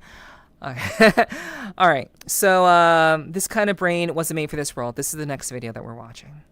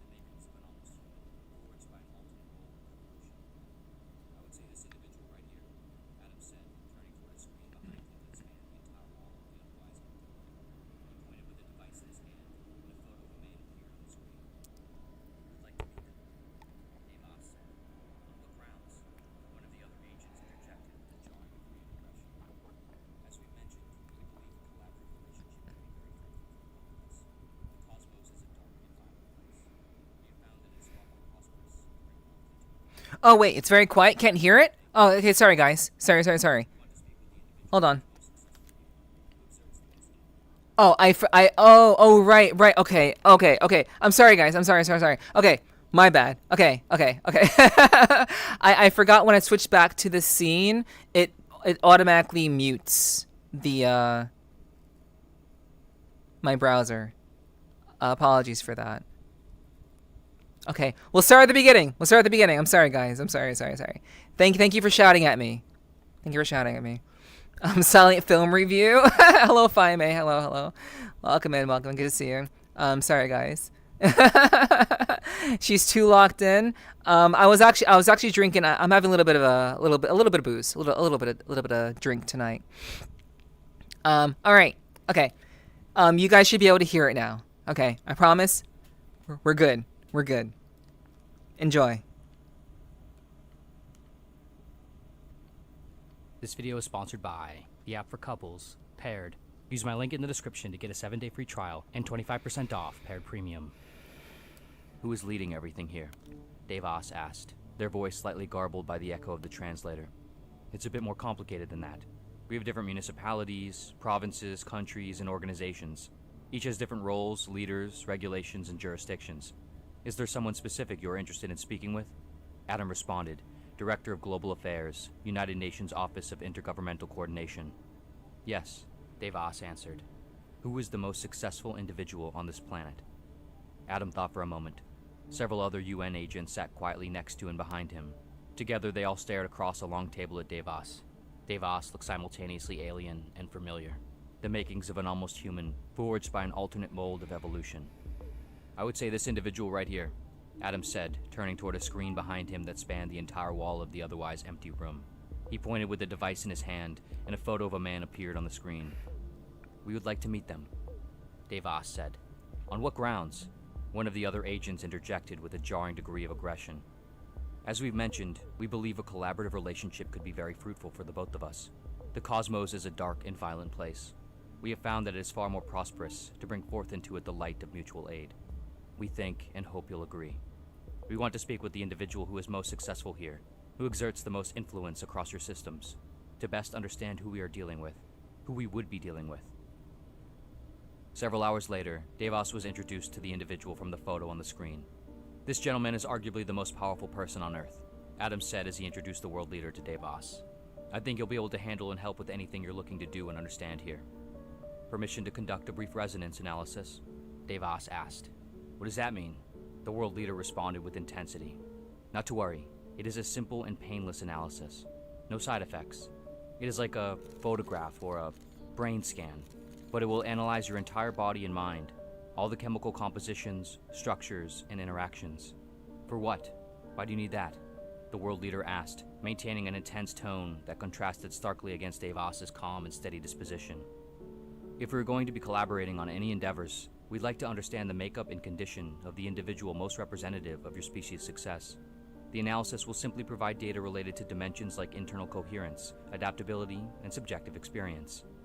It is, we've found, the most reliable indicator of a mutually prosperous long-term relationship. The world leader looked with indecision at Adam and the other agents. They murmured amongst themselves for a moment. Then, Adam nodded affirmatively at the world leader. Okay, go ahead, the world leader said to Davos, his tone almost surrendering. Davos took out a small device, about the size of a pen. They pointed it lightly in the direction of the world leader. Several agents squared up their stances and grabbed at weapons by their waists. The world leader held out his hand toward them, eschewing their defensiveness. A moment passed as Davos, along with other members of the alien species who were waiting back in their ship in low Earth orbit, observed a sequencing of data that registered directly into their minds from the device. This is the most successful person on your planet, Davos said. I'm the leader of the free world, so yes, I'd say I'm pretty well up there. The world leader defensively interjected. Davos grumbled. Are there any other leaders I can meet as well? Why? The world leader asked. Adam stepped in, softly assuring the world leader with a touch on his shoulder. Sure, I can make a list of the most powerful and successful individuals for you, and we can arrange meetings as you see fit, Adam said. Over the following several days, Davos met with the world's most powerful political figures, handpicked by Adam. Davos ran the same analysis on all of them. The results were fairly consistent. Davos was then introduced to several of the world's wealthiest individuals, also handpicked by Adam. CEOs, founders, venture capitalists, and corporate board members. Is something wrong? Adam said, after noticing Davos visibly distraught while finishing their analysis of an individual with a net worth that exceeded the GDP of entire countries. Yes, Davos said. The most successful individuals on this planet appear deeply unwell. Based on our analysis, they possess, among many other concerns, clear indicators of isolation, vitriol, insensitivity, dissonance, and disagreeableness. Is there anyone that is perhaps more well-liked for some reason? Yes, actually, Adam replied confidently, realizing a dimension of success that he hadn't yet considered. We have people that are far more popular. We would like to meet them, Davos said. In the days that followed, Davos was introduced to the world's most famous individuals. Adam determined who he picked based off the number of followers and fans each had, which, for these individuals, spanned into the tens and hundreds of millions. I guess he's gonna be looking at Asmongold then. But also at Hassan. But also at all the other VTubers like Iron Mouse. This would be very, very interesting to run on them, I would guess, you know? They're gonna interview Taylor Swift. I didn't want to pause this. I didn't pause this video because like Pursuit of Wonder is he's such a great storyteller. This is the hypothetical situation. For those of you who may be confused, this is hypothetical. This is not real. This is a thought experiment. So Pursuit of Wonder is very good at crafting stories around thought experiments about hypothetical situations. That's what this is. So enjoy the story. Enjoy the ride. Yo, Chrono, thank you so much for the raid. Hello, welcome. Yo, XQC, yo, Chrome, yeah, XQC, yep.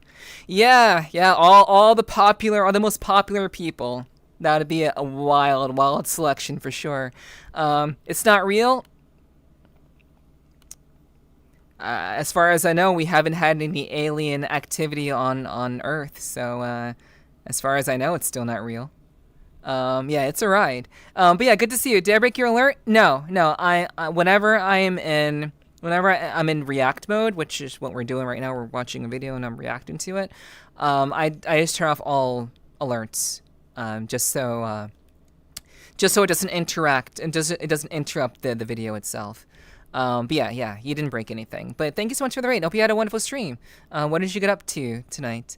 Car, good morning. Good morning, Car. I hope you're doing well. Welcome in.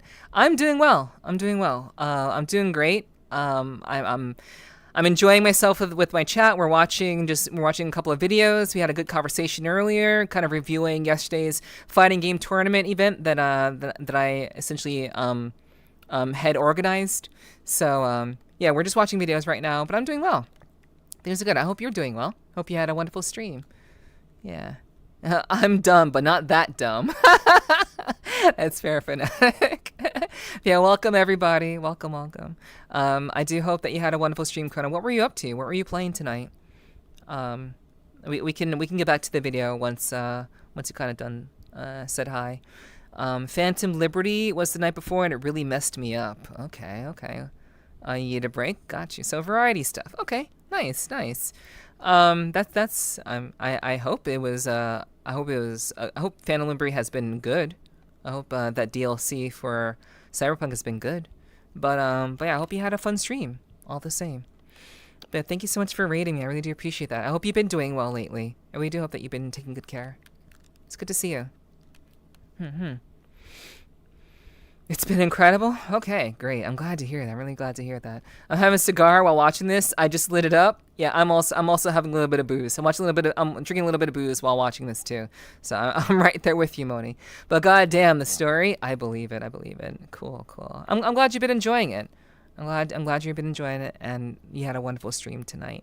Yeah, guys, go follow Chrono. Chrono is a good friend of mine. He's a long-time friend of mine. He's been streaming for quite some time. He's a face cam streamer, cat dad, and loves to play a lot of variety of games. Very, very cool guy. He used to do a lot of VRCHAT. I don't think he does VRCHAT on stream anymore, but he's mainly just playing variety games right now, and like he's very, very, very, very nice, very, very sweet, and loves cats. So, I think, I'm kind of biased as a cat girl. So, you should go follow him. I can't do VRCHAT streams because my equipment is busted. I see. Damn. That is a bummer. I'm sorry to hear that. Jeez. But, well, that's all right. Keep doing your variety stuff. I totally understand. And, hopefully very soon you'll be able to get back to it. I certainly hope so. All right. So let's get. I want to, because I have a bunch of VR games to play. Okay. Hey, you're ready. You're all lined up for when you can actually get back to it. I hope you can very, very soon. But yeah, guys, go follow Chrono. He's a very nice guy, and I think he's very, very chill. If you want to hang out with an older dude who also has done voice acting, very, very animated, very, very lively character, I think you'll enjoy on Chrono's content. Yeah. All right, so we're gonna scoot back a couple of seconds into the video and get people back on this ride. We kind of jumped off the ride momentarily, but we're gonna get back on the ride that this video is on. Okay, content design enjoyable, Kappa. Well, they'll see for themselves. They'll make their own decisions. Let them make their own decisions. All right, okay, so let's get back to it. So we're gonna jump back a little bit. To get people back into the flow. And let's continue.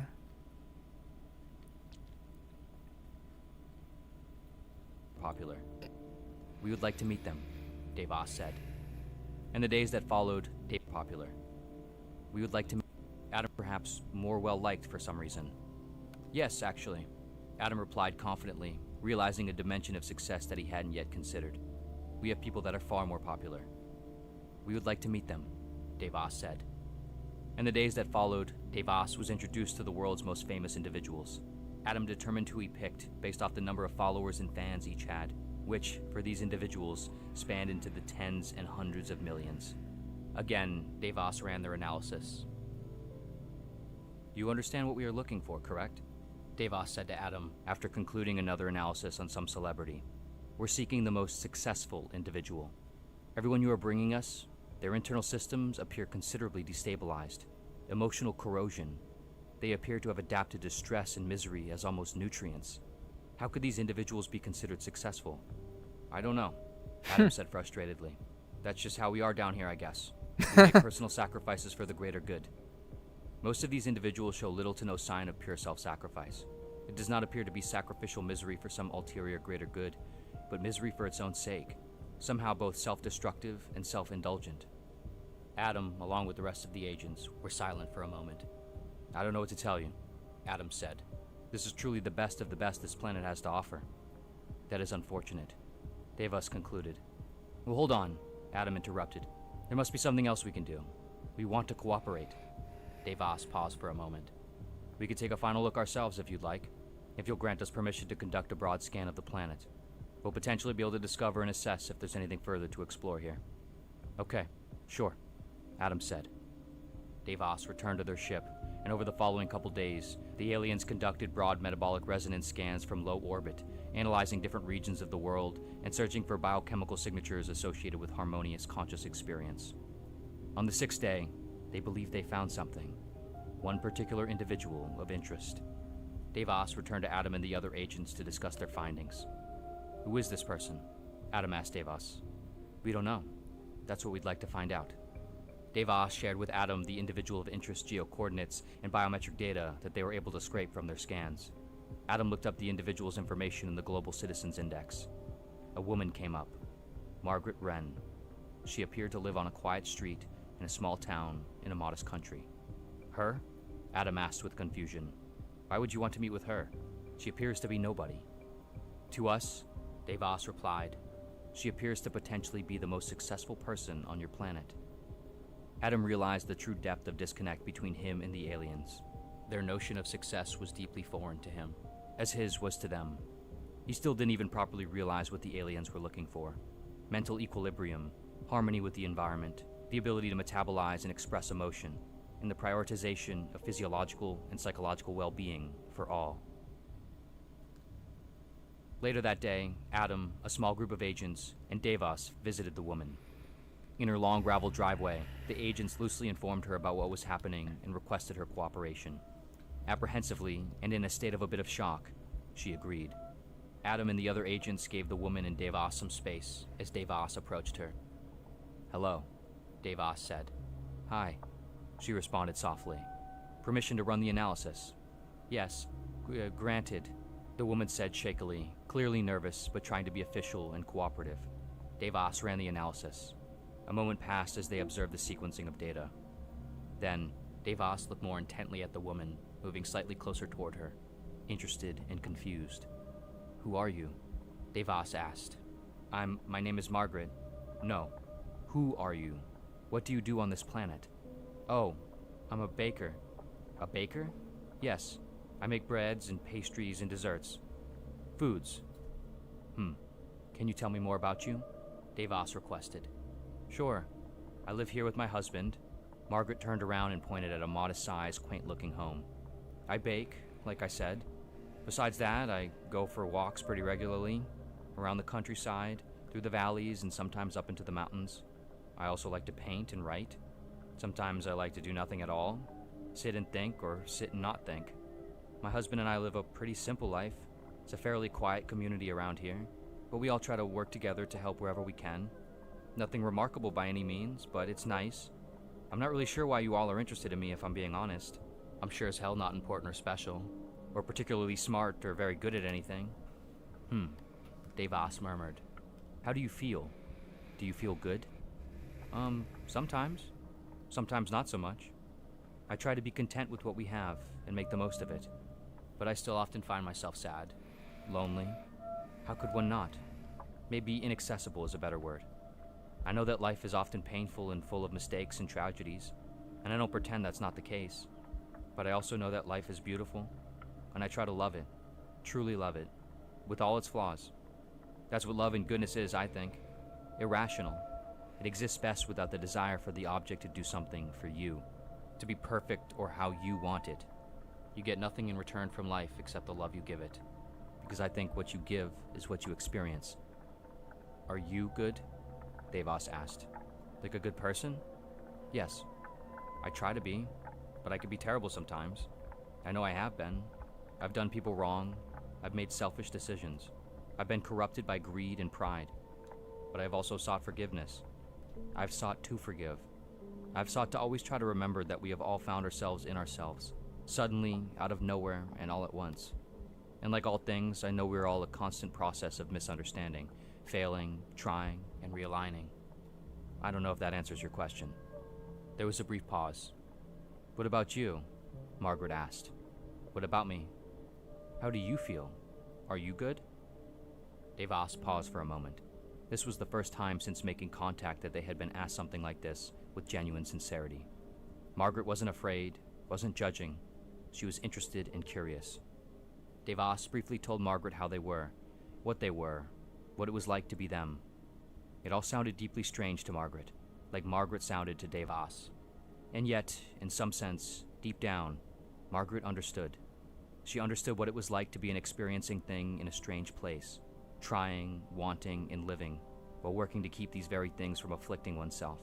She understood what it was like to be, in every moment, working to resolve the contradiction of living and living well. Then, Devas said, "Will you lead the collaborative efforts between us and humanity? We would be honored to work with you. This role, we believe, will be recognized with great importance in cosmic history." "Wow, I'm honored," Margaret said. "But no thank you. There's no way I'm the right person to lead humanity." Devas looked back at Margaret. They understood now. It was time to leave.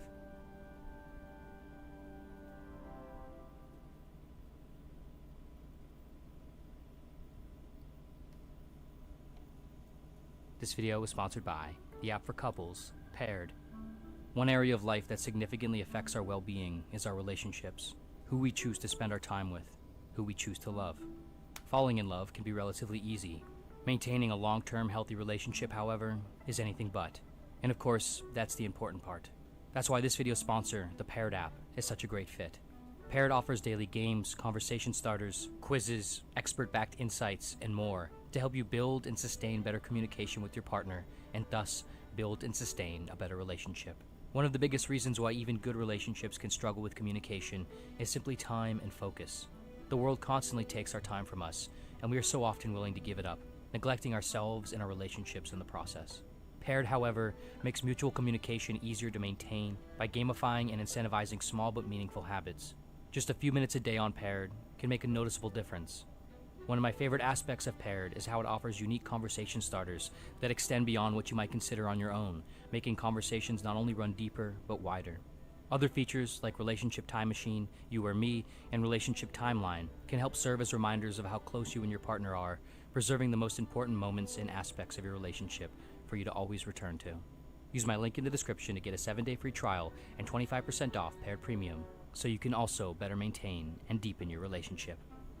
And of course, as always, thank you so much for watching in general, and see you next video.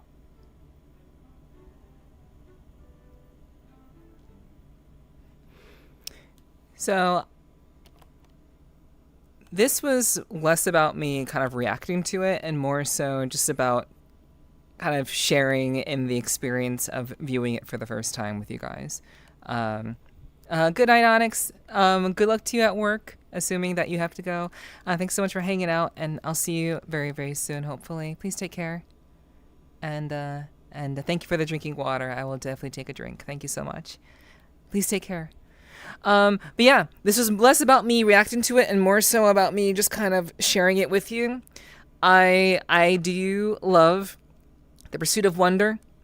I think this this creator is extremely thought-provoking and very, very and makes you kind of consider the state of like what is it like to actually kind of exist, and the different kinds of mindsets, the different ideas that are presented, the different ways that people live, how we communicate, how we interface with one another.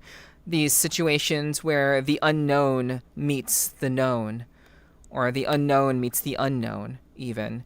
It's meant to ask questions and meant to ask the viewer questions also. Yeah, I really love Pursuit of Wonder. They're very interesting. The way that they write their scripts is it's mind-bogglingly satisfying, I would say. Well done, ad, but my internet cut out for a chunk of the video. Oh, I'm sorry to hear that. Well, even still, wait, why am I not subbed to Pursuit of Wonder? Why the fuck am I not subbed to them? I love their stuff. If you guys, very fascinating creator, I love this guy. I love their content very, very much. So if you would like to see the video again or like the video and subscribe to them, there's the link to the video. Like I said, this was less about me reacting to it and more so about kind of sharing the experience of kind of enjoying the collective thought of like, well, what if this actually happened? Very thought-provoking, very cool. Yeah, I agree. Okay, so let me just read the description just to kind of see if there's anything that we missed. In the short story, after making first contact with an alien species, humanity is given a single task: identify the most successful person on the planet. What begins as a simple objective soon reveals to be something far more difficult. Okay. Let's see. So let's see what the comments say. Let's see what the comments are saying. Let me turn on some music. It is no measure of health to be well adjusted to a profoundly sick society. Interesting. The richest person is not the one who has the most, but the one who needs the least. Hello, hello, Nomi. Hello, welcome in. Yeah, I used to. Yeah, these two comments, these two top comments are actually really, really awesome. I used to fantasize about an alien species coming to Earth and doing exactly this, meeting all the leaders of industry and nation only to find that they are profoundly sick in everything that a healthy species would value. They would then search the planet for those that are healthy and then deliver us from the speeding train to a brick wall. I find it comforting to know I'm not the only one. The ultimate measure of a man is not where he stands in moments of comfort and convenience, but where he stands in times of challenge and controversy. Yeah, I like what I got from this video based on the comments that are being presented. Getting probed by aliens is a popular fantasy. It's a very popular fantasy. I don't want to get probed. I don't want to get probed. But perhaps for some it's popular. But I would prefer to skip the enema personally. But yeah, it's an interesting concept. I think it's a concept. I think because it's interesting fantasy, I think people can relate to it because it is kind of, it's an idea that I believe is very, very much relatable. So I think that's what Kyoma was getting at. It's a relatable idea. I think we can understand. How we measure success is wholly personal. It is. It's a very, very personal thing, I would say. I agree. Being successful is very, very personal. But I think the idea of like, I think what they were looking for and the idea of this video is largely the idea of what it means to encounter someone who, despite all of the challenges that one faces, they're willing to genuinely look at people and accept people for who they are. I do believe that the alien was looking for someone who was willing to look at a person objectively. Not trying to judge them, not trying to pass judgment on them, but someone who's simply living a good life, a comfortable life, someone who is able to express their thoughts and feelings in a reasonable way, and even despite being faced with something outlandish and different, they are genuinely approaching a situation and approaching interaction with a sound mind and an open heart.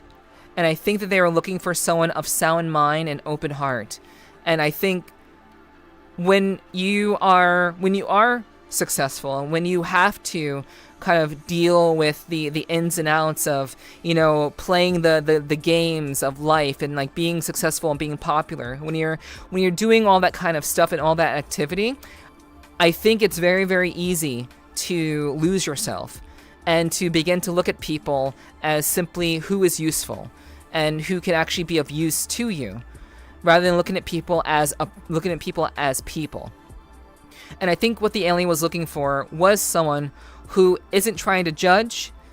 They're content with what they have. They're not trying to play this weird manipulative game with anybody. They're authentic. Their mind is open. Their heart is open, and someone who's just very, very authentic in their approach and their presentation, how they look at people and observe people. Not someone who's simply trying to see what, like, oh, maybe this could make me more famous. Oh, maybe this can do more for me. The woman presented here is simply someone who is just there. She had her life. She had a good life, a very quaint life, and she wasn't looking to gain anything. She wasn't looking to pass judgment. She was simply looking to be someone that was authentic and real. And I think that's what the alien was looking for. Someone who isn't trying to manipulate or isn't like under like a fair bit of stress, but someone who could actually see the world as a place of beauty and kind of in a holistic fashion. And seeing people as we are all broken. We're all here for a purpose, and none of us are good people. All of us have a hint of darkness within us. And someone who's able to kind of see those things and not aim to simply pass judgment I think that's really kind of the most important thing. Just being able to approach people and care about people because they are people. No, they had an agenda, some alien shenanigans. I mean, they were trying to. I mean, they were ultimately trying to create a relationship between humanity and their species. So it was their agenda was ultimately to find someone who could basically be, you know, an advocate for both. Could like be the I forget the word. But essentially, like, be the advocate for, the liaison for humanity in the interest of bringing humanity and this alien species together. Because at the end of, like, the woman knew at the end of the day that she herself would not be capable of bringing humanity together. But if more people were like this woman, humanity would be a much better place, because we wouldn't be trying to manipulate each other. We wouldn't be trying to harm each other. We wouldn't be trying to see what we can get out of one another. It would be for the purpose of simply accepting people as themselves, people as people. And unfortunately, she knew that she could not do that, and so they left. I think that was the goal. Aliens gonna probe. I don't know about that, but, you know. Aliens don't know how to handle rejection. No, it wasn't about handling rejection. They found a person who, from their perspective, has a sign of success, shows success. Someone who is well balanced mentally and emotionally. Like, she resembled what they deemed as successful. And when she declined, they left. Because there was no one else. It wasn't they couldn't handle rejection, guys. It was because, like, they found the person they were looking for. She was not in a position to fulfill their needs, and so they deemed humanity not worth their time, and they left. It's not complicated, I don't think. Also, good morning, Hiss. Good morning. But they are looking for the exact person that wouldn't want to have that position. I don't think that was the goal. Like, I don't think they were looking at it as, let me find the least qualified person to take this on. It was a more philosophical idea. It was a more philosophical lean. It was not.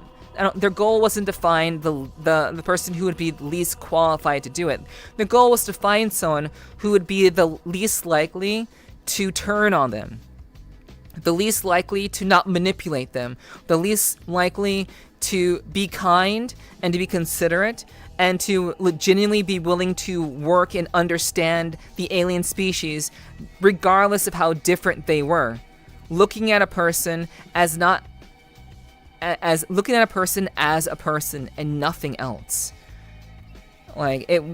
Their goal was to find someone who was open-minded and open-hearted and willing to truly work together for the greater good, for the greater benefit of both humanity and the alien species. But all the other people that they were looking at, those are people who had cheated, who had lied. You know, again, if you look at like the most famous people, the most successful people, most of these people, not all of them, but a lot of them have cheated, lied, done heinous things, killed, manipulated. Like, those are the people who are the most successful that they found, and that they saw that as chaos. They looked at these people's biometric readings and they saw that as chaotic. They weren't willing to see people as people. It was simply a means to an end.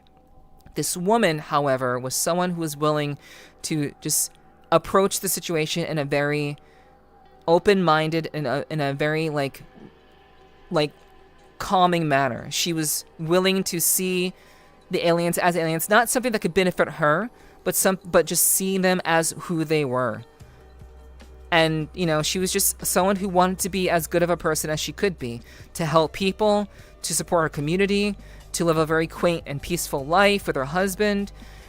They were looking for someone who would ultimately be someone who would be capable of being a proper liaison for humanity and for the alien race. But the woman, in her knowledge and understanding of humanity, knew that she would not be capable due to her way of thinking.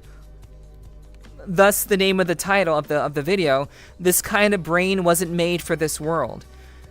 She knew that she would not be able to convince people to follow in her footsteps and to lead humanity in a way towards peace with this alien race, because everyone would want to see what they could get out of that. It would become a game of who can get more, rather than just simply having the experience of meeting another race and cooperating in a way that is inherently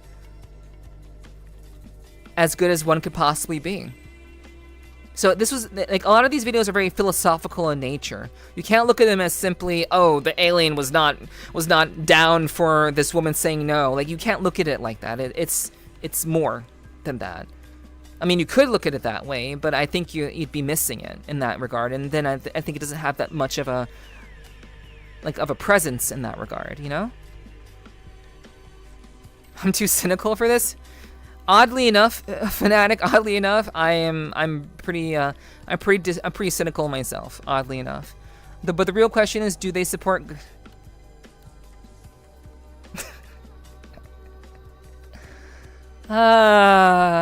You guys, man. If I was in the woman's shoes, I would attempt to bring the two species. I would agree to work with them. Well, I think that's very, very, I would say that's very good of you to say, Endless. But I think taking on that kind of responsibility is not something that not everybody would be willing to do. And, I honestly think that, I think it's good if someone would be willing to put themselves on the line and attempt to bring the two species together. That's respectable. But not everybody is cut out to be a leader. Not everyone is cut out to do that sort of thing. So, I think that's good. No, you're just being funny. It's fine. It's no problem. But a person with little ambition will never feel that. True. She was satisfied living a very, very quaint, peaceful life. And because of that, she wasn't interested in putting herself out there, because I think she liked her life. I think she genuinely enjoyed her life, and to put herself out into the world and subject herself to the criticisms of other human beings and such a scale. I think she foresaw that it would change her. It would make her, it would change her life in a way that I think that she would not like and that she would not appreciate. She was set apart from other people. She was set apart from the people, from like the average person, because she just wanted to do good for the people around her and just be a good person. She wasn't trying to be a leader. She wasn't trying to be anyone important. She was just genuinely just trying to appreciate humans as humans. But she was not capable or ready to put herself out there, because I think she knows that she would have not have done very well. And it would have changed her and made her a less kind person, I think. But you know what? The good thing about these videos, chat, is that they're all up to your own perspective. You can interpret these videos however you see fit. My goal is not to convince you of my belief and my perspective. It's really to kind of just make you think. And a lot of what we do here on my channel, what we do in my community, it's like I want to have you guys think about things. And I know it's super late for a lot of you. It's super late for me too. But I do enjoy the idea of exchanging ideas. These videos are meant to make people think about the quality of their own lives. What defines success? Am I a good person?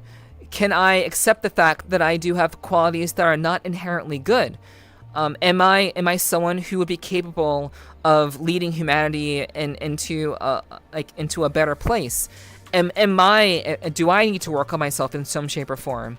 Like, it's meant to present questions to the viewer, not entirely to have a holistic response. So I hope you guys enjoyed the video. It seemed like you guys did, but I hope that I know it made some of you think about things, which is good. And I'm very, very glad that that's the case. Because that's why I love their content so much.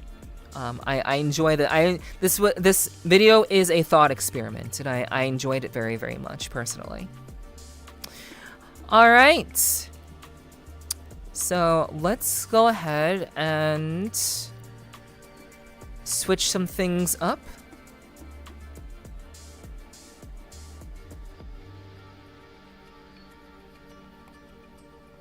Give me a second. We're gonna change it up a little bit.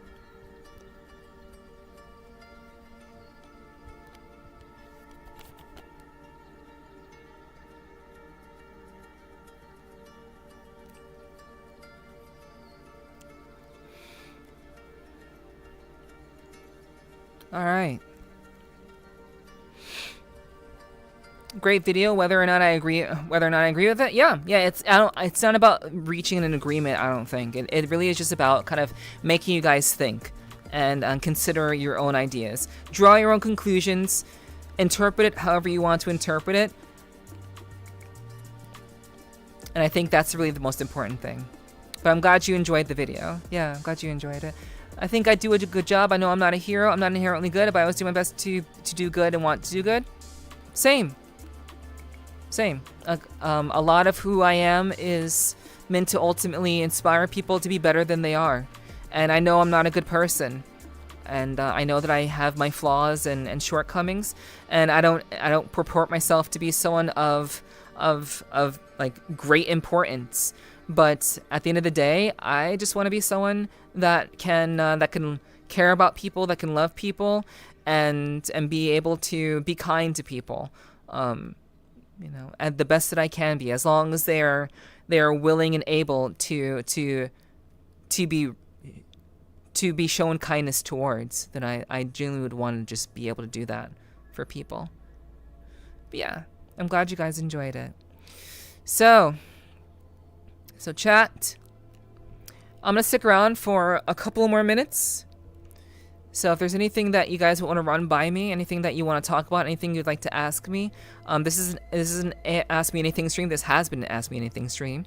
If there's anything that you'd like to ask me personally, I'm happy to open up the floor for a couple of minutes. Please don't feel like you have to rush, but I'm more than happy to answer any questions that you may have, whether about me, about any of the videos that we saw, about the fighting game tournament that we put on yesterday on this channel and on Rogue's channel, about my subathon that's coming up. I can't say a whole lot about that, but if you want to ask me about that, that's perfectly fine too. But yeah, if there's anything that you guys would want to run by me, feel free to do so, and I'll kind of be around for a little bit longer because my stuff is getting close to dying. So I really enjoyed my first stream here. Thanks. I'm glad to hear that, Sloth. Hell yeah. I'm very happy to hear that. We don't do VR chat all the time, by the way. Just to kind of fill in people who may be here for the first time, like Sloth. We don't always do VR chat. I do variety content as well.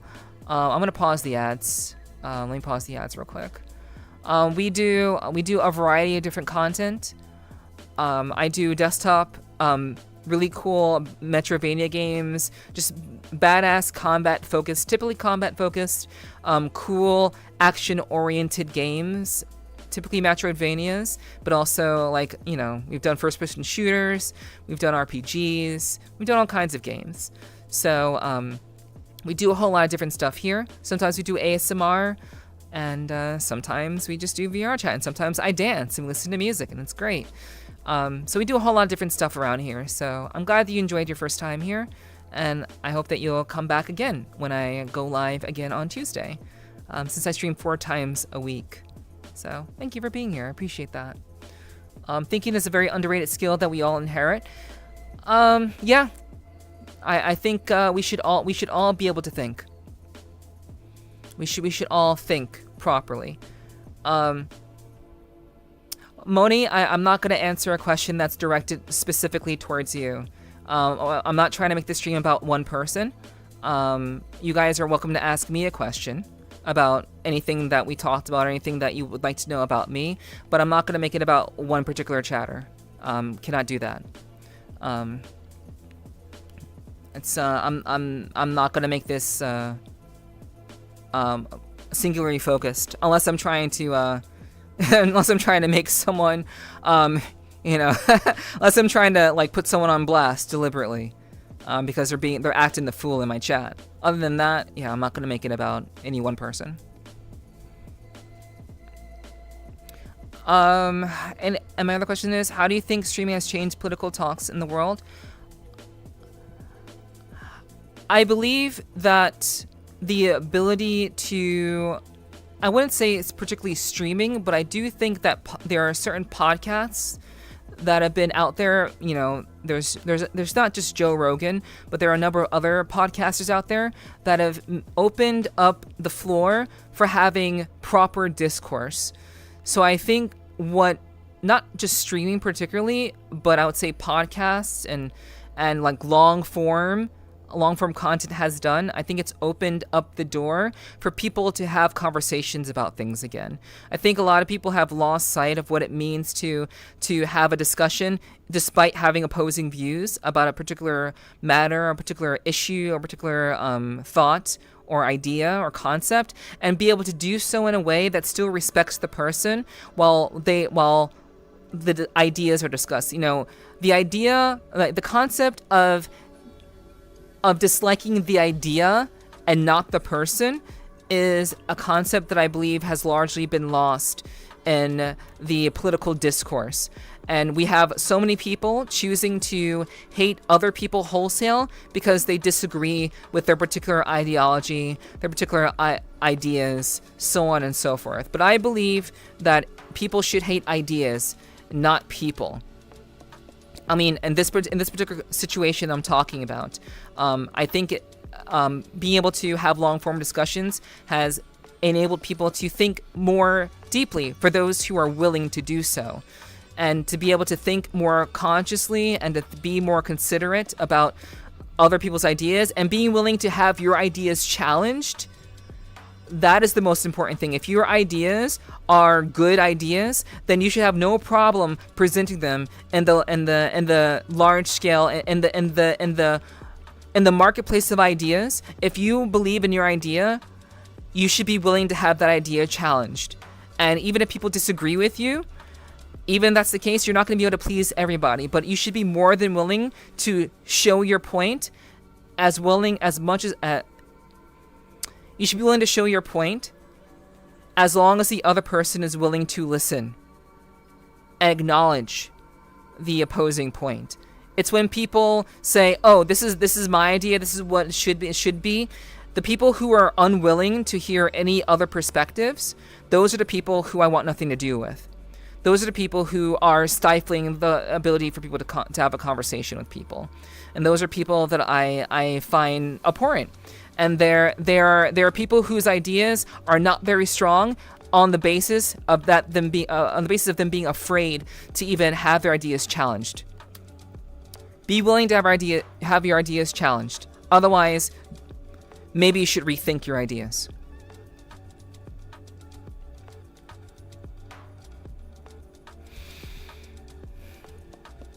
Hello, Hotana. I hope you had a good rest.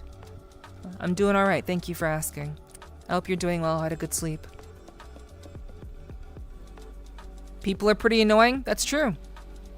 But annoying is a very broad statement. There's always a particular reason why a person is annoying. And I think pinpointing what that reason is more important than simply calling someone annoying wholesale. There's always a reason for the annoyance. And perhaps that annoyance maybe is a personal issue. Maybe it's something having to do with you directly. Maybe it's not entirely them. Maybe it's something about your own perspective towards that particular person or their particular ideas. So, annoyance is a very broad statement, and you should really consider what exactly is annoying. If an alien race wanted that's all right. If that's what you prefer, Car, that's what you prefer. If an alien race wanted you to bring the races together, what would you say?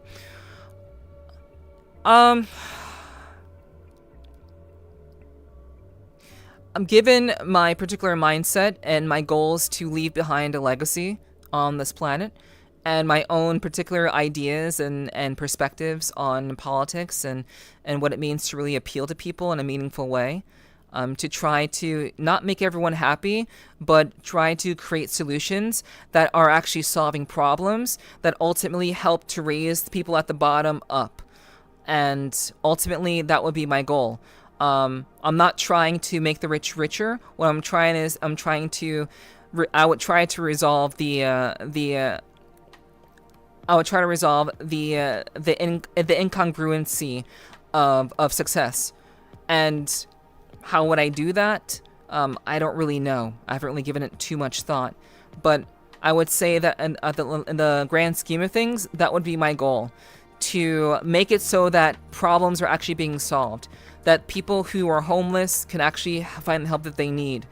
That people who need healthcare can receive healthcare. That people who are perhaps struggling in some shape or form are not simply just gaming the system. And the people who are gaming the system, and the means that which people are gaming the system, can be removed from that game. Because at the end of the day, everyone needs to be raised up. The people who are already successful, who are already rich and popular or whatever, we'll say rich, who have already established themselves, But my goal would ultimately be, I would say, sure, because of my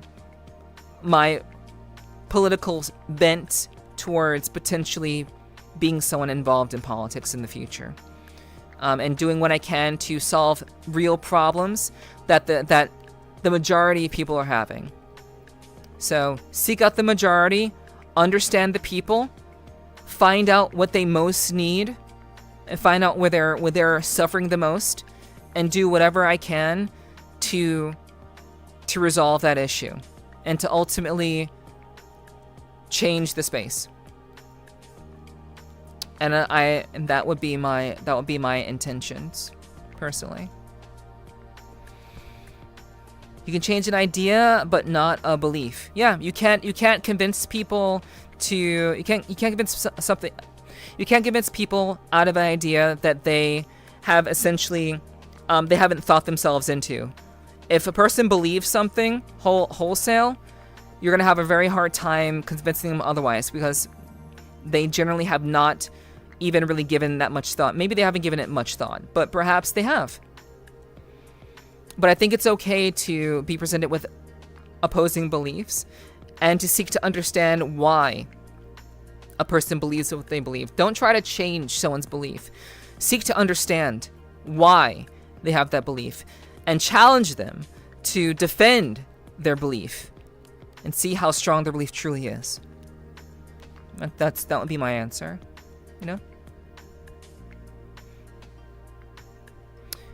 I'm definitely willing to listen if my internet would work. Aw, I'm sorry, Dirt. I'm sorry you're struggling with that. I appreciate you sticking around the best that you can. Yeah. She won my vote? Well, thank you. I appreciate that. I appreciate that, Fanatic. My god is better than your god. Plot twist. Plot twist. I am my own god.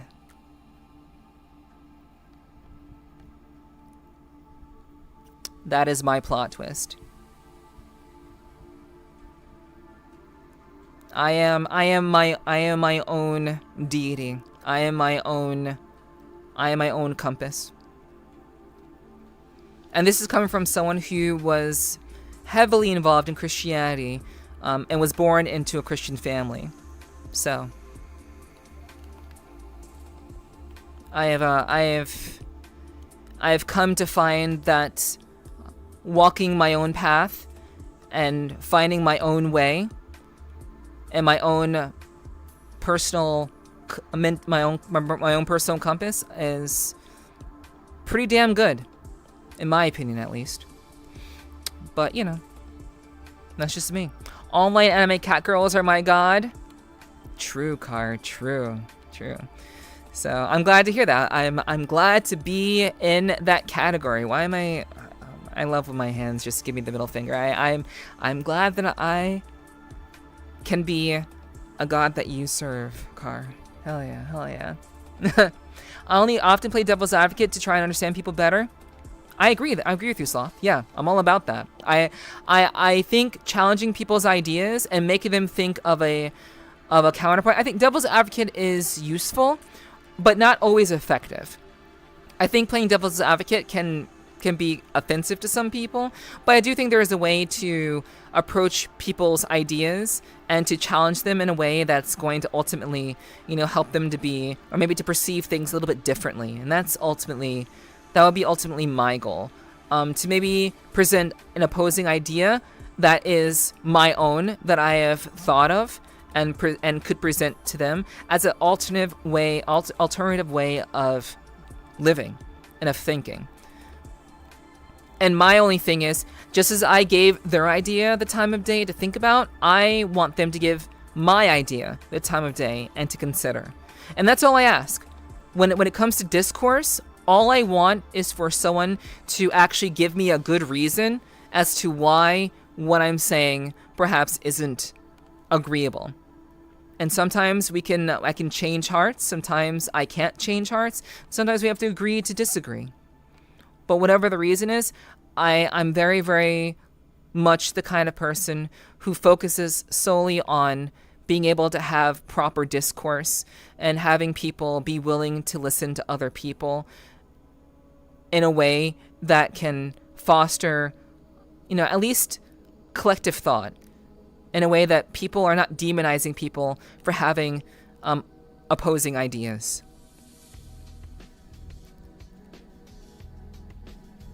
What is your opinion on Christianity?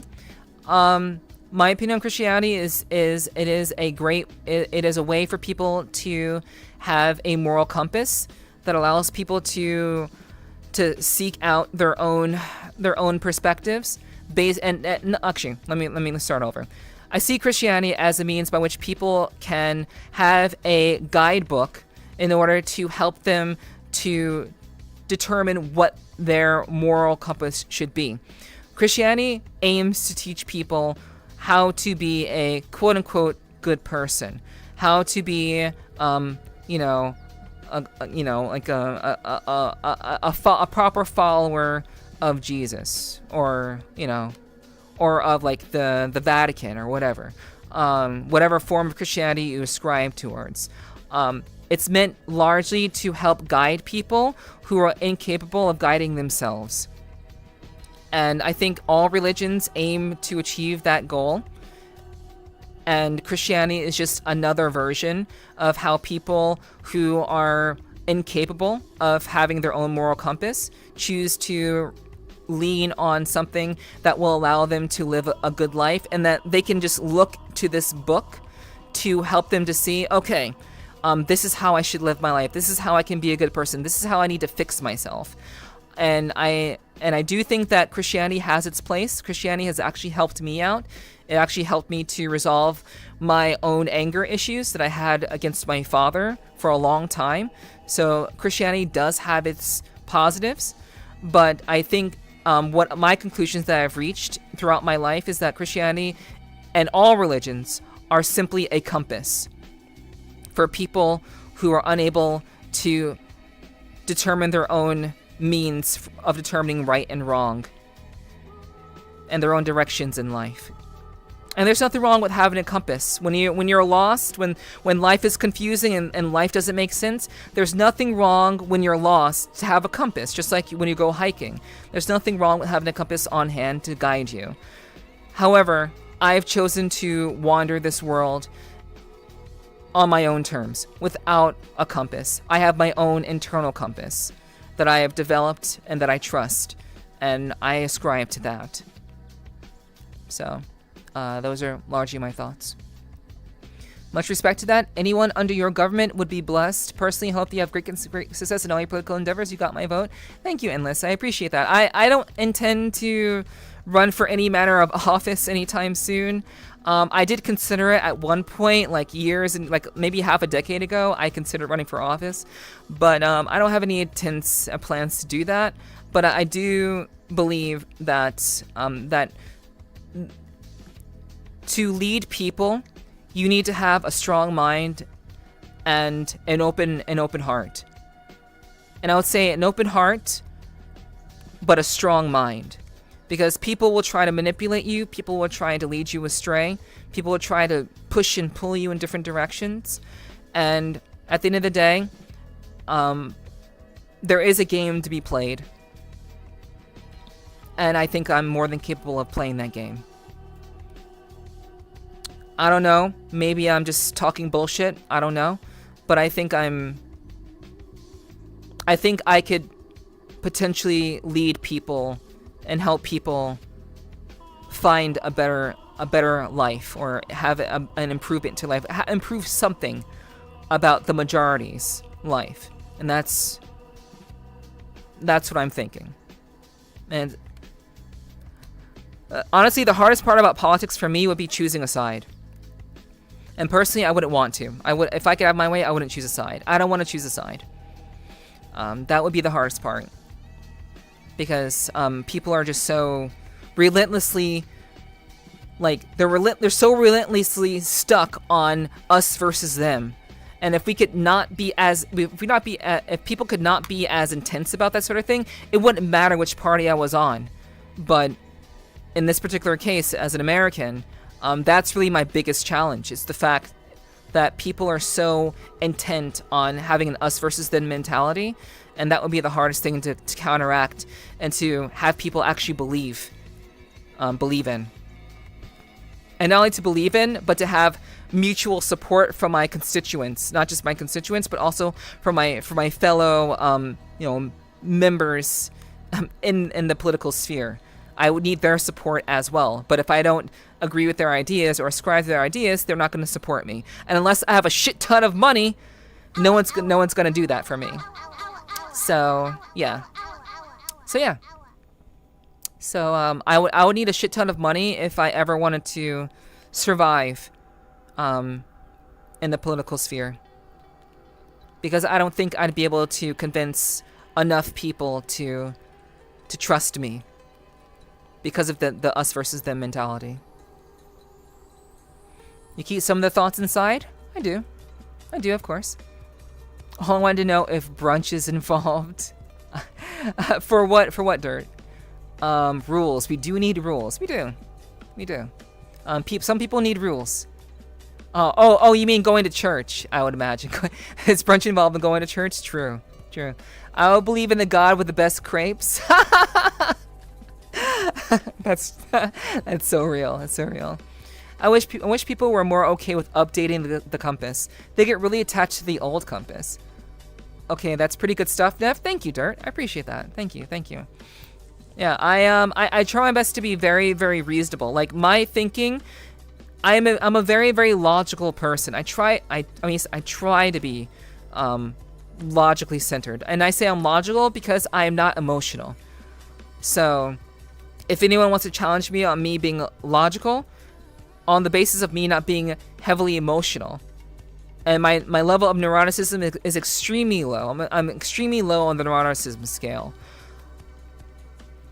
I choose the path that is most beneficial for the most people. And my goal ultimately is to create good for as many people as I can do so. And right now my goal is to create good with you guys. You know, that's my intention. I want to be a streamer that you guys can trust, that you guys can believe in, and that you can feel inspired by, that you can feel motivated to rally behind me. And in a lot of ways, you know, being a streamer is a little bit, it's not quite like being in politics. It's really not. It's not like that at all. But like at the end of the day, every streamer has their own community, and every community has the power to either, to galvanize in the interest of the streamer, or to tear them down and completely abandon them. And my hope is that you guys will continue to root for me and galvanize in my best interest for me as well. And that's generally all I really want from you guys, and to believe in me and to continue to support me and to believe that I am a good streamer that should remain present in your lives. So thank you for being here and for supporting me out already. I really do appreciate all that you have to offer. I find you very logical. Thank you.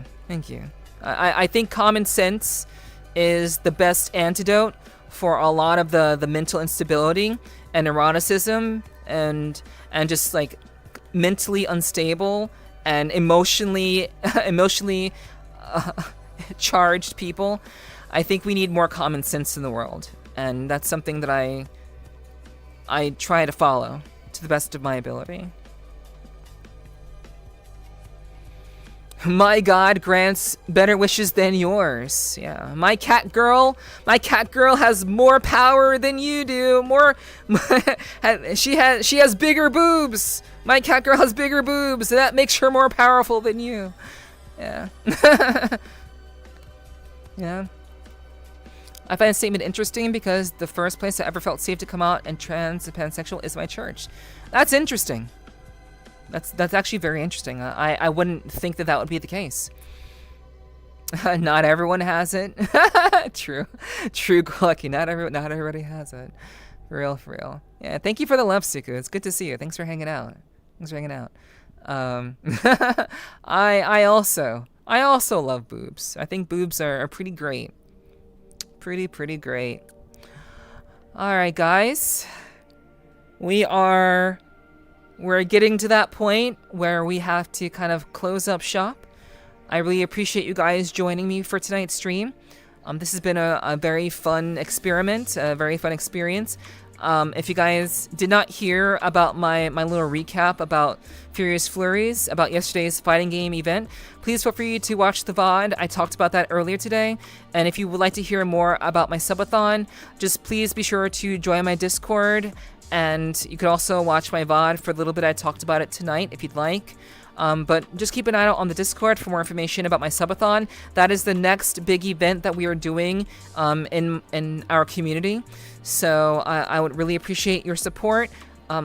And I sincerely hope that you guys will be willing to make it a really, really great experience. And I'll do my best to make it as entertaining and worthwhile for you guys as I possibly can. So, experiment. I mean, okay, when I say experiment, I meant that I don't typically like talk about like a wide variety of topics. This is kind of like a different kind of setup.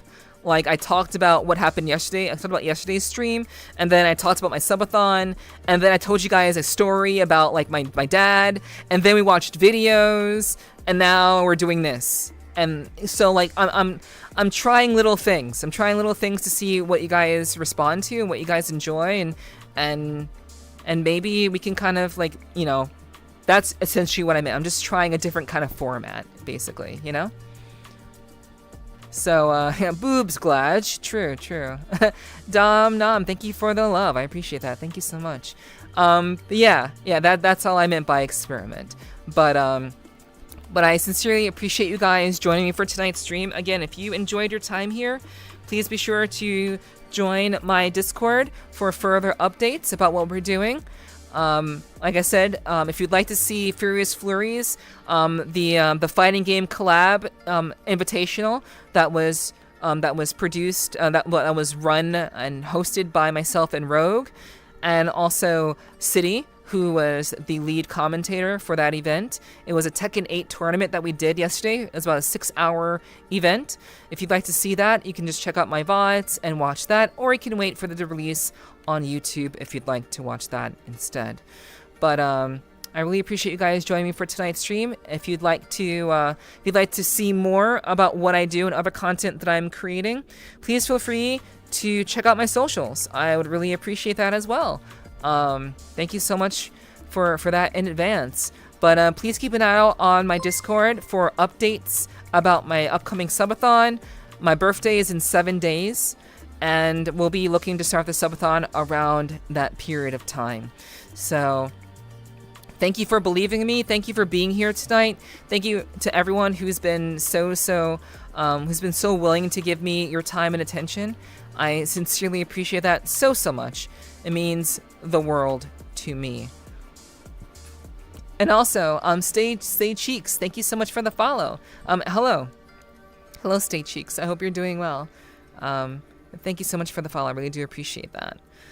But yeah, it's been great. It's been great to see you guys. It's been great to have you guys here. Please do check out my socials if you have not done so already. Also, Blurpy, hello, it's good to see you. And I really do, I'll be live again on Tuesday for another stream. And we'll be continuing most likely with, what were we playing? I don't even remember what we were even playing. What were we playing before, guys? I actually don't remember what game we were playing. This weekend has been so crazy between the podcast and my community event and the fighting game collab yesterday. I don't even remember what game we were playing. Oh wait, Dark Souls 3. Yeah, DS3. So we'll be continuing Dark Souls 3 on Tuesday. So come through, hang out, and spend time. I would really appreciate that. Thank you guys for the reminder. Thank you. Yeah, Dark Souls 2. And also, I because my mod put that out, I do want to mention my Patreon. If you would like to receive exclusive rewards based on your subscription there, you can subscribe to my Patreon starting at $3. Basically, it gives you access to pretty much all of my post conversations with all of my past guests, or most of them at least. So you'll be able to watch all of those past content conversations that I've had with guests over the course of me doing the podcast for about 2.5 years. They'll all be accessible to you at the lowest tier, which is $3. Or if you'd like to support me in a more significant way and you would like to have an hour of my time, let's say you wanted to have an hour with me on VRCHAT or on a Discord call, you can also subscribe to the highest tier if you'd like to do that. But that's something that's completely up to you. You don't have to do it, but if you'd like to and you'd like to support me in the process, you get that along with everything else that came before. You get all the other rewards, including that one-on-one time with me, if that's something that you're interested in. But I'll leave that to you to decide. So check out my Patreon. I'd really appreciate that if you haven't done so already. All right, guys. I really do appreciate you all so much. You guys have been a fantastic audience. I sincerely love you guys so much. You all have been so kind to me, and I love you guys. I hope you guys had a wonderful time. Mwah. I hope you guys had a wonderful time during tonight's stream. Thank you so much for joining me for tonight's stream. I sincerely look forward to entertaining you all again very soon on Tuesday. So I hope you have a wonderful start to your week. I hope you have a wonderful rest. Please take care of yourselves. Be kind to yourselves. And I hope to see you on Tuesday. Okay? So remember to keep gooning. True. Great stream.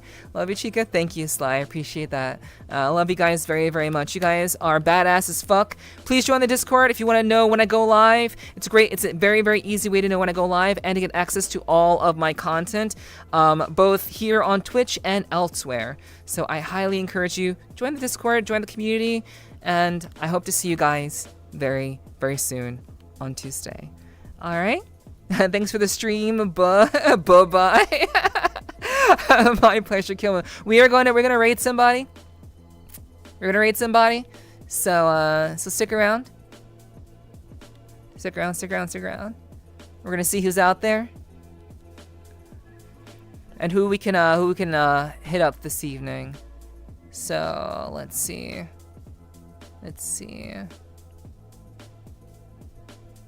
Okay. Alright. Okay. I know who we're gonna raid tonight. We are going to raid. We're gonna raid a good friend of mine this evening. So remember to take the raid message. Also, Gar, thank you so much for being here also. I know you're on the YouTube side, but thank you so much for all the love and all the support. I sincerely appreciate you. And thank you for being here as well. Over on the YouTube side. All right, so tonight we are going to show some love to my lovely, adorable friend.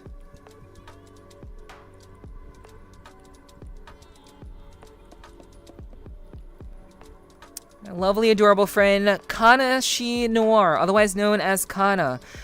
She is a puppy streamer, puppy VR streamer, and I suppose VTuber as well, for sure. She's a member of Team Stupidity and a good buddy of mine. We've had some really great conversations. She's also been on the podcast, so be sure to let Kana know how badass she is. And I hope you guys enjoy her stream. Please be sure to send her my love. I look forward to seeing you all again very soon on Tuesday. Please take care of yourselves. I love you all very much. Mwah. And I'll see you guys very soon. Mwah. Take care of yourselves. See you soon. And please let Kana know how badass she is, okay? I'll see you all very soon. Bye-bye. Bye, guys. Thank you so much for sticking around for the raid. Let Kana know how badass she is, and I will see you all very soon. Okay. Bye. Mwah. Later, guys. Bye.